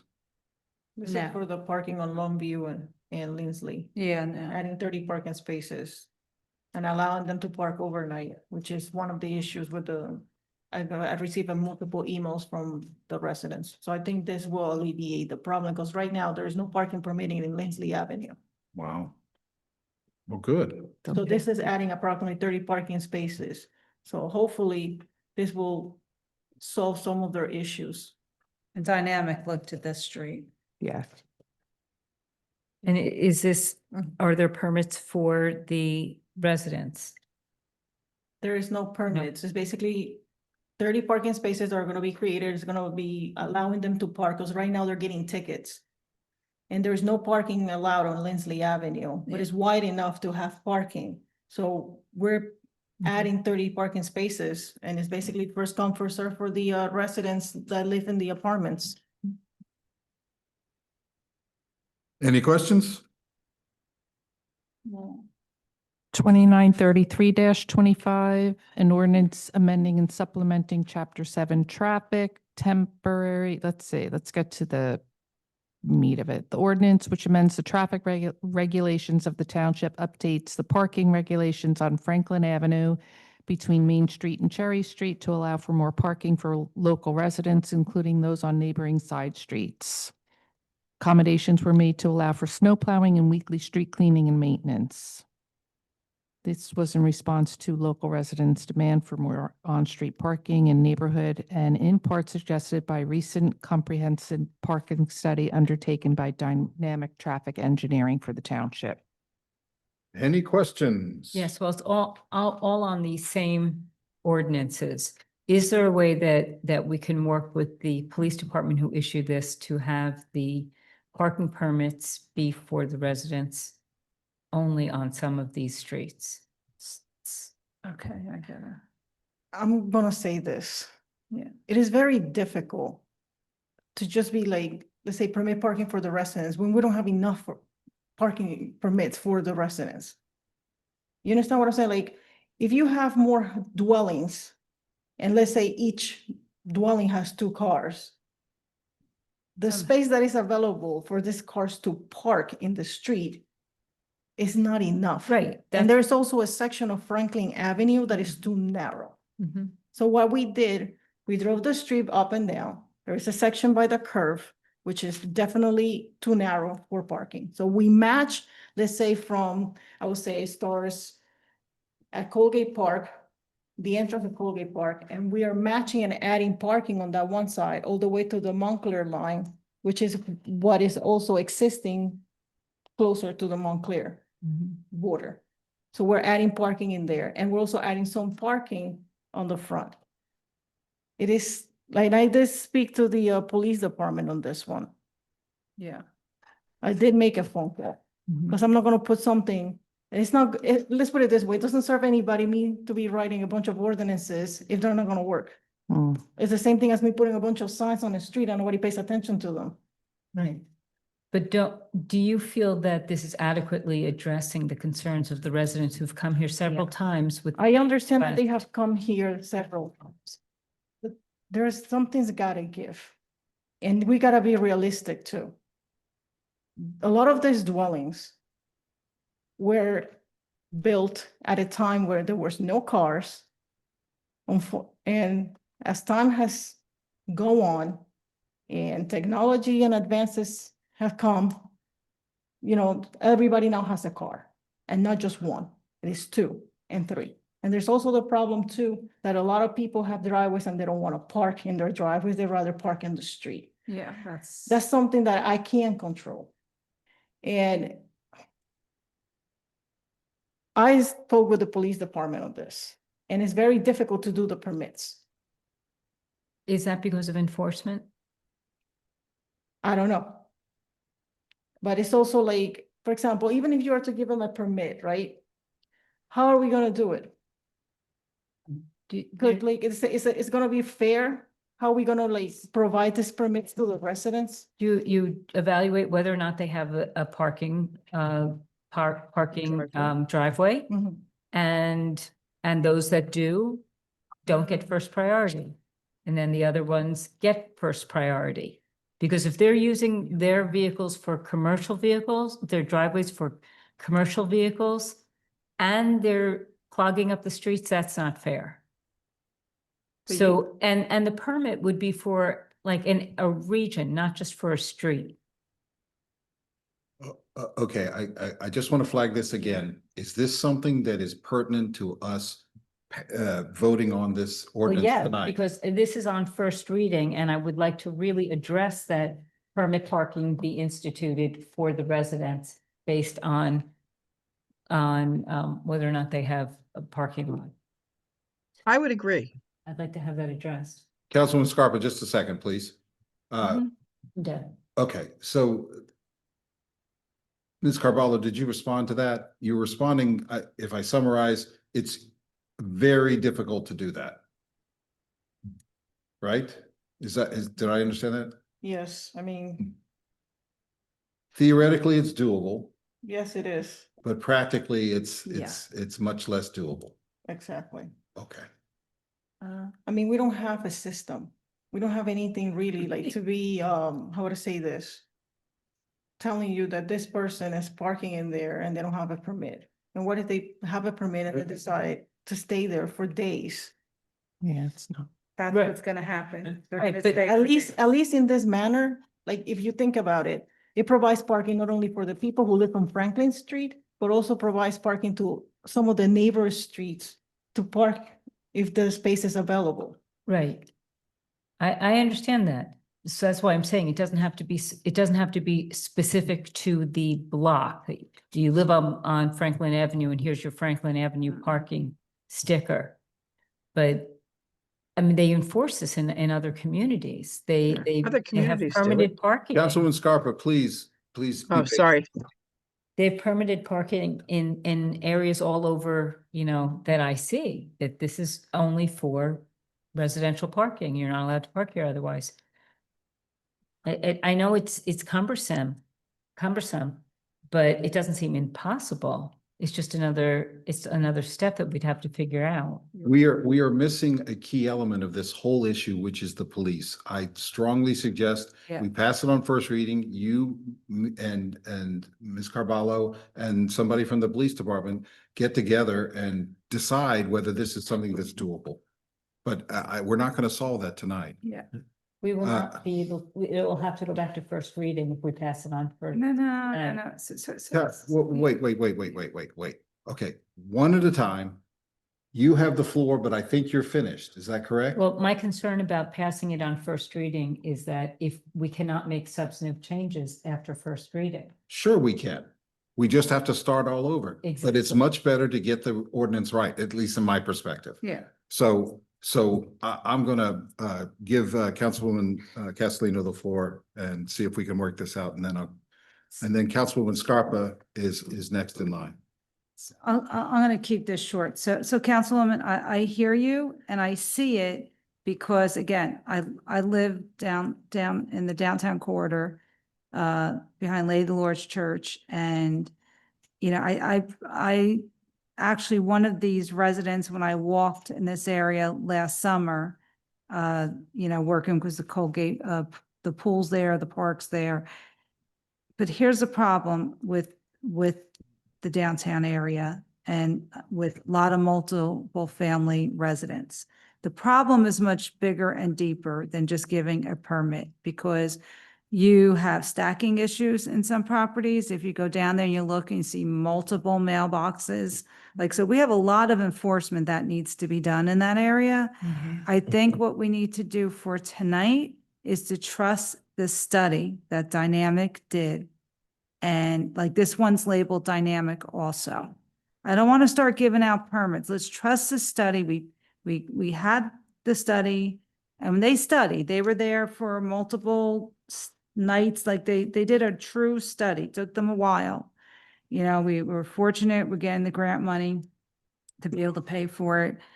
We have to trust it. The other problem is look at the next one, 2934, and I'm always asking the police, and I've also raised this one with a handicap resident. So people are always looking for their parking stalls. That's another problem, because if you go right down the street from the Arts Council, I reported there was 6 stalls in the row. I forget, on Mitchell Street. So we have people that abuse this system where, she did, I think last year, the director went back and took some stalls away because some people are getting stalls and, renting them out. You drive by and you see cars that don't have handicap plates on them. So a lot of this goes on. And again, there's a lot of different issues. You go on Shepherd Terrace, you see cars parked on the front lawn. So there's a lot of enforcement. I went on Mississippi Avenue. I got a report that there's a car parked and there's a driveway there. So there's a lot of different issues. We need to talk with the police department to see if the enforcement could improve. But we got to trust the study instead of us, spinning the roulette wheel for the permits and what street we're going to put permits on. Trust the study. Let's move forward.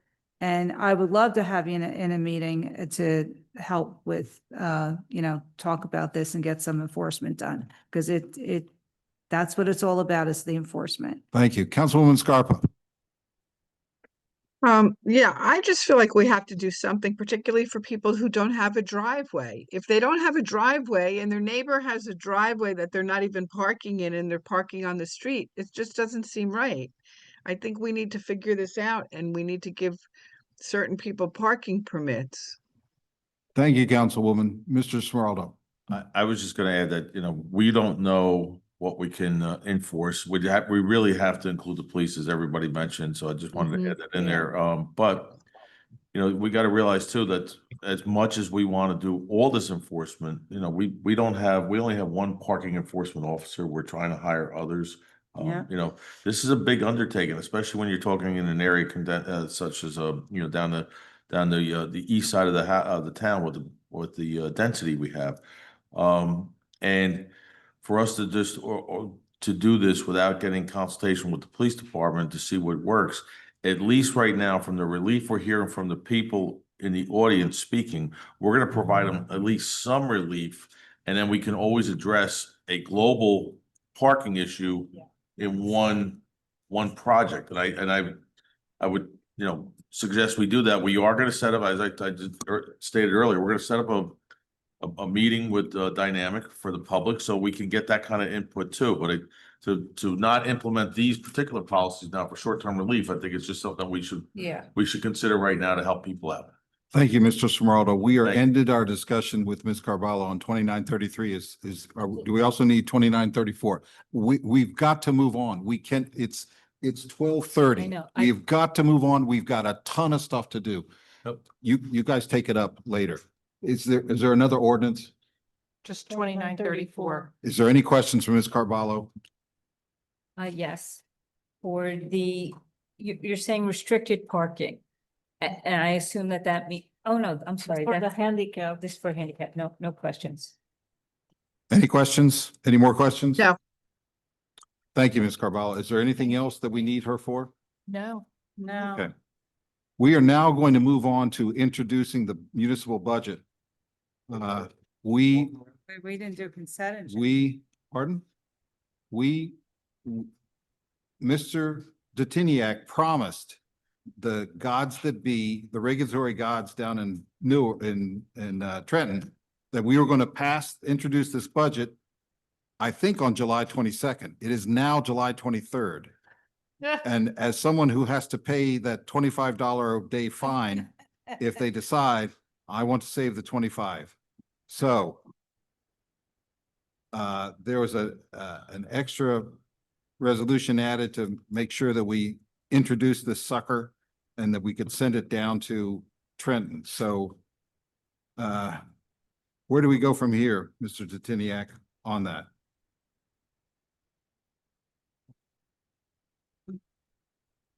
Sorry, do you want to drink some more coffee and No. wake up? I can't drink any coffee. I'll never sleep. Okay, so the budget we're introducing tonight, we did give to the council on April 16th. 2 months later than I said I would give it to. We originally started off with a municipal increase of $243 on the average home. With the help of this council and with the dedicated members of the Citizens Budget Advisory Board, I'm happy to say that we've gotten the increase down to $80, and we'll give you the exact change. So in other words, we've decreased the increase substantially.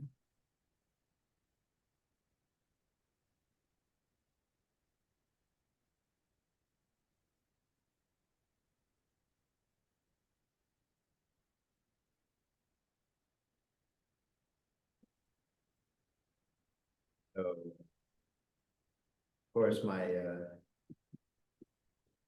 Council President, while John or Mr. I was just gonna. So we got it down to $80.83 on the municipal side. So the piece that we can control, because obviously, let me move my mic, so talking over them. The tax bill is not just the municipalities piece. It includes the library. So the average increase, the increase on the average home for the library was $18.21. As I mentioned before, the local tax, we've got it down to $80.83. Municipal open space is a $0 increase. The school district tax increase is $263.27. That's on the average home. And then estimated right now, the county open space increase is $8.29, and the county tax increase is $45.17. So there's still work to be done. Obviously, we have a budget hearing on Thursday where the governing body, we're going to go through and do the traditional sort of line item voting. And if the governing body sees an opportunity to reduce the increase on the local tax, we can, through your voting, can reduce the increase even further. So I guess that's really all I have to say about that. This is the introduction. We are going to have a public hearing on September 30th. We will advertise in advance of that public hearing. And at the public hearing, there'll be a presentation to go over the budget in sort of a different level of detail.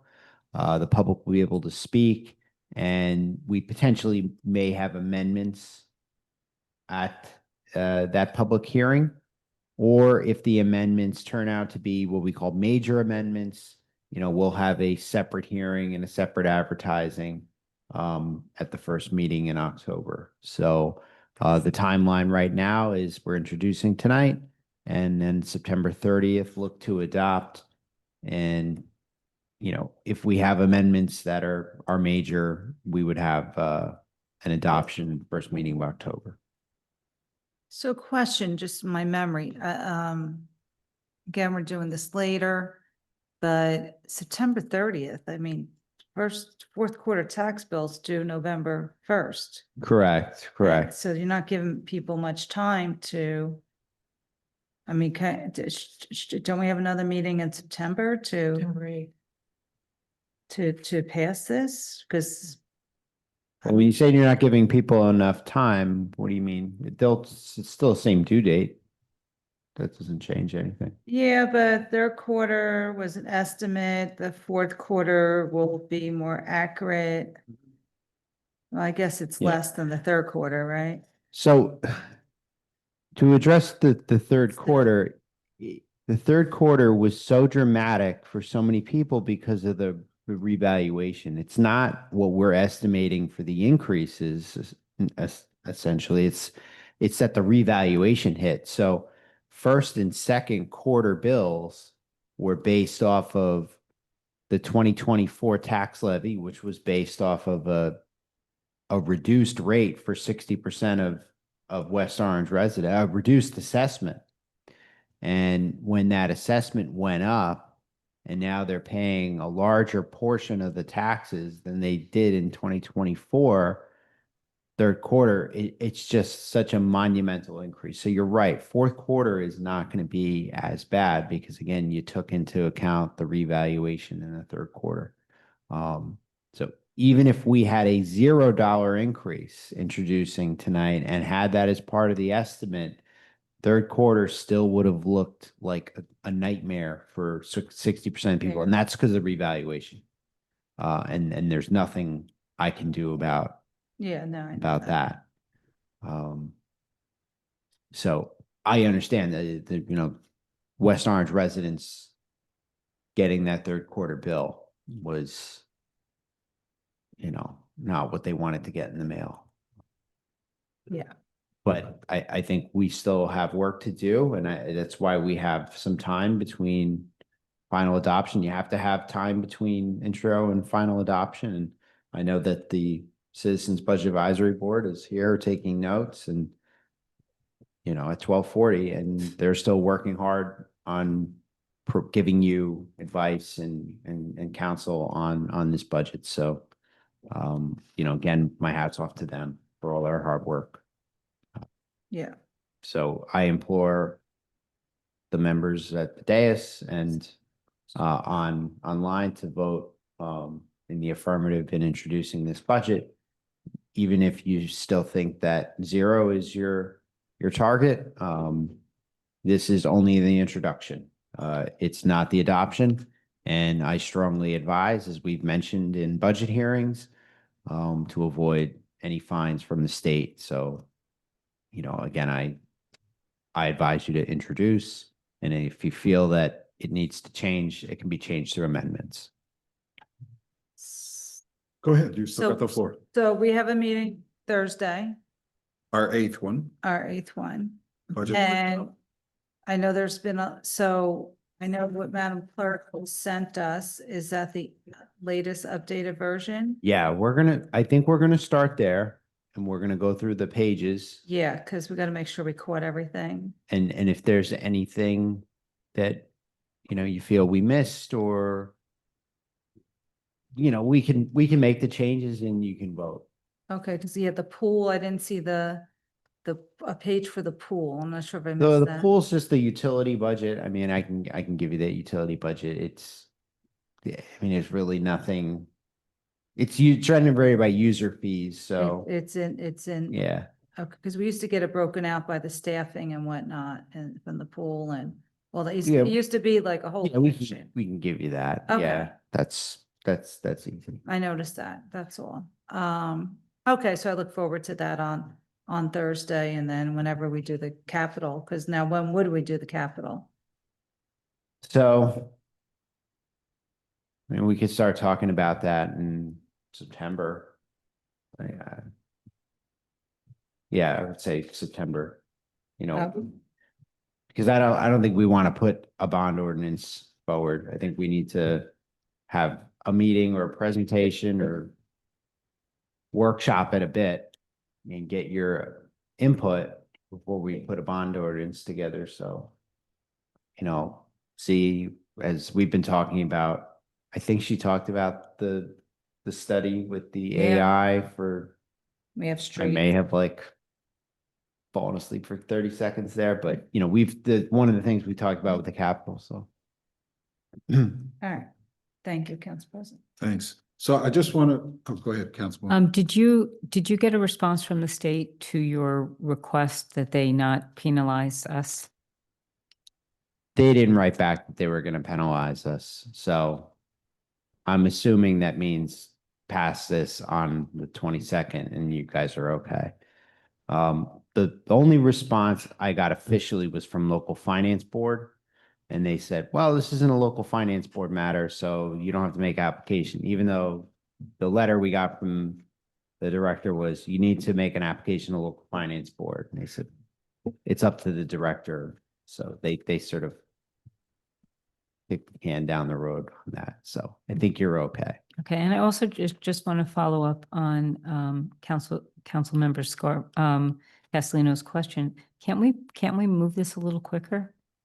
Well, you need to have 28 days between introduction and adoption. Okay.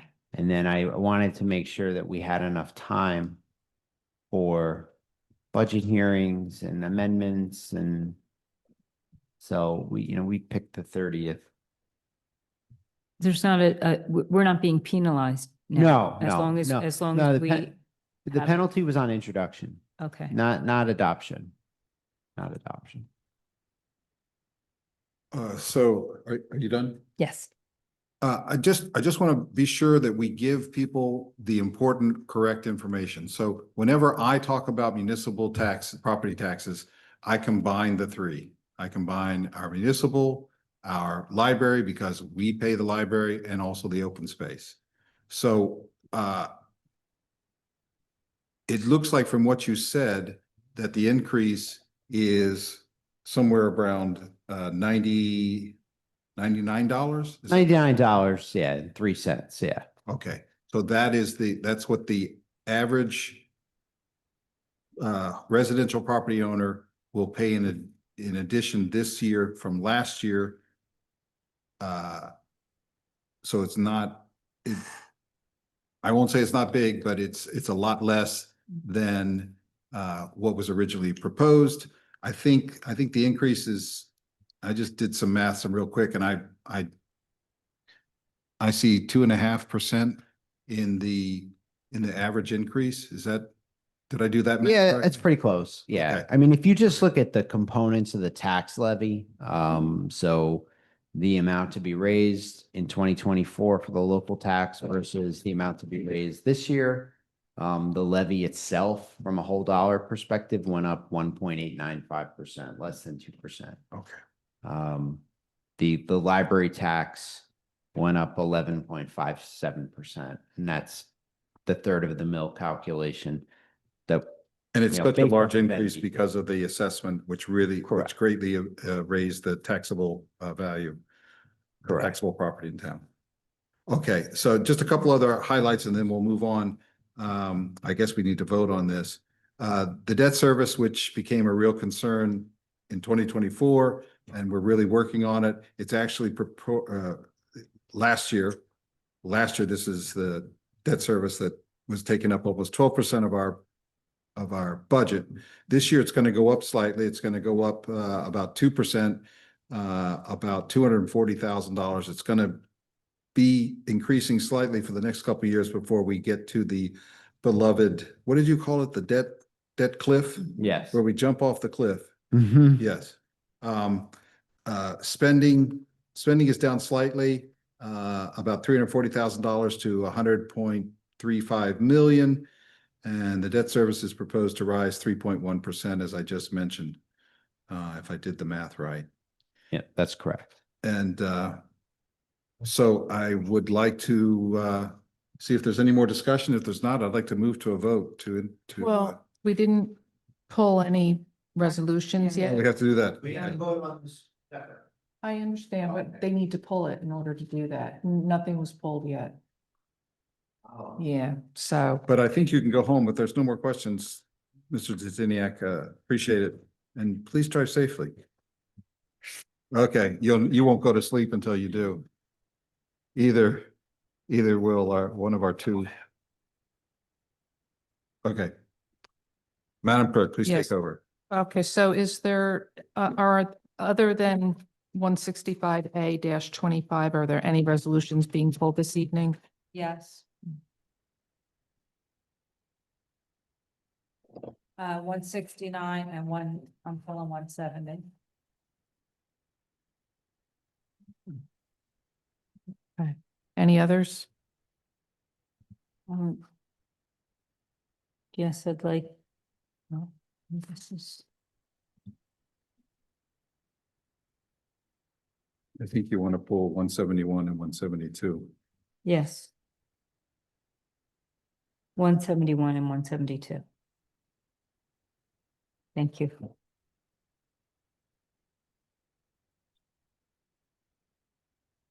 Okay. Is that it? Okay. Is there a motion to approve the consent agenda? So moved. Is there a second? Second. All in favor? Aye. Aye. Any opposed? The consent agenda is implemented. Resolution 165A-25, a resolution to introduce the 2025 municipal budget. Is there a motion to approve? Make a motion to approve the budget. I mean. On include the budget, introduction, on yeah. introduction. A second. I'll second. And I'll second. Right, that's. We all want this That's done. too many, way too much enthusiasm. Okay, Councilwoman Castellino, Yes. Councilwoman Rudin. Yes. Councilwoman Scarpa, Yes. Council President Kukoviac. Yes. The motion carries. Woohoo! Perfect. Sorry, excuse me. 169-25, resolution granting Library of New Jersey, Inc. a renewal of its local license to operate a cannabis retail business with the Township of West Orange. Councilwoman Castellino. Yeah, I had to abstain the first go around because I had a Oh, gee, I did the closing for the property, so I didn't want to, Oh, okay. yeah. Not for the, Right, right. lessee, but. Okay. Is so is there any other discussion? So that was it. Okay, is there a motion to approve 169-25? So moved. Second. Thank you. Councilwoman Castellino, you're abstaining? Yeah, to abstain. Councilwoman Rudin? Yes. Councilwoman Scarpa? Yes. Council President Kukoviac? Yes. The motion carries. Okay. 170-25, a resolution to increase the public bidding threshold from $44,000 to $53,000. Councilwoman Castellino. Yeah, I just think at this time, I think we should just leave it at 44 and I'm just gonna leave it at that. It's late, Okay. tired. Thank you. Thank you. Is there Anybody else? I agree. Okay, so let's take a vote. Councilwoman Castellino? Yes. Oh, wait, No. wait, no. See, I told you it was late. Yeah, this is to No. approve, so. Yeah, no. Councilwoman Rudin? No. Councilwoman Scarpa? No. Council President Kukoviac? No. So the motion fails. Okay. 171-25, resolution authorizing execution of professional services agreement with Stephen K. Warner of Savo, Shaw, Corsini, Warner, Gillespie, Ogrodnik, and Fisher as zoning board attorney at the rate specified in the agreement. Both Council President and Councilwoman Rudin, you wanted this pulled? Yes. I think this is a longer discussion. I think we just need to pull this and clarify some issues over in between this session and the next session. Do you So- need my reasoning? No, I just want to know if you want to table No, it. I think, I want to, I want to, yes. Go I ahead. think you do need a reasoning because I didn't get a chance to call you today on this because we had so much other stuff today. But to her point that we had passed a resolution, 2 years, 2023, and we did all the fees and whatnot. Or The escrow for- fees. For the escrow fees. So we need to, I guess it's not coinciding, that 125, we had escrow fees for. That's what, we gotta check that out. That's For Stephen Warner, you're saying? not for Stephen, but as a policy decision when we did Oh. the fees. Oh, I don't. So that's what she's saying. It's not inconsistent to, now, I'm not, and I explained this, if we went to 195 because we couldn't find anybody at 125, then we need to change the resolution. So I'm not opposed to the service being higher. I'm just opposed to, we just need the consistency. Okay. And then they may be.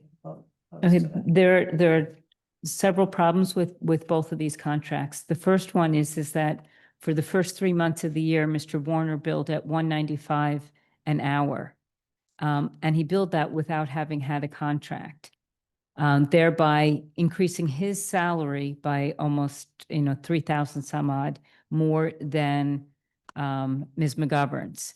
And the two positions are supposed to have parity. So that's a problem. And we, as a council, with the executive branch, need to discuss how to correct that problem. The second problem is that the fee schedule is not in alliance as Councilmember Castellino was referencing. It's not in alliance with our code and with our resolutions, and we are opening up ourselves to potential lawsuits from applicants because they are being billed at $195 for escrow fees when our ordinance says $125, and the online application for the applicants says $150. So we got a mess here, and we got to get the numbers straight, and we have to follow our code. And that's why I want to pull those two. Yes. And I just want to say, I really appreciate how far we've come. If you look at where we were in January, we actually now have the contracts. Now we just got to make a few changes, and we should be good. We should be good to go. But I think we should vote to table this. Okay. Any other comments? Okay, so is there a motion to table 171-20? So moved. Second. Councilwoman Castellino, Yes. Councilwoman Rudin, Yes. Councilwoman Scarpa, Yes. Council President Krokoviac. Yes. Okay, the motion carries to table. I just want to write that. And is there a motion to table 172-25? So moved. Is there a second? 170, it's a second. Okay, thank you. Councilwoman Castellino, Yeah. Councilwoman Rudin, Yes. Councilwoman Scarpa, Yeah. Council President Krokoviac. Yes. Okay, the motion carries to table. Okay. And I assume you'll bring that back to the legal department? Okay, thank you. Yep. All right, so that takes care of the resolutions. Ordinances on second and final reading. Where do you go? 2928-25, an ordinance amending and supplementing Chapter 7, Traffic, subsection 7-32.1, handicap parking on streets of the revised general ordinances of West Orange. Is there a motion to introduce on second and final? Make a motion. Second. Okay. Councilwoman Castellino? Yes. Councilwoman Rudin? Yes. Councilwoman Scarpa? Yes. Council President Krokoviac? Yes. The motion carries. Now is the time for the public hearing for ordinance 2928-25. Come on. If you would like to speak at the public hearing, please raise your hand, be recognized by the chair, come forward, and you will have up to 5 minutes to speak on this issue and this issue only. Is there anyone who'd like to speak at public comment? Public hearing, excuse me. Please raise your hand. Seeing none, I close public hearing. Madam Clerk. Okay, is there a motion to approve 2828? Second. All right, please, please don't do that to me at this late hour because it gets very frustrating. Thank you. And I really need to put on record 2928-25 on second and final reading. Councilwoman Castellino, Yes. Councilwoman Rudin. Yes. Councilwoman Scarpa, Yes. Council President Krokoviac. Yes. The motion carries. Okay, 2930-25, an ordinance amending and supplementing Chapter 7, Traffic, subsection 7-18.1, one-way streets designated, subsection 7-12, parking prohibited for street cleaning and maintenance, subsection 7-14.1C, night parking restricted, subsection 7-46.2, parking prohibited during certain hours on certain days on certain streets, servicing residential land uses, except by permit, and 7-46.9C, permit parking exceptions of the revised general ordinances of West Orange. Is there a motion to introduce on second and final reading? I make a motion. Thank you. Is there a second? Second. Okay. Councilwoman Castellino, Yes. Councilwoman Rudin, I'm torn on this one because I don't think it's right. That's okay. Yes or no? No. Councilwoman Scarpa, Yes. Council President Krokoviac. Yes. Okay, the motion carries. Now is the time for the public hearing for ordinance 2930-25. Anyone wishing to speak on this should raise their hand, be recognized by the chair, come forward to the podium to my right, and you'll have up to 5 minutes to speak on this issue and this issue only. Is there anyone who'd like to speak at the public hearing? Please raise your hand. Seeing none, I close the public hearing. Madam Clerk. Is there a motion to approve 2930-25 on second and final reading? Yes. Move. I second. So moved. Thank you. Councilwoman Castellino? Yes. Councilwoman Rudin? I thought we just voted on This is for For second and reading. final. Second and final. This is to approve it. Yes. First one was to introduce. Okay. All right. Yes. Councilwoman Scarpa? Yes. Council President Krokoviac. Yes. The motion carries. Ordinances on first reading, ordinance 2932-25, an ordinance amending and supplementing Chapter 7, Traffic, subsection 7-7.3, temporary parking prohibition for snow plowing and removal, subsection 7-12, parking prohibited for street cleaning and maintenance, subsection 7-14.1C, night parking restricted, and subsection 7-14.7, alternate side parking of the revised general ordinances of West Orange. Is there a motion to introduce on first reading? Yes, I make a motion. Thank you. Is there a second? Second. Thank you. Councilwoman Castellino? Yes. Councilwoman Rudin? No. Did you say no? I'm sorry. Councilwoman Scarpa? Yes. Council President Kukoviac? Yes. Okay, the motion carries. So, question, how is this, there are permits being issued for nighttime parking. We had a whole discussion about permits being difficult to enforce, to give, but there are permits being given. So I'm really confused about how, will there now be a discussion with the police to see how we can do this? I thought that the council president said that perhaps the administration, the police, someone from the police department and yourself could sit down and discuss it. Right, which is why my preference would be to get it right the first time instead of, Right, so you introduced on first reading. And now if there, you can have the discussion between now and August Okay. 12th. And All right. then, yeah, and then recommendations can be made. And if the recommendations were to be made, I would do it ahead of time before the meeting. And that way you'll find out if they're substantial or not, and Yes. whether it has to be reintroduced on first reading. got it. And Councilman, I'll work with you because Great. I You know think the area. well, not only that, the dynamic parking people may want to weigh in on it. Oh, yeah.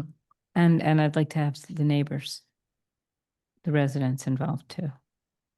We got a lot of neighbors there. You may not be able You to. can get that done, but I That's not I gonna get I done stated be- earlier, we're gonna set up a meeting in September with Dynamic. In order to get this done for August 12th, this won't happen. We can't meet with all the neighbors and Not all of them, but the ones that have come here should be included. They've been very clear. selectively enforce it. We're not, now we're only But they didn't finiting come- to certain they didn't people. come If from you're gonna open up to the public, you gotta open up to the public. So we'll get our Yeah. professionals in there to give an opinion to see what it is, and then when we have our meeting in September, we can open up to the general public. Like I said, trust the study. You got to trust the study. We got to let it work. Well, We it- did all that work. This- Let it work. no, Yeah. no. Okay. Gotcha. 2933-25. Okay, an ordinance amending and supplementing Chapter 7, Traffic, subsection 7-7.3, temporary parking prohibition for snow plowing and removal, subsection 7-10.2, stopping or standing prohibited during certain hours on certain streets on certain days, subsection 7-12, parking prohibited for street cleaning and maintenance, subsection 7-14.1, night parking restricted, and subsection 7-14.7, alternate side parking of the revised general ordinances of West Orange. Is there a motion to introduce on first reading? Second. Thank you.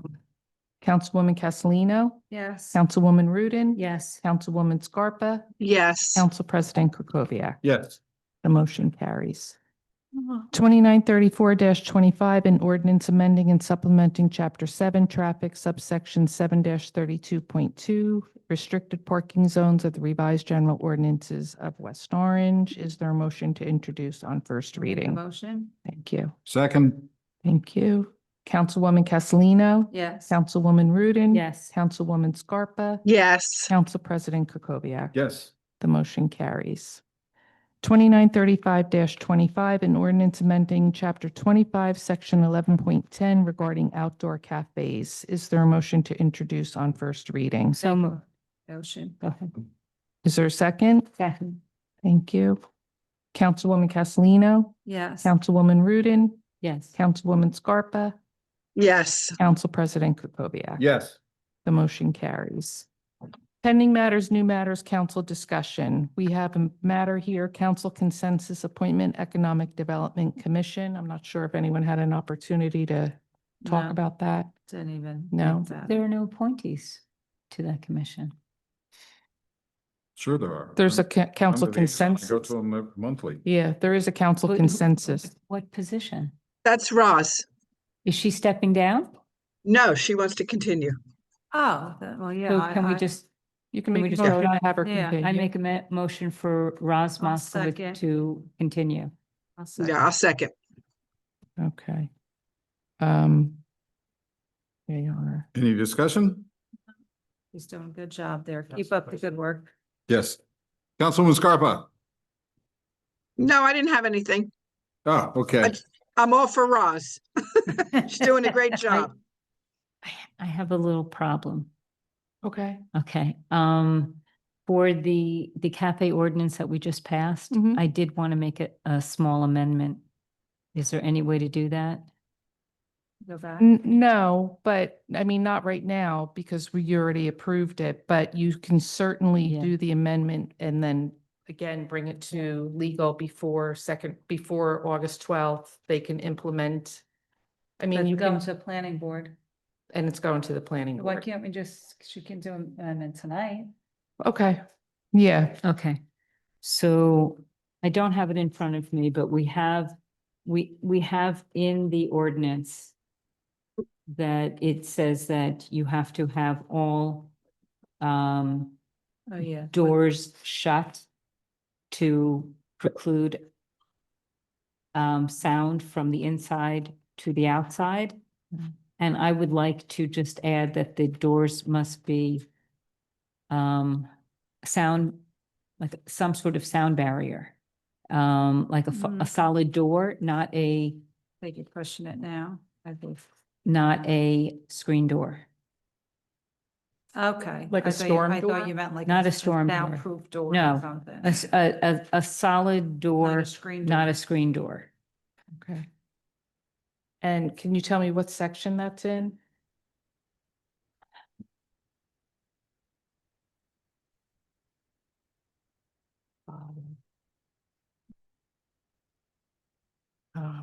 It says here, all doors and windows that open, it's letter M. In section 2, it says, all doors and windows that open to the outside shall remain closed. Okay, so you want. I want to include, and those doors Must be solid. must be solid, not storm or screened or screen doors. Okay. I'm gonna also add, because Mr. Well, we have to take a vote on. Oh, yeah, one okay. first. Okay, Okay, so the motion is for it to read, door must be solid, not storm or screen. In section, letter M section, what is it? Letter M section 2. 2, sorry. M section 2. 2. Okay. Does someone want to make a motion for that? I make a motion. Thank you. Is there a second? I'll second it. Okay. Councilwoman Castellino? Yes. Councilwoman Rudin? Yes. Councilwoman Scarpa?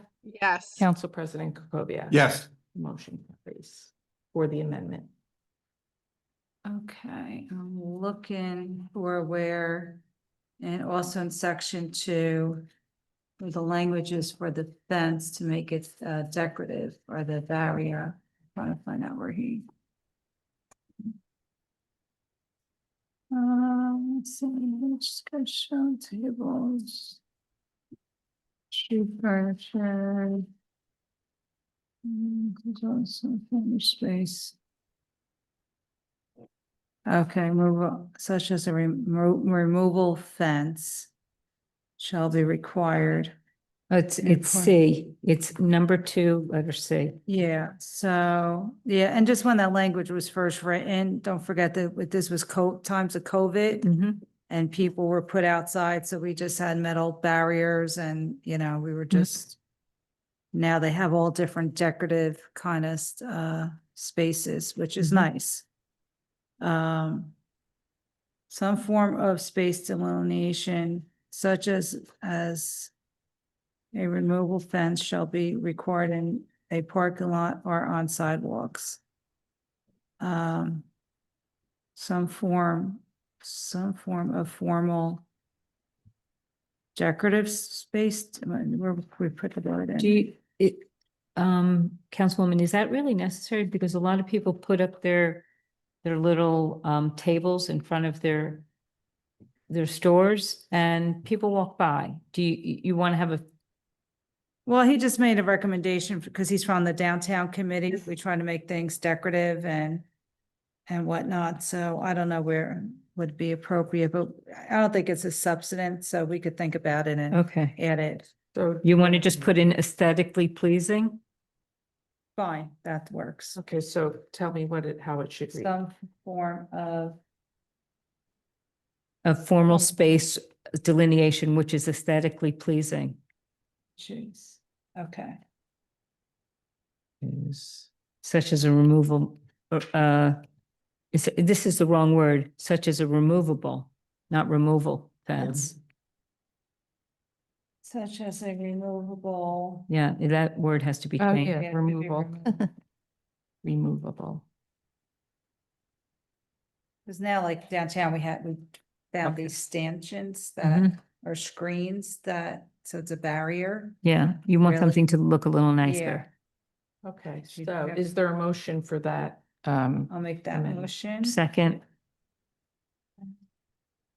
Councilwoman Castellino? Yes. Councilwoman Rudin? yes. Councilwoman Scarpa? Yes. Council President Krokoviac? Yes. The motion carries on the amendment. Okay. Now, And just looking to the design.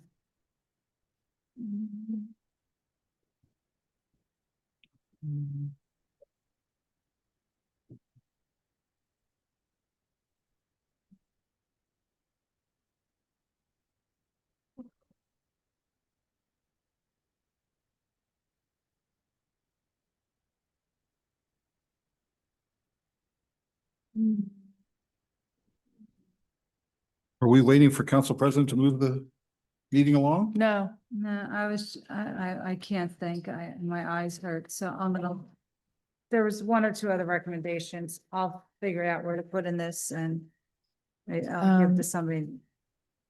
that's- I lost the rest of my. We could have a agenda. planning board meeting if they wanted to. Okay, here we go. Okay, ready to move on. Okay, now we are on to ABC matters, so I need hold on, I'm so sorry. Council President, point of clarification, can I close out the Zoom meeting or do we need to continue? Yes, you certainly can. We are finished with the public meeting. We're moving to ABC. Yes, there are 115, no, 15 people are on it. Hey, thank you. Right out. Thank you to Thank you. the 15 and to Rob for sticking with us. Council Do you President. guys have to call me? Before I close out the meeting, Yeah. Councilwoman Scarpa has her hand raised. Yeah. If you close the meeting, are you going to lose me? Do you Let have her to call pull me in up? so Joe could go home. Yes, if I close the meeting, I mean, it doesn't look like you're going to be long in the ABC meeting. If there's no objection, I'll just keep the meeting running. Well, I'd rather close out, because look. It's Not gonna have any audio. My audio is not working tonight, so I would suggest that he stays. yes. I can do that. Sorry. Thank you. Sorry, And then Joseph. and then cut this out. No, we don't have to cut it out. There's no reason why the public can't see this. Oh, Yeah. So is there a motion to to adjourn the public meeting and enter into the ABC hearing? Second, Councilwoman Castellino, yes. Councilwoman Rudin, yes. Councilwoman Scarpa, Yes. Council President Krokoviac. Yes. Okay. Okay, so 769-25 hearing on renewal for 2025-26 license term Angelitos LLC. Is there a motion to approve? I'd like to make a motion to table it. You I- can't. I'll second. This has to be, this is the renewal for his license. It was due on June 30th. He did not have tax clearance. He has met all of the criteria. He's paid his fees. He has received tax clearance. He received an ad interim permit from the state ABC, which will expire prior to our next meeting.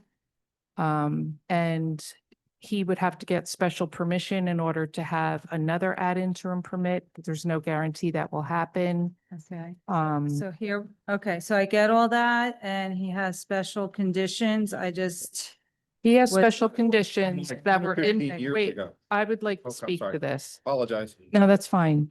He has special conditions that were implemented when the Thank you. prior, good thank you, night, Mr. Speranza. when the prior owner of this license owned it. I spoke with the police department and he has not had any complaints on his license. The last complaints were 2010 and 2011 when the prior owner owned this license. I wrote an email to everyone today. The only complaints that they have had in 2024 was a parking issue and there were 2 medical calls to the facility. And that's it. There was nothing more. There is absolutely no valid reason that you should not pass this tonight. And they checked the CAD report to make I sure. spoke to Lieutenant Kearns. I had at least 3 conversations with him about it. And that is what he told me. So are we open for discussion now?